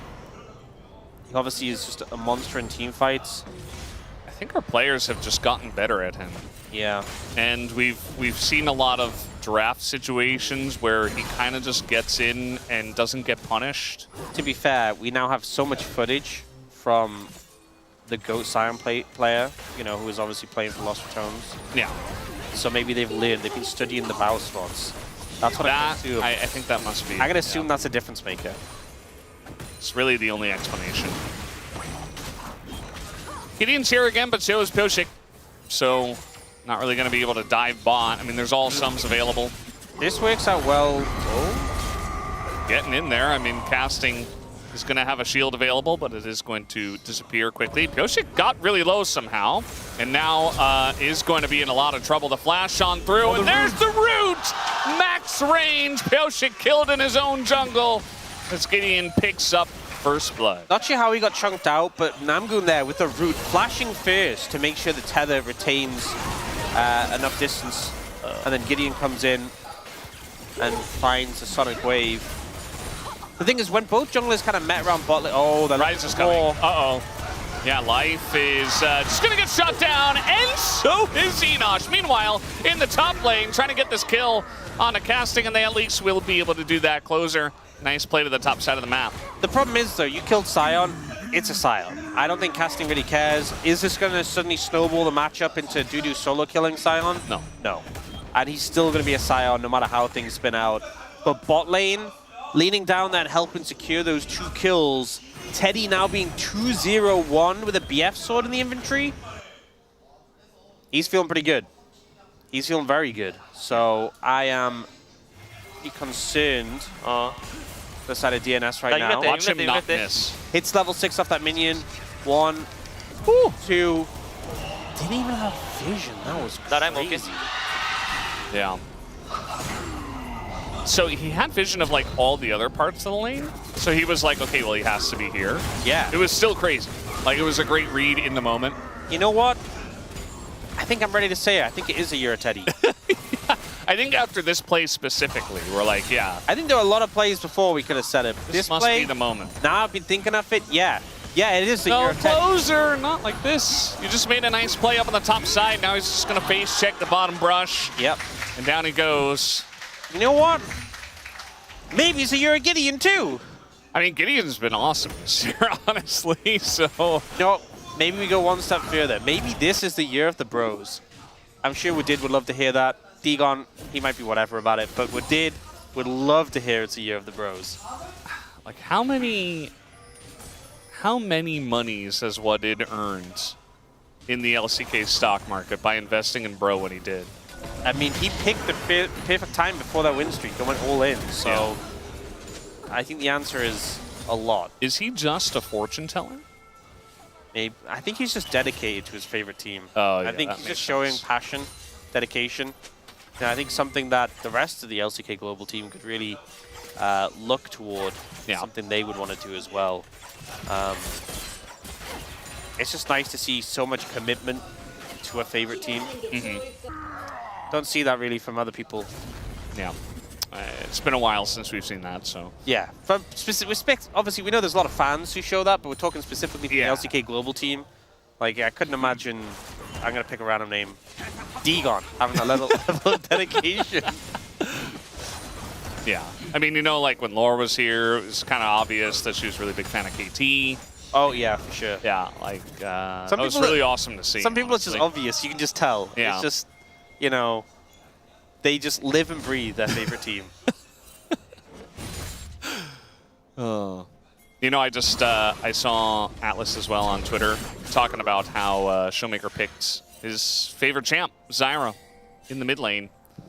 So also some really nice maybe dedication. Atlas from home on his day off, you know? Wow. Maybe I was being a bit harsh, actually, when I said we're not really seeing it from the LCK Global members. That's not true. Maybe just one we're not seeing it from. Gideon Grubs. Gideon Grubs. Yep, getting those unlocked. He's already got an Eclipse, by the way. That's a little scary. Dudu is very low. That's also a little scary. If I'm Gideon, I think you could, after these grubs, just go top and dive and get the kill. Especially when they see Pioshik now. That being said, would you opt to instead look to lean towards the bot side, cover your bot lane? Maybe that's the concern. I mean, top is doing fine with or without you. And it looks like he is leaning towards the bot side. He wants to make sure he doesn't leave Teddy and Namgun too isolated. There's actually a ward mid that saw Gideon. So they know where he is. Kind of. TP coming in top from Judo. I feel like the Jingle at this point already. Oh. Okay. Casting's like, yeah, whatever, I'm saying. Yeah. I flash away. Stepped up a little bit too far there and got challenged. Yeah, despite the fact that DNS's bot lane have that ultimates, it still feels like they're in a bit of a precarious position in the matchup. Stormrazor done. Teddy is ready to party. Yeah, that he is. Like it's the year of Teddy. And at this point, I think he's in a super strong position. Gideon is super strong in his item spike. Pioshik just recalled, didn't have enough money to buy Sundered Sky. So this is such a big power disparity. I mean, having completed items and your opponents don't is just not balanced. So I think this is the point where Bro can really leverage their advantage and just go aggressive. You can see from Namgun's position, he's already playing super aggressive, setting up vision in the enemy jungle. Gideon's leaning down. Oh, not again. Uh-oh. Yeah, he's going to be caught here as Teddy just doesn't seem to miss today. Or this year, you could say. TP is going to come in. Roamer's like, yeah, I'm ready to go. There's the root. There's the last hit. As down goes the Seraphine. Life at least was able to use his ultimate ability. Namgung holding on to Flash is going to use it there at the last second. But that's the Q. Max range. Gideon, though, with the kick, not able to do much. As here comes a wall. Oh, and here is casting from downtown. And just sets it up. The root from Teddy is beautiful. And Dudu's just in the top lane hitting the turret as Bro get a massive lead. I don't think this sort of play just shows the cohesion, the teamwork that Bro now has. Starts off with the ult from Teddy, chaining together from the root, and puts so much pressure because Life has to block for Enosh here because he's too low.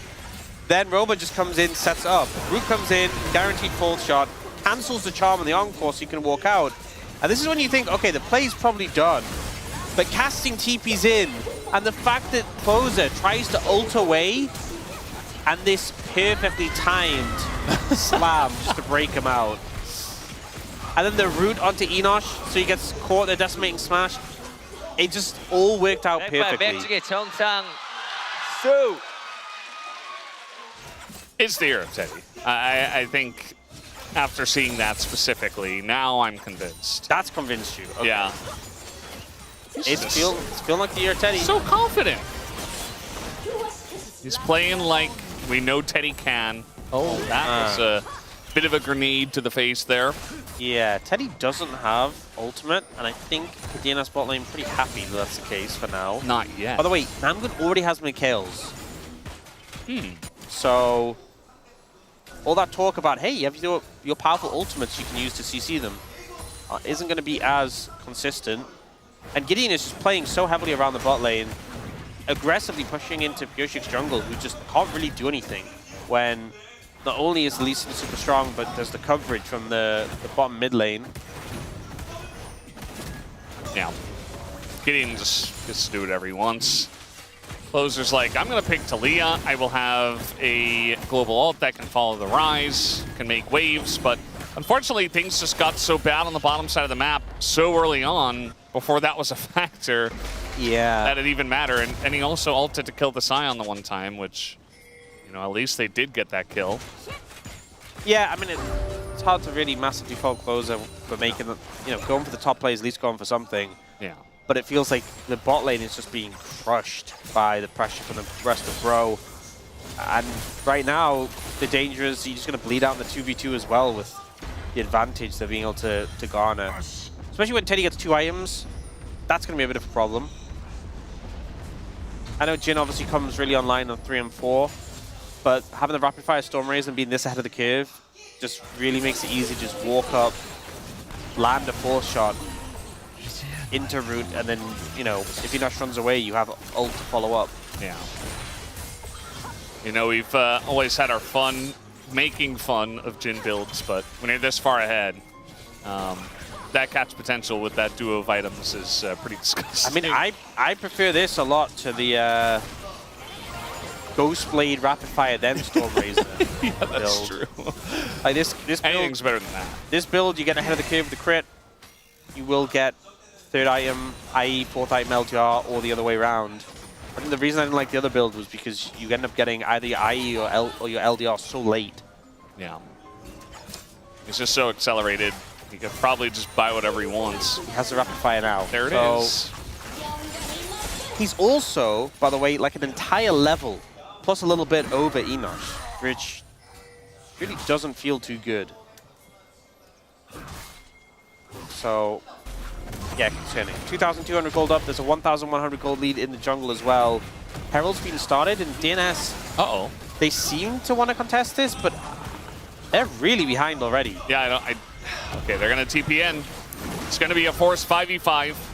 And yeah, Dudu behind enemy lines, already being bullied out quite a bit. Casting just trying to frontline here, going to dodge the ultimate, but he's getting poked down quite a lot himself as the kick goes on at Dudu. They're trying to take him down, but the first one to go down is Casting, as they're trying now to take out Teddy as the root comes in, and they will actually get the Jhin. But Gideon has been untouched, as he's still very healthy, and he's the jungler. And so having that man advantage as well just means that Bro will still get this objective. A much closer fight than I think you really expected, given the goal disadvantage. I think there were some areas where Bro didn't play this super well. So we get a Scion teeping in, and Namgoon burns the Mikhails on Casting. And then even though they dodge away from the Ash Arrow, they're putting a ton of damage into the Scion. The ult from the Seraphine connects onto both bot laners. There's no cleanse to come through. They flash out the Cataclysm, but the chase down is there. Enosh going super aggressive to get the damage down. And I think considering how strong the bot lane was off Bro, I think they kind of got caught sleeping a little bit there. Teddy didn't get a chance to ult even, and we think how much impact that would have had. Yeah, not ideal. I think they still have a sizable lead. That hasn't really shifted. I mean, that's the issue, is like that went about as well as it could have. I mean, if that fight was done on even gold, DNS is winning. But yeah. It wasn't, and it isn't, and they are still behind now. They have to try and get a better fight than that if they want to come back into this game. Also, a lot of summoners burn from both sides. Really means you can be more aggressive in these next few minutes, knowing that targets don't have flash. We obviously saw Gideon trying to put pressure on a Dudu, doesn't find an angle though. Herald's going to come down, probably look for that mid. Already. Yeah, just poke him out, I suppose. And the last hit, Life is not having a fun time playing Seraphine. Yeah, Herald goes down mid. They are using Weaver's Wall to try and force him away. Namgoon Alright, trying to get on top of Namgoon here, and he is dodging everything. Got the fancy feed, and there, the arrow will sail wide into the thumbs up from Namgoon, who says not even close. Yeah, Pyosik trying to hold the Cataclysm. I just send it, right? He's got no flash. You want to get the kill, commit the cooldown. Instead, they kind of just awkwardly hope he's going to fall over. He doesn't, and then they don't even get the kill. And you know, the damage was already done to the tower with the Rift Herald. It's not like the clear wall came in time to block it off. I think when you're behind like this for DNS, I get it, especially with how the team has been going. You know, they're on a big loss streak. But you have to commit and be more aggressive. Like, if you commit the Cataclysm, and then they start a fight and you lose the game, well, guess what? The game was already in a pretty losing position. But I think, like, not committing the cooldown and letting Namgoon walk away feels really bad. Yeah, it's pretty rough. And, I mean, in this game, we have an Ocean Soul. Bro definitely going to stake their claim on this one, but it does look like DNS also want to fight for it. So we might just have another 5v5. And again, if you don't hit that massive Seraphine ult this time around, I can't see it going as well as the last one. Look at the control they have all over the area with all this vision set up. Having to face check into a Scion feels really bad. I'm going to push through. Yeah, there's the root. And he's in a pretty safe position as well now if he wants to pop an ult. Yeah, he's got a good angle here. Decent amount of damage already done by Roamer, who we haven't spoken too much about. In goes, Casting gonna find two, the big kick and a 3, as the lineup is right there like it's bowling pins for Bro. As in goes Gideon, he has been untouchable seemingly all game. As he dives into the back line, the Sonic Wave once again onto the low health member. And yeah, I mean, Closer also gonna get locked up here by Namgung. At least he is able to flash away. Fourth shot is going to hit Closer, as Teddy is just not missing today. And you look at the damage, everyone in Bro just putting out numbers, 3,000 from Gideon, Roamer, and Teddy, 2,000 from Casting, even 1,000 from Namgung. This was them all being on the same page. This play was beautiful. Casting goes in, Gideon slides in from within the pit, gets a huge kick that not only gets a dragon, but manages to get a lot of value with the members of DNS that they get knocked through. Yeah. And then chasing down here, cleaning up the kills. It just feels like Bro playing on another level in comparison. Baron as well. Yeah, this game is pretty done. Yeah. And Bro looking as good as we expected, but unfortunately DNS kind of looking as poor as we expected in recent times. Yeah. So certainly helps out Bro that, you know, they've been playing so well, and now they get, as you mentioned it at the start of the series, a relatively easy part of their schedule, having DNS into Kium DRX on Sunday. So potential to extend this lead very, very far, much farther than it's ever been in the org's history. And just the way they're playing as well, not just the fact that they're winning. It definitely feels like they've turned a new leaf. I feel like what's so impressive is that coordination in team fights. Just feels like they have a set play in mind and they're all able to execute it together. Like Casting ulting in there and Gideon just slides in for the kick immediately. It feels like, you know, in basketball you have the alley-oop. It feels like they're just constantly doing that for each other, setting each other up for these plays. And DNS right now, really far behind. I'm not sure there is any clear recourse. Maybe looking for a pick here on a Teddy. Yeah, I mean, he has flash. He is going to get hit by the Encore, though, and there's the combo you want to see. And even down a lot of gold, they're still able to get it done. And now the Cataclysm to find Casting. 2 kills go to DNS. And it's a good set play from DNS, going aggressive, looking to pick out members of Bro, but Teddy not flashing there was really bizarre. I also think that, you know, Teddy and Namgung keep getting hit by these Encores together. You have a Mikhail's, you have flash, Namgung should just flash out of it, and then Mikhail's Teddy. Or just flash it if you're Teddy. Yeah, lots of options. A little bit of a misplay there. Namgung stepping up way too far. Roamer pretty strong, though, and that's going to be life getting low. Gideon for the cleanup. Roamer looking for more. Enosh in a lot of trouble. Flash forward for Roamer. He's going to pick up another kill. As we're looking now for the Realm Warp, and there's the kick. Gideon picks up another for the Bro squad. So even after that favorable play for DNS, they end up stepping too far and getting punished massively for it. You got to remember that there's an 8k gold lead, and even though DNS got the kills, they didn't have time to spend after the fact, so that shutdown from Teddy was kind of meaningless, and now Closer's in trouble. Yeah, he went up against the wall and the turret, so now fourth shot is going to hit. Looks like the Seraphs keeps him alive. He's just not missing at this point. Teddy's been absolutely on fire on this Jhin, and the gold lead has now expanded. Even with Teddy and Casting going down, it's still a 2,000 Baron power play. We'll see the replay here, so ult comes out, it's dodged. You could have flashed over the wall. Just doesn't do it. Doesn't opt to flash here. And Namgung flashes after. So I think one of you has to flash the ult. Either keep Teddy alive, or Namgung flashes it and then he kills Teddy. Didn't play that super well, but in this passage of play, they just step up too far looking for Namgung. You've got to respect the amount of damage from this Lee Sin Rise combo. It's a level 16 Rise. He'll just chase you down. Gideon as well is doing so much work.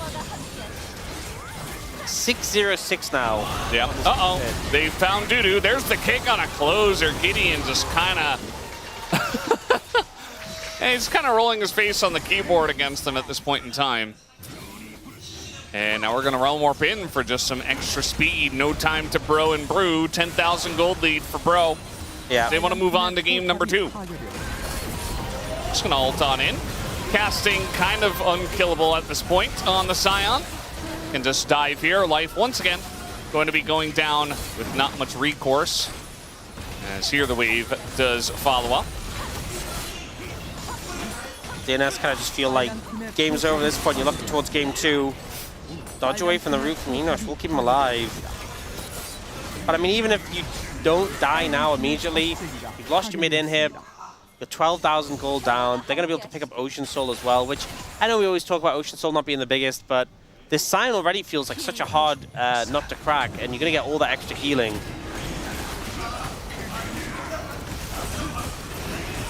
Yeah, just essentially a free objective here for the side of Bro.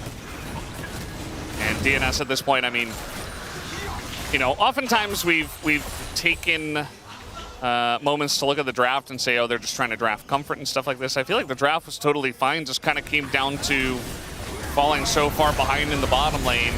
And Gideon once again just kind of styling on them. This play. And at this point, you know, it's a level 16 Scion, not 60.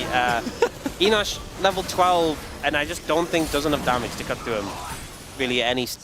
Like, you'd need so much time to burn through. Cass can kind of just go where he pleases. Oh, ult's coming down. Uh-oh. Yeah, he's going to land that first shot on Enosh. As there's the Sonic Wave. The root comes in. That's a free kill onto the Ashe. Roamer as well. Just going to ult on in. And immediately, just like that, it looks like DNS will be put out of their misery, as they do find them in their own jungle and also in the mid lane. As Closer and Dudu just trying their best to do whatever they can at this point. But there's a wave in mid lane, and Bro will move on and take their first win of the contest. Again, definitely what we expected. Bro on a pretty massive streak for them at the moment, and they're looking to try to take this win against DNS. Looking good in game number 1. We'll just have to wait and see if they can extend it into a 2-0, or if DNS will show signs of life in game number 2. I think this game kind of highlighted the clear divide between these two teams right now. Bro, who are trying to break into the western side, and DNS just trying to get a win. This game felt tough, and it just felt like a massive difference between them, a big outclass. There's still the series, there's still game 2, but you know, I feel like they went for a pretty standard draft here. If I'm DNS in this situation, I think maybe just start throwing curveballs, because currently standard isn't working. It isn't doing enough against them. Yeah. President of Hanjin Logistics, Emily Lee Cho, also enjoying herself here as the Bro hype train just continues. And yeah, excellent game from Teddy, from Gideon. Those are kind of the two flashy players. Yeah. Roamer as well, you know, doing his job. Amgu, I think, was setting up a lot of these plays, playing super aggressive on the Karma, getting these roots in, and never in a position where he wasn't able to make his way out, other than the occasional Seraphine ult that connected. I think just really strong performance all around from Hanjin Brion. Can they get the 5 series win in a row? It's looking likely right now. Bro loves Hanjin. Hanjin loves Bro. As at this point, things are looking up ever since this point of the LCK, as Hanjin Brion up 1-0 over the DN Supers, and we'll be back for game number 2.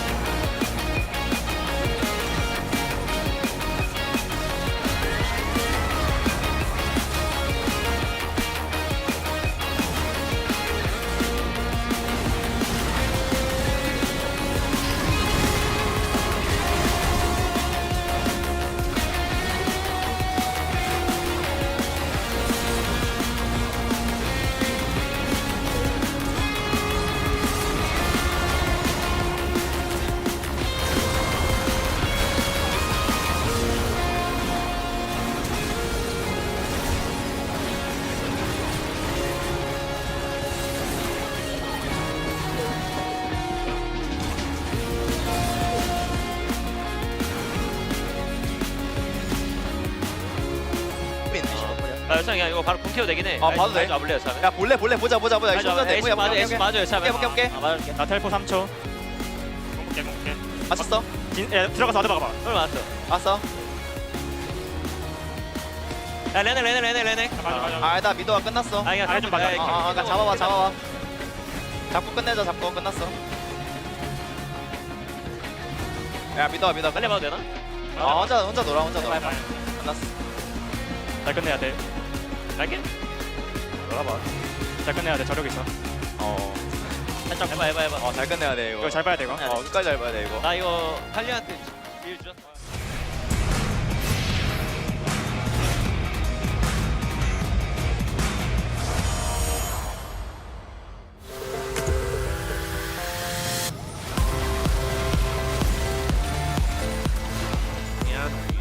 Maybe that's just the way he's evolved the build.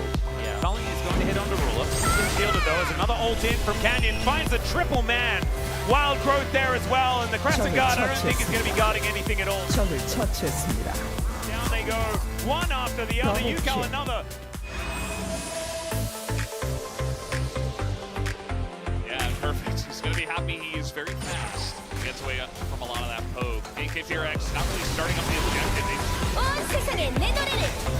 Immediately, Nicholas is kind of putting his face into it and does dive, and everybody is caught in the cataclysm, and the Olaf is behind everybody as well. 걔네 지렸다. 반사 어땠어? 미드 텔 박을게.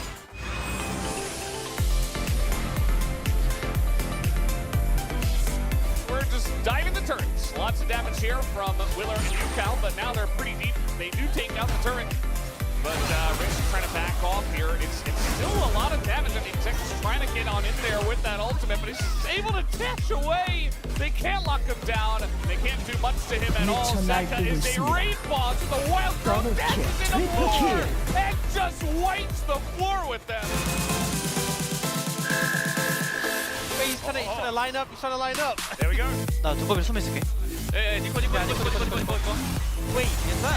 Spaghetti code. Is that a visual bug? Spaghetti code. All right, he finds the pop blossom onto 3. Oh no, he's whopped, ladies and gentlemen. He will get taken out.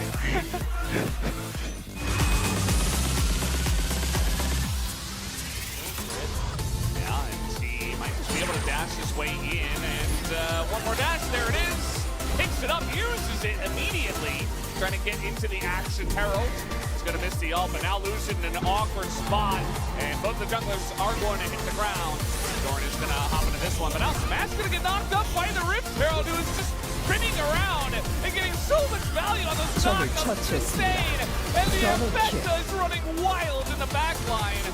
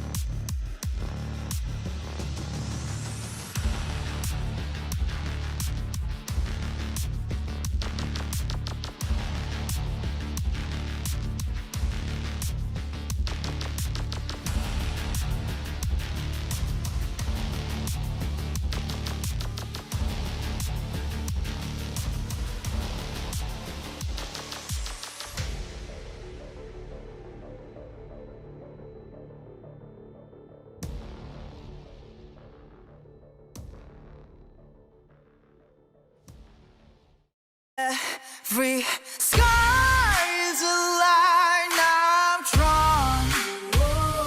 Cut by cut, mark by mark, my name forever in the stone. 「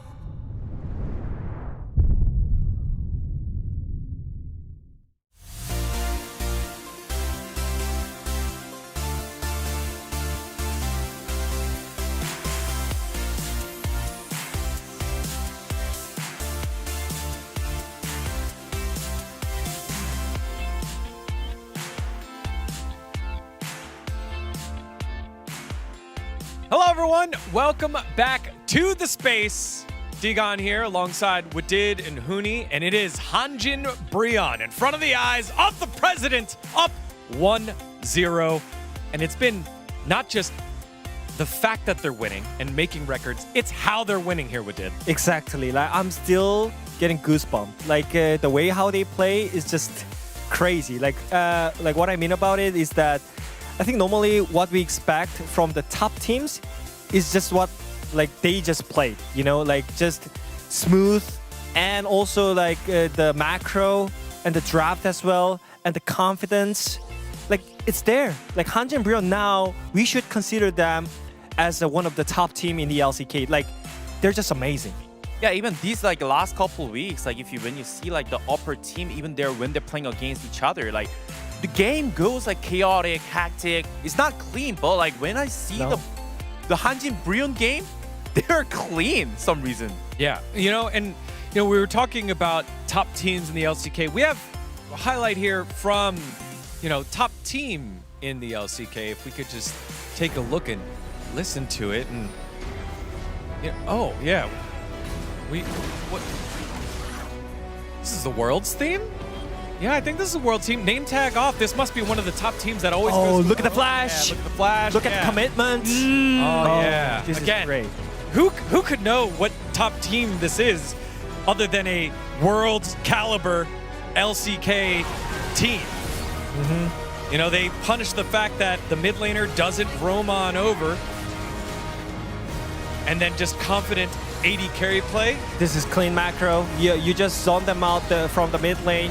You move over to the bot lane and you get the kills, the macro. This is amazing. This is just clean play by the top team. This is for sure the top team of the LCK. Yeah, but that's not the only highlight we have from the top team of the LCK that, usually gets to play when this music is playing late in October, sometimes November. Showing it off here right now. In what month is it? May? We have more. Yeah, I mean, like, I just want to focus on how they play again. Like, just look at the Karma position. He knows that he can't die here, so he kind of plays on the limit, and the Jhin ulti and the jungle mid lane hops in, and there's no counterplay as a bot laner. Like, what can you do? This is a clean macro. You're just on the right tempo. And look at Karma here. He uses the RW to survive. The perfect spacing. He knows where is the limit. And it's not even like limit testing. Like they know what they need to do. They are doing on purpose because the Sion is ready for it. The top lane is ready for TP, and then making the play, and then kill bottom. So literally 5 members on the bot lane synchronized. Yeah. All 5 working as one together under one team. What team could this be? Well, again, normally world's level kind of caliber here. Is that Nightmare Namgoon making this play happen with it? Is that Tycoon Teddy collecting all the gold in the bot lane? This is Hanjin Brion, the bot lane, and the mid lane.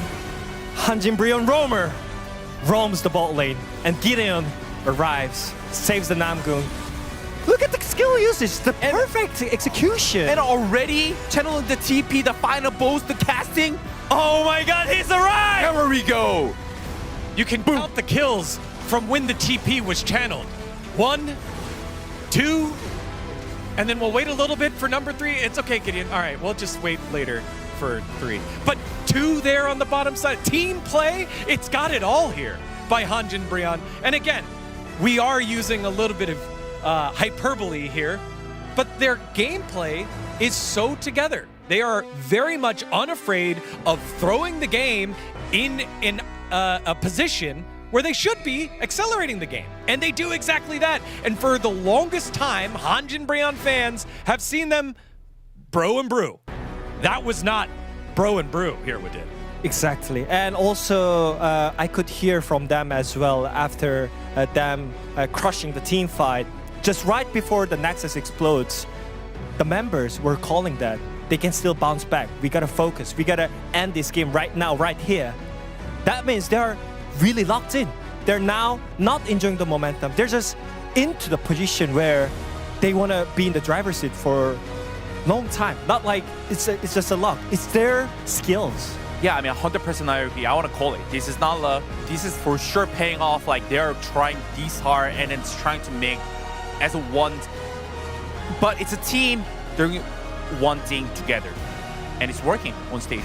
It is working. It has now worked for 9 games in a row, 4 series in a row for Hanjin Brion, trying to make it 5. They are locked in. Are you, Valdez? Ox, make sure he's locked in. Valdez is locked in for sure. Oh, Ox just actually locked me in. There's a little lock-in.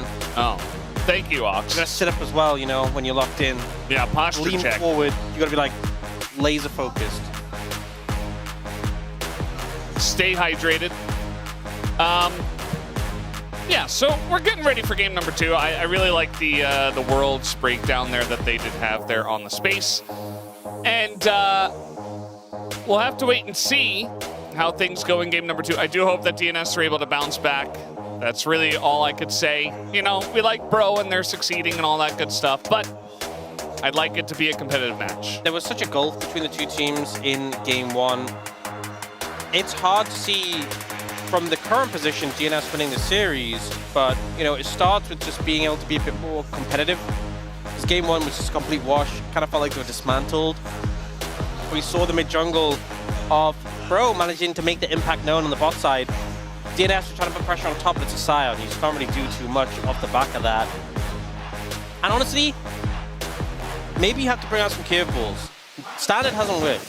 You know, if you just play the same sort of compositions as Bro, I don't think that's an avenue that's going to get you back in the game. And sometimes we see teams bring these curveballs when you have like a really important match. If it's like a big match, like finals or something, you bring out these picks you've prepared, you've developed. You're like, we need to win this match, and this is what we prepped this pick for. I'm going to be honest, DNS, every series they play is like a finals because they just need to win. They need to put everything into it, and there's no chance for them to hold things back.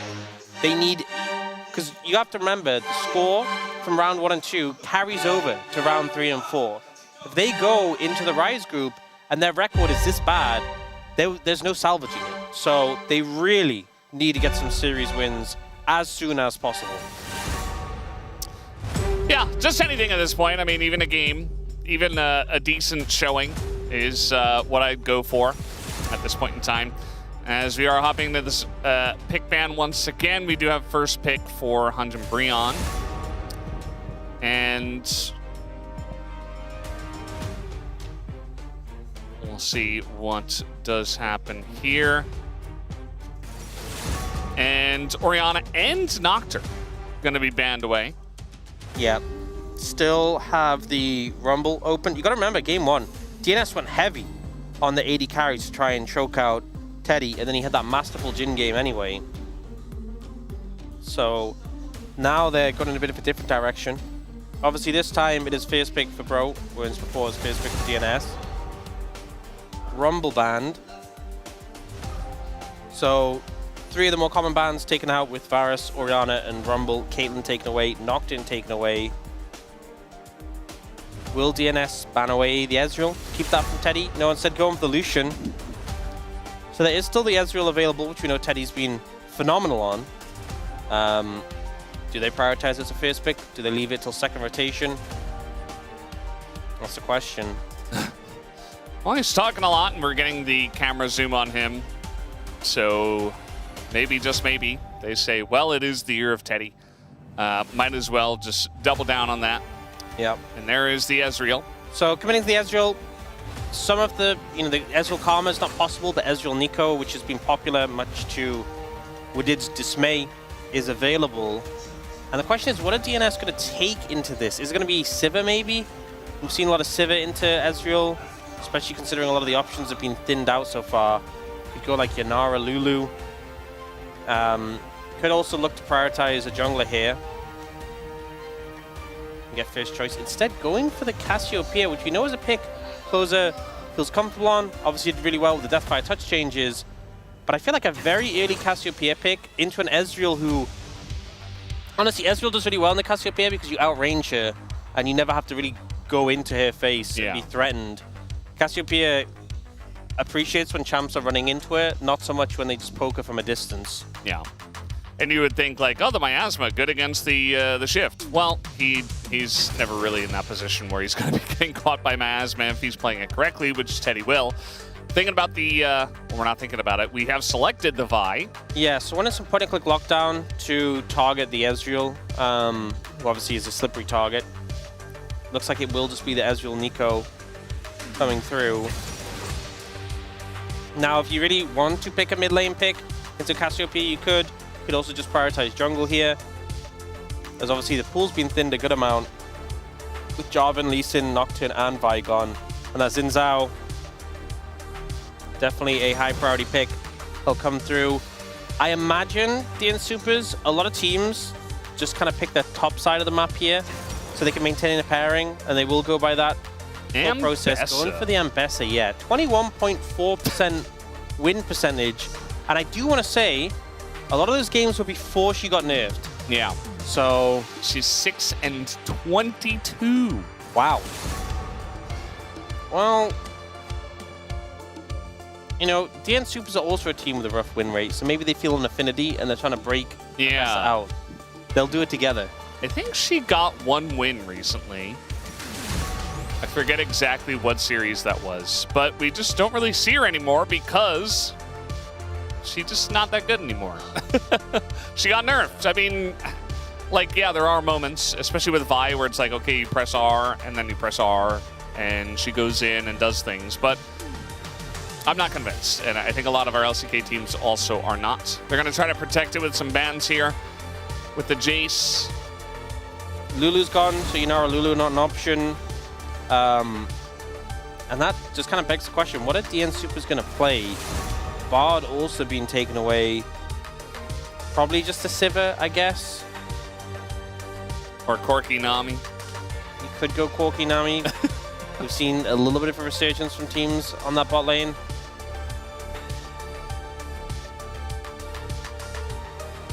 Yeah, I mean, it's going to be one pick now and another pick later, so don't have to fully commit to the bot lane duo if you only want to pick up one of them. And it looks like it is going to be the Corki, so probably just the Corki Nami. And then Hanj and Brion get to pick their solo laners. They already are capable of just kind of poking from a distance and outranging. They end up looking towards the Zehen. I feel like the miasma is a bit annoying for him. Yeah. If I'm being honest. But you do have Xin Zhao and Zehen, which lore-wise is pretty cool. Yeah, it's both of him. I feel like Zehen's jawline is a little bit cooler. That's what got buffed by becoming a Akali. Darkin. Akali going to come through for Roma, a pick we've seen him have massive success on. Not the most fun into Cassiopeia, though. Definitely not. So I think Closer, despite just going for Cassio Blind, is going to have a great time in the 1v1. Yeah, imagine having counter pick for both solo lanes, and this is what you end up with. I mean, I think Zion is actually fine into everything except Asthma. I personally think they could have taken Renekton in the top lane and kind of just crushed the Ambessa. Like you could have taken this a much more aggressive line. Renekton's super popular, and you know, when you know the matchup, pretty easy pickup. And then in the mid lane, I know Roma's been phenomenal on the Akali, and I guess they want to lean into this sort of die-based composition, but it definitely wasn't mandatory that they do so. I feel like, you know, an Aurora pick could have been really hard to deal with here. By the way, Bro pick what they feel confident with, and despite, you know, regardless of the draft, rather, I think there's just such a gap that we saw in Game 1. It's really on the DN Supers to find a way to bridge that. Because it's not just about the champion picks, it's about the gameplay. Yeah, that's often what we do see when it does come to the highest level. As you're getting ready, let's hop on the rift for game number 2.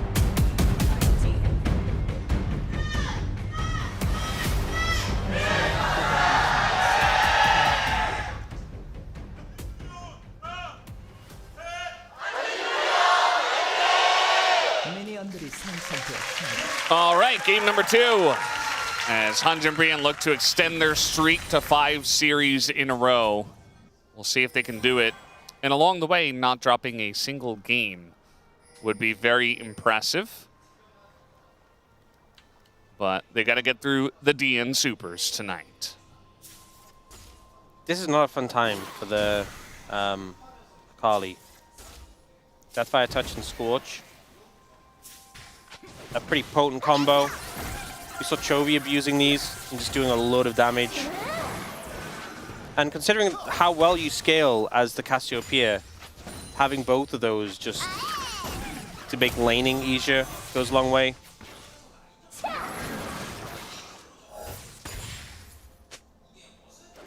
You see that Corky Nami? It does things when you hit a couple items. Early on, you know, we even saw earlier today that Guma and Delight were doing a good job of trading with that. Speaking of trading with that, Roamer still not enjoying himself. Oh, man. Yeah, this is about how I expected the lane to go. Still not a good time. Yeah, he didn't have to pick a Kali. No.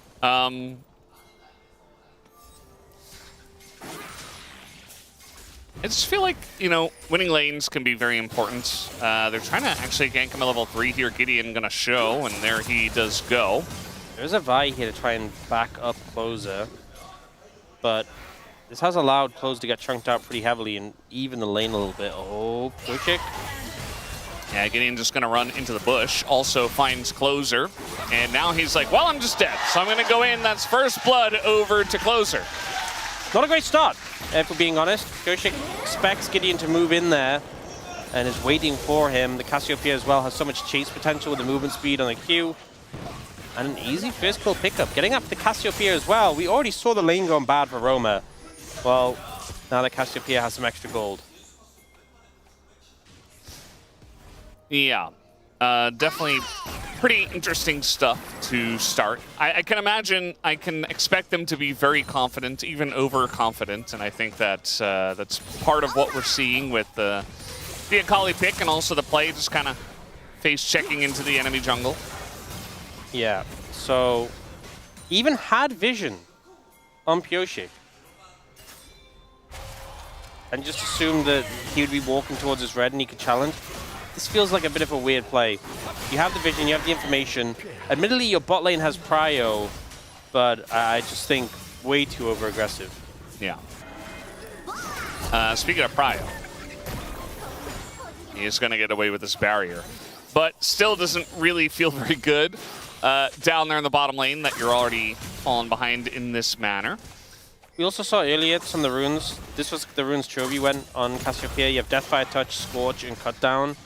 And it's just so much free damage in those runes. Oh, it might be caught out here, though. I mean, Closer does have Flash. There's no red buff here for Gideon, so they're going to get the Flash out of Closer. Didn't want to overcommit in case Yoshik showed up. But yeah, it's just so much damage. Deathfire Touch does crazy amounts with Cassiopeia, syncs really well. Cut Down does insane numbers as well.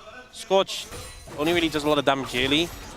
But just having so much free damage baked into those runes is so obnoxious. It kind of reminds me, used to be on Lux, you'd often go, you'd go Comet, Scorch, and you'd go Cheap Shot, and it would proc on your E. And it's like your ability was a delivery system, and the runes just gave so much damage baked into it. So yeah, Roma not having fun experiencing that on the other end. It does feel nice, though, when you're the one doing it. It's a lot of damage. There's a pullback, casting, taking some good trades up here. They both have grasp, so stacking it up as much as possible. I don't think the Zahin's gonna be really punishing the Mbessa in a big way early on, like a Renekton could. We do have Gideon up in the top lane, actually. Potentially trying to make something happen here. I think you definitely could look for it with the wave state. I mean, the pullback comes through. It looks like Dudu just gonna flash. He's like, nope, not dealing with this. So Gideon, he ganks mid, gets a flash. Ganks top, gets a flash. And now Summon back. Yeah, helps your laners apply pressure as well.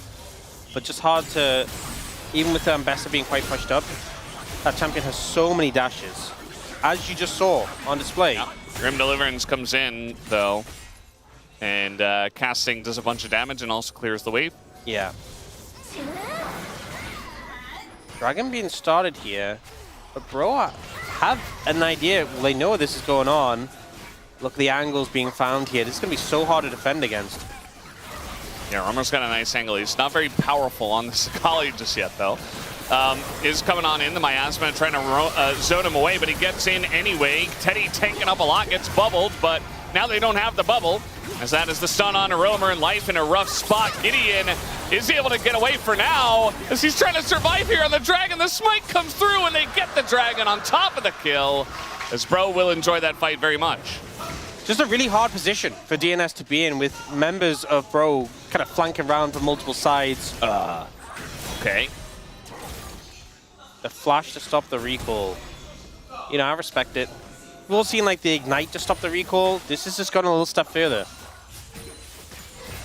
But yeah, so this fight, Rome is in such a good position to just be a constant threat. Like, Closer has to throw the Miasma down just to try and keep him at a distance.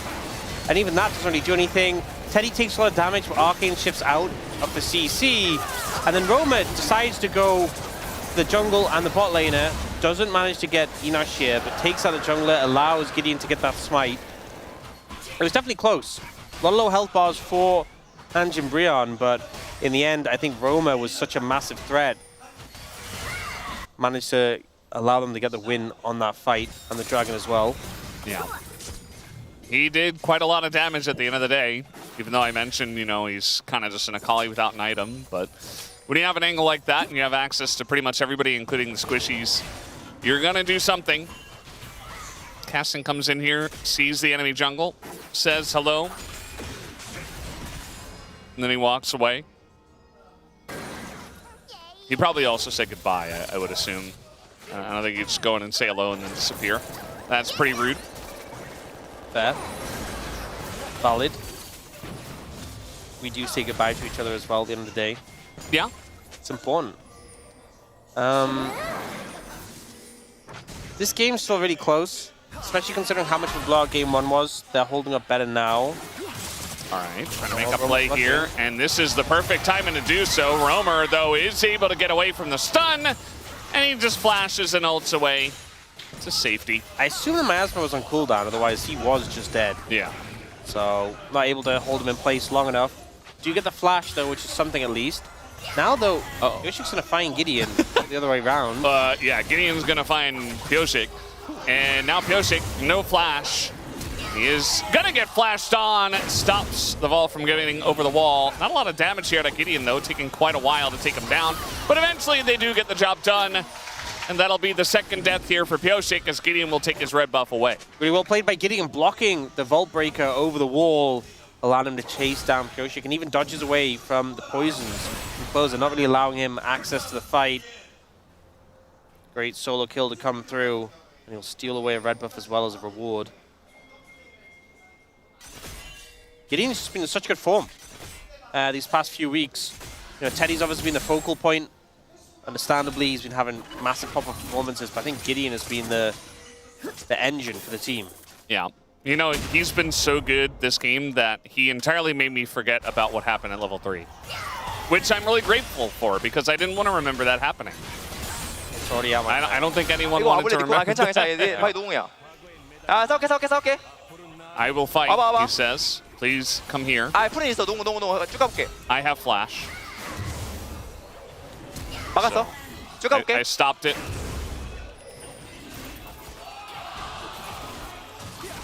I got him. Well played. Played out as perfectly as he could, and he had the vision set up to make that happen. Now, they're threatening a dive bot lane. I mean, there's not really a lot of help here, as there's the Nico Aldana too, and they just get lined up for Teddy to blast him down, and for Gideon to also clean up. Teddy didn't get either of the kills, funnily enough, but the damage is done regardless. They end up stacked up on top of each other, which is just prime for Namgun to land a root after the fact. Big ult comes through, 2 extra kills towards Bro, and Teddy's going to get some gold from those plates as well. Not looking good for the DN Supers right now. Yeah, that was pretty rough, and I do like the timing of that gank, where they just knew that, okay, this is pretty much going to happen without a hitch. So, I mean, they just go for this. You can see DNS trying to play out the wave, then they end up together because of the Valkyrie, so the root hits both after the fact, which is just perfect for Nico. You know, that's exactly where you want them to be. You know what would have been peak? If he just said big dog. Big dog. Let's get to work. I mean, Coach Song has been it's been very hype in the booth. Him and Duke have been doing a lot of good work. You know, it's hard for us to say exactly what they're doing, but seems like it's working out. Whatever it is, it's worked. Yeah, well, at least Life has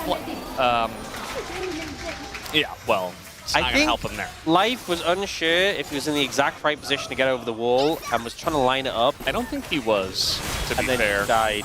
Yeah. He is very squishy. That's another kill for Hanjin Brion. Ult comes down. Yeah. He's got the passive stacked. I mean, you don't have to get the kills when you go for that Grim Deliverance, but it does give you kind of total control over the wave. It's an Ocean Soul, so not the highest prio, but Ocean Soul. That was pretty good. Yeah. I'm a big fan. Yeah. Of that song. The soul itself, I mean, you know, it is what it is. Honestly, if it played that song throughout the game when he had Ocean Soul, it would be so much better, right? It would be. This is the combo, by the way, that I was talking about, the Ambess and the Vi. Nicely done. As Pyosik able to press his ult onto casting. I think it'd become the highest win rate soul. What other songs do you think other souls would have?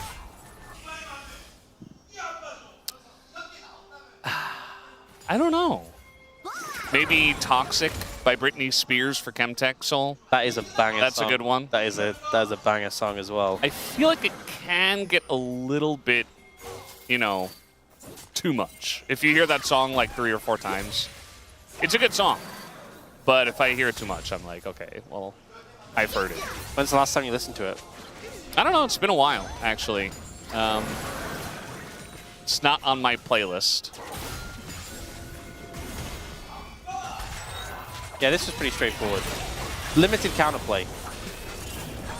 Sometimes that just happens, and obviously Zen needs the passive stacked up for the res. Okay, barrier down. Good poke. Especially when the Nico already has Rocket Belt, there's a lot of threat. And also, you know, one of the things with having Ezreal versus Corki, they build the same first 2 items. So when one of them has a Triforce and the other one has not a Triforce, it feels pretty bad. For the one who doesn't have the Triforce. Yeah. The one who does have the Triforce feels pretty good. Yeah, it does. And so they kind of just have to hug turret and hope that Gideon isn't here. Yeah. By the way, he's here. Yeah, he is. On the ult to stop people, and it still hits. Yeah, well, Gideon's coming in. He's going to kind of hit a field goal as that one is there. Still trying to fight that. Nice bubble. And Life still has flash. Oh, TP flank coming in. Oh, it got cancelled. Wait, he TP'd in front of his eye. Yeah, it got cancelled. I was like, oh, this could be the comeback play. And then it immediately gets cancelled. And it's like, no, it's not. I feel like if he TP's in there, I think he might just... I don't know if he dies, but I don't think it actually does anything. Well, we'll never know because it got cancelled. And now he's sad. And so am I. Yeah, we can see the picture-in-picture exactly what happened. He walked up, and he used a basic ability to CC him. Yeah. I think when a champion can do that, especially because the thing is, we've seen like Renekton's cancel recalls, but they have to get up into your face. He doesn't have to do that. He just kind of tosses it out from a distance, like, there you go. Yeah. Okay. See, this is where it's confusing, because there's 3 melee... Okay, that one was backwards. Wait, that minion just turned around! But if you look at the wave, there's only 2 melee minions normally, because you know how they change the number of minions at different points of the game? Yeah, Nico buff. So if you're used to like, okay, 3 melee, 3 casters, but there shouldn't be 3 melee in that wave, you know? And if you've used to playing years and years of League of Legends with 3 melee, 3 casters, it'll throw you off. So maybe Dudu was pretty fortunate that the minions started walking in the direction.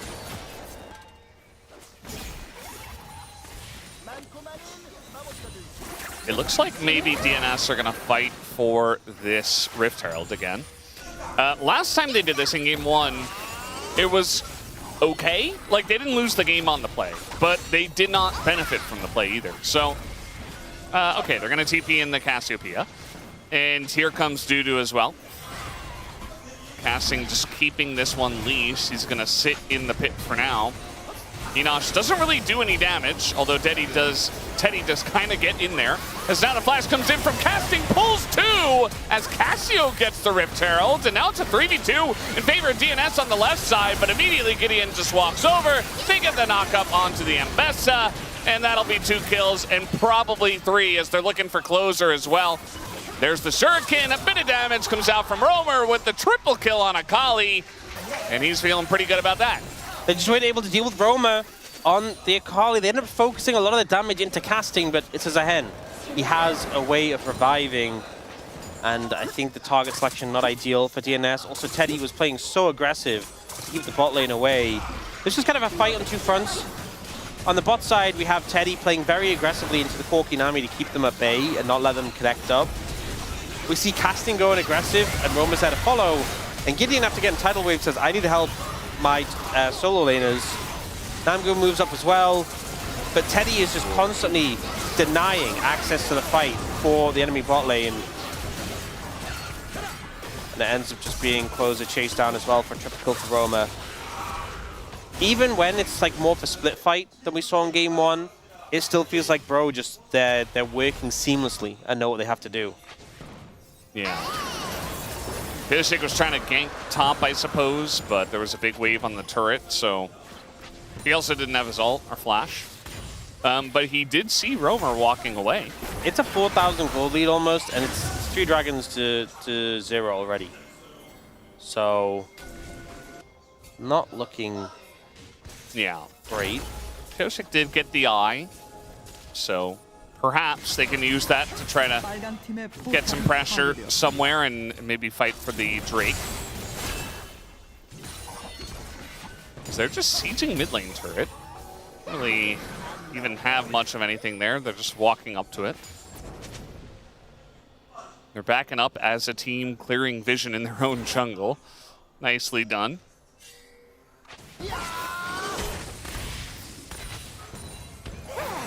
Yeah, so hard now. At this point, Teddy's nearly got his mirror mana stacked. He's just ahead of the curve compared to the compared to the Corki, basically from now on, because he has that sizable lead. That's feeling pretty bad. So, do you think that the Hextech Soul theme would be the Tron theme? Oh. Or is there a better option? He has red buff. Okay, he's Ow. He was just trying to farm the mid wave. He was just trying to exist in the LCK. Would it be the Tron theme? I don't know, maybe. It is a good theme. It's a good soundtrack. Yeah. Okay, they're just going to look for the tower here. Kind of hard to dive Casting with the Grim Deliverance. So they'll just put the pressure on the structure. But meanwhile, they're being pressured mid, they're being pressured top. This isn't a positive trade for DNS. Yeah. I mean, it's not really going to be a good angle for the Rift Herald, but I still would have rather him and the team kind of like show presence in the mid lane maybe. But at the same time, maybe you're like, well, we're too far behind, so I can't really put this Rift Herald in mid because it'll just get denied. Not really a lot of angles to get a positive amount of value out of that Rift Herald, so maybe that's just about as good as they could get, which, as you mentioned already, was kind of a negative value out of it, actually. I think ultimately the pressure was already mounting on the top side of the map, so at least they got something. Roma was trying to roam down and offer some tech. Oh, okay. Grubs secured. Not Grubs, Raptors. I just see Gideon, I think Grubs. Yeah, oh, that makes sense. Pishik's like, I can definitely fight for this red buff. Honestly, I don't think you can fight for this red buff. They're going to go in on a Gideon. Koshik is dead. The red buff gets secured by Teddy. So he just queues that down. Gideon secures the rest of it. And DNS don't have a jungler anymore. Yeah, he really just sent that and took about 1 million damage in return. We're seeing Gideon not going for the Dusk and Dawn we saw last series from Kanavi, instead going for Sundered Sky. But there's still just an absurd amount of burst with the Titanic Hydra.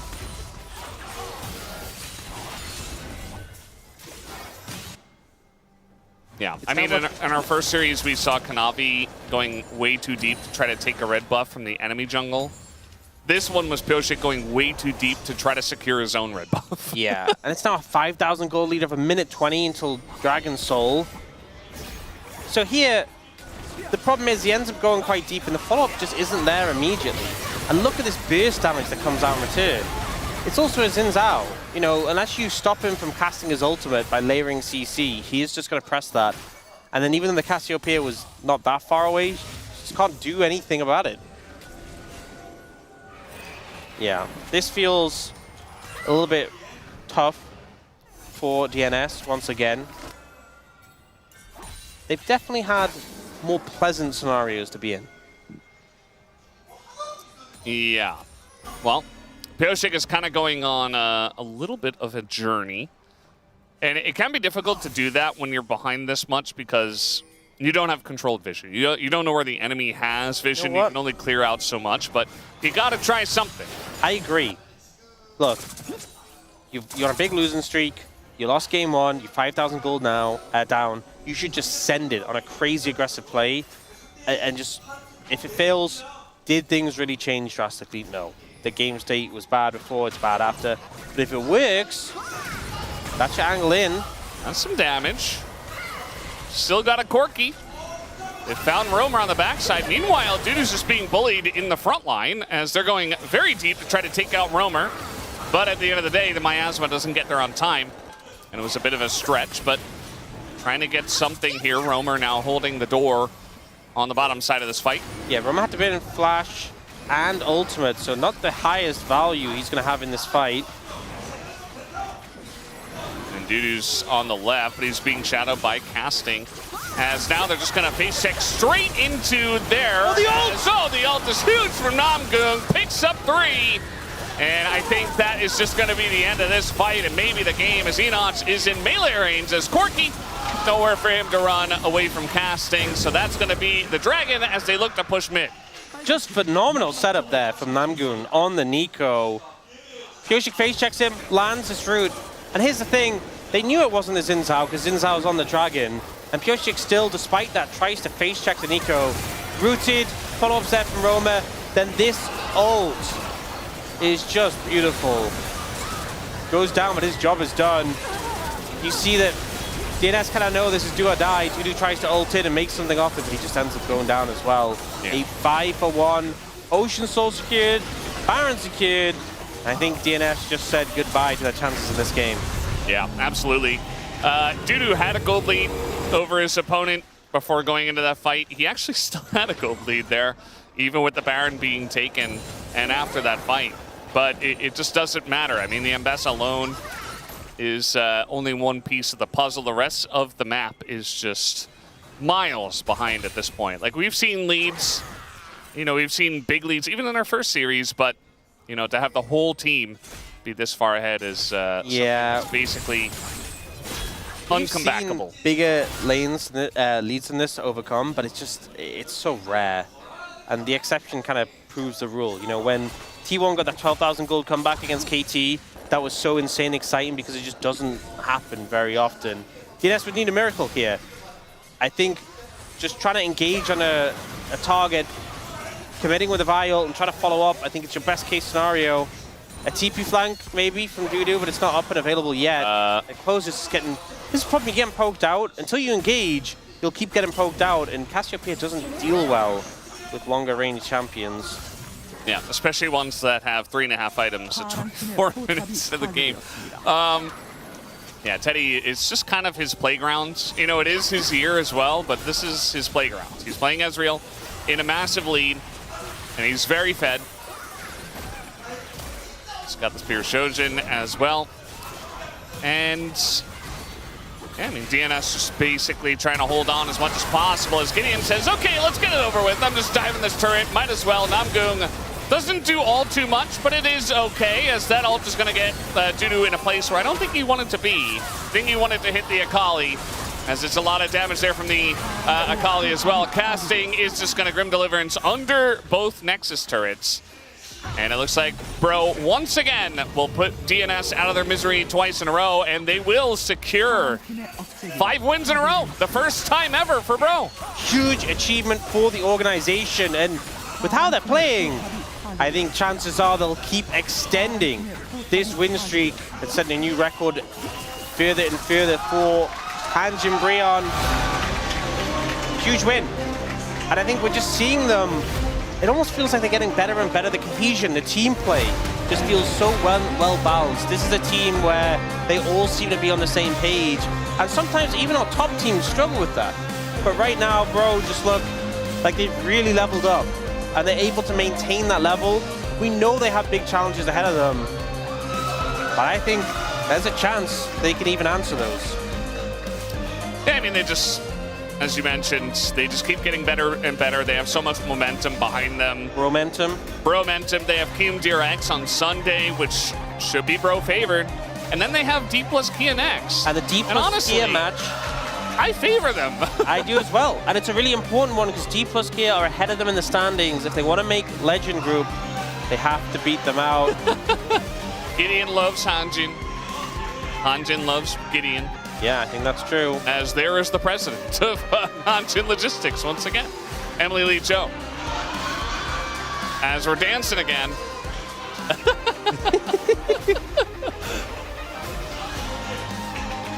He came into this one was prepared. practice. Yeah. You know? He's not doing that to style on DNS or anything. It's just kind of his thing nowadays. He does the dances, and they're good. I like it. It's a good vibe. And the vibes must be impeccable in the Hanj and Breon house right now. Just win after win, stacking them up. Yeah, I can't even imagine, especially because, you know, if you've always won, it's like, oh, it's expected, right? But they haven't always won, and now it's a big turnaround. So it must be insane for them, as apparently the dance was It's Me by Islet. You know all about that, right, Ox? Yeah. I knew I didn't need to be told. I just didn't want to say it because I thought people would judge you for not knowing if I knew. Yeah, exactly. Yes. Making Bristery. Bristery? Look, I'll be honest, I am all for Bro words. Bromentum, love it. Right, it's peak. I really like Bropportunity. Bropportunity? That's one of my favorites. Phenomenal. Bristery? I'm sorry, it doesn't do it for me. It's a bit of a reach. It needs work. It needs some workshopping, okay? Yeah. Brackrow. What did you say? What? Brackrow. Brackrow. Yeah. Yeah, I guess. That's Wolf's invention. I don't want to take credit for that one. That's pretty good. Yeah. And then chat was like, no, it has to be Macbro. And Wolf was like, no, it's Brackrow. Brackrow. Well, we did have a game. I think DNS. We had two. Yeah, we did. I already forgot about game one. Yeah, this was a challenge for DNS fans. Obviously, the team trying to get a win, trying to break this loss streak, but it just felt like there was such a gulf between these two teams that felt almost impossible to overcome. Yeah. Like on paper, if you're remembering LCK seasons of past, and you're DNS fan, you might be like, hey, this is our opportunity. But it's not. Not in this day and age. I also love the decisiveness from Bro here. You know, we could have seen them slowly siege up, get some structures, the game extends, Elder Dragon becomes a thing. But Gideon just leads the charge. Says, no, I'm going in. We can end this game pretty much now. And the rest of the team is there to follow him. Namgoon 14.5k damage, by the way. Yeah. As much as Closer. But unfortunately, Onks, he's not carrying. So we're going to have to give that palm over to Teddy. I'm interested to see. Did you vote for Namgung? No, I feel like probably you did. Yes. His Karma game was great too. Set up a lot of plays. All right, Gideon. Congratulations for player of the match. I mean, he did. In my mind, I think Teddy, Gideon, and Namgun were all great votes. This is sometimes the problem that our top teams have, is that there's too many options, too many good options for POM, and it's kind of a fight between them. Gideon had a phenomenal series, you know, setting up a lot of these big plays, fantastic on the Lee Sin, and I think ultimately well-deserved. But as I said, there's other people on the roster who also would have been well-deserved. It's that's the real fight for who gets POM. Yeah, it is. I mean, especially when you have flashy teammates, Gideon, Teddy, guys who are not only going to play really well, but also going to make like big, flashy highlight plays. It's a struggle, especially when you're also support. I do think Namgung has been leveling up bit by bit. I think that's been part of it as well, just quietly alongside of the rest of the team. But the thing we always get from players when they talk about it is they're always really humble and like, oh, I think my teammate deserves it. Oh, I think they deserve it. I think they should have got it. Yeah. Oh, really? It was me? No, I think they should have got it. That's how it goes all the time. Yeah. Well, we are going to hear from Gideon on the stage. I'll hand it over to Deer for the translation. Thank you very much, guys. This is Deer for the POM interview translation, joined by Gideon on the side of Hanjin Brian.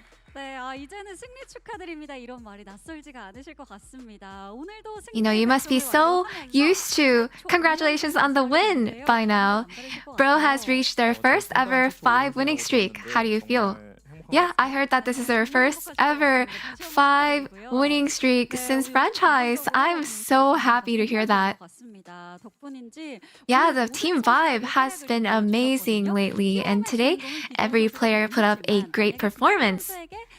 And although you got the POM, if you could vote for the POM, which teammate would you pick?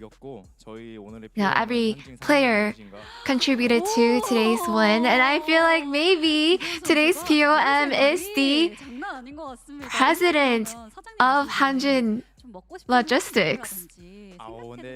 Well, go ahead and tell her what you want for the team dinner today then. Actually, I don't have to say anything right now because earlier the president came over to us to give us the funds for the team dinner. So I love you. So what will you pick as your menu? I think I'll just go with whatever my teammates want. And in game 1, we got your Lee Sin, and the Lee Sin pick actually added a lot of spice to your comp.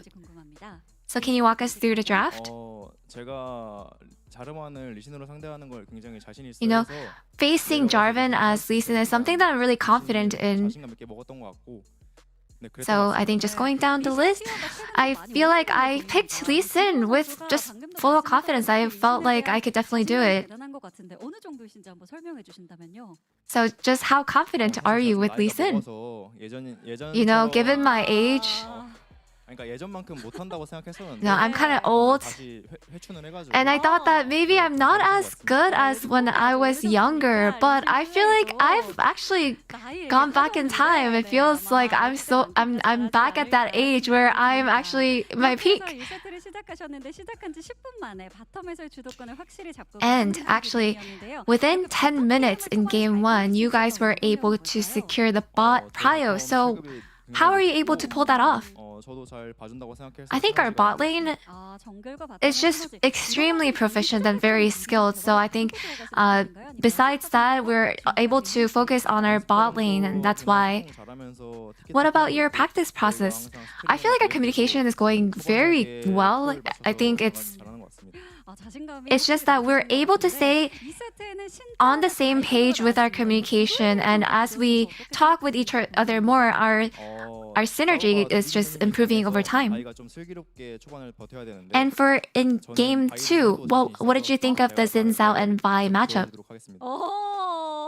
You know, I think I'm really confident in this matchup as well, but I'm just as good with Vi, so maybe next time I can showcase my Vi. And with this bro-mentum, you guys are firmly holding on to the throne of the East, and fans are hoping to see Hanjin Brion in the Legend group. So how far are you aiming to go? Yeah, I feel like our our matchup actually is looking like it's going to be a step up from one another. So I just hope that we're able to take it one step at a time and secure each victory with a great performance. And so, Gideon, as you have copied Umti's signature pose, you actually have achieved a new nickname, General Gideon. So how do you like that? Honestly, that's an honor. I love that. And since the president of Hanjin is at Chijik Lowell Park today, what would you like to say to her? It's really all thanks to you that we're able to have such a nice time in the team. And I feel like all the positive energy that you're sending us really allows us to perform well. So I hope that we are able to keep it up to do even better from now on. And lastly, your next opponent is Kium DRX. So what is your mindset? You know, Kium DRX, they have a high potential. We're not going to get ahead of ourselves. We're going to stay our head in the game to make sure that we're able to win with a great performance. And that is all from Gideon, and back to the space. Thank you. Thank you very much, dear, for that interview and that important bit of information, Umpty. Passing down the nickname and the moniker.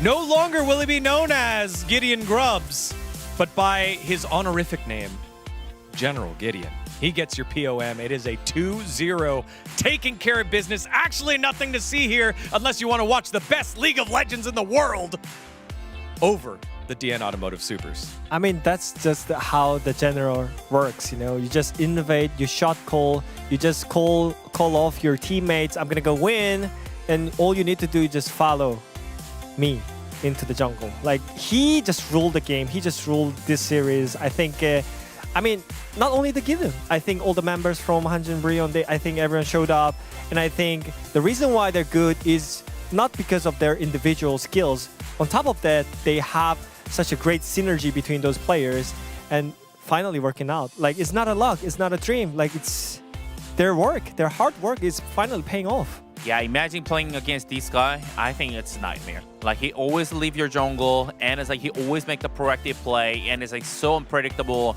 And he's always the first that actually make the play that you kind of, it's like you have to react no matter what. Like, you just have to play kind of defensively first because he always faster, and it's like also he used the lane prio so well that it's just like you can't do anything. Just abusing the lane prio, lane pressure, jungle prio, like abusing the draft, it's just working so well. All right, let's take a look at the POM votes after this bit of brostery, as the fan sign said. It was 8 out of 13. Media, Soup, Chijik helping out, 4 votes there. You know what? I thought it was Namgung's time. I thought Nightmare Namgung was going to get his first one ever based off of how good he played there. Didn't quite get it. Did get 5 votes out of the other 8. Yeah, 8 out of 8, 5, 13 out of the other 13 here. What did? Go ahead. Yeah, I voted for Namgung just because how he played his Karma and Nico. Look at the team fight here. He is on the top side of the Dragon Pit. He looks like, I think his vision right now is just locked in on the 3 targets, not the buy. Like, he just flashes in, sacrifice himself for the team. And this isn't just a dream now. Their journey to turn that dream into reality just has begun. Yeah, 100%. I honestly, probably maybe should have gone Namgung. I don't know. I was like, that was a crazy predict. That was a crazy play, man. I mean, I'm a little bit sad that I'm with the BDS side. Because that's the problem. But bottom line voter.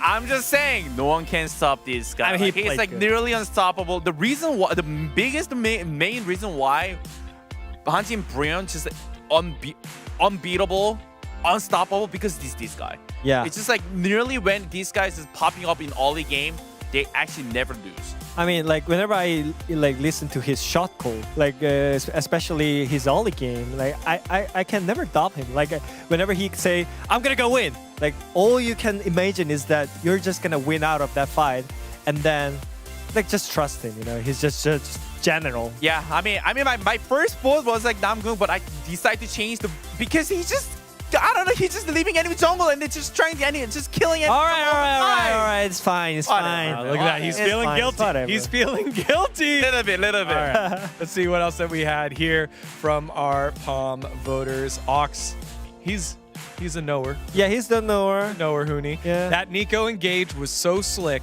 Pristine support play. Exactly. Yeah, I just, again, the foresight to be, like what you said, looking at the bigger engage and kind of knowing that this guy's already dead anyways. I think that was an awesome display. And just the growth that Namgoong has shown. There's Cloud Templar saying, they're doing so well. I mean, like, I think the common issue with the new players is that you are such a you didn't really have like experience, so you're kind of tunnel vision, you know, you only can see the one angle, you only see the tree, but now he's looking at the forest, that like he's just looking at the wider angle, that he can do more for the team. So He sees the future. That's right. No more tree watching, we're forest watching. Hashtag Wudig 2026. This player is something else, says Helios. I agree. Again, his growth has been, I think it's also the fact that he didn't have a great start to the year. exactly, you know, like, I gotta say, I was biggest Namgoong hater. Oh, yes. But all right. People. It changed. He changed my mind. He That's changed the my mind. best compliment you can give someone, right? You want to change the haters out. As the formation of the Namgoong deployed, DNS collapsed. There you go. Prince, give him the shot. He knows a good support when he sees one. Exactly. Play with it all the time. What else? We should have maybe one more? I think one more? Two more? One more? No, that's it. That is the last one, as it is Hanjin Breon getting the job done in front of the president. The pressure was on against the last place team, but it does doom the DN Automotive Supers to the Rise group. They will not be able to finish any higher than 6th, if everything went their way. And it's tough, right? They've changed parts, they've changed roles, they've changed who they're changing out. It hasn't clicked yet. So now they're locked in the Rise group, but for rest of the teams, mathematically, no one really locked in, like except the HLE and DNS right now. Especially, again, we gotta focus on, like, we should keep tracking how D plus Kia and Hanjin Breon plays, because they are mostly two teams that like competing for the last spot in the Legend group. And now it seems like you gotta do something, you know? Like, I think Hanjin Breon showed up with the insane performance, insane, like, dominance against the bottom tier team. And we all saying, Hanjin now, we consider them as a Western team, you know? Like, they're just now much better. And if they beat Kiwoom DRX 2-0, they will be 5th in the western side of the standing. Yeah. After round number 1 for the first time in probably forever. I'll look up the stat that'll be D-Gun's Fact of the Week. You don't have to wait forever for the greatest rivalry in League of Legends. It is Gen G versus T1, your Saturday showdown at 5 p.m. tomorrow, Korean Standard Time. You don't want to miss that one. And then afterwards, the grudge match, the trade that shook up Banger. the league. It is the Saturday trade down, according to Yundo. As it's BNK Fear-X up against Nongshim Red Force. Don't erase everything, Yundo. Everyone knows that came from you now. That wasn't from me. That was from Yundo. All right. Saturday trade down after Saturday showdown. BNK Fear-X and Nongshim, the trade of the bot laners that, again, shook up the league. What a day of action. It was quite the roller coaster, but yet again, we are 6 gameless. Now, almost 36 weeks in since the last 6-game day, 2-1, 2-1 day that we had. Will it be tomorrow? We'll find out. On behalf of everyone here, thank you so much for watching. We'll see you tomorrow for more LCK action. Bye-bye.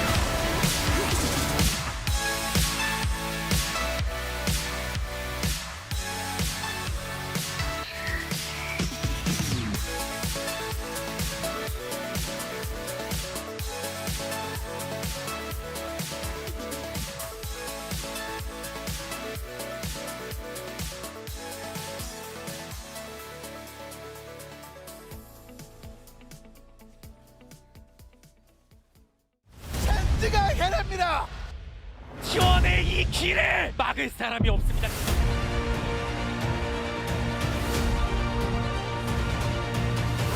Pressing guard comes out one more time, but the Aurora goes down and they've taken down Dogdom. 앞으로 그래도 빨아들이면서 파이팅. 이거를 가장 많은 관심을 받고 있는 두 팀의 경기, 진짜 T1의 경기가 여러분들을 기다리고 있습니다.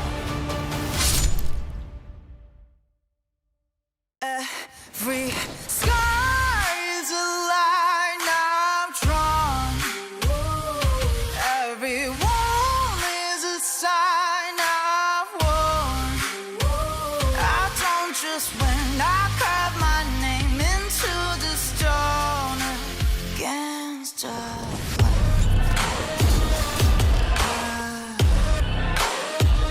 I don't just win, I live my mark into the stone.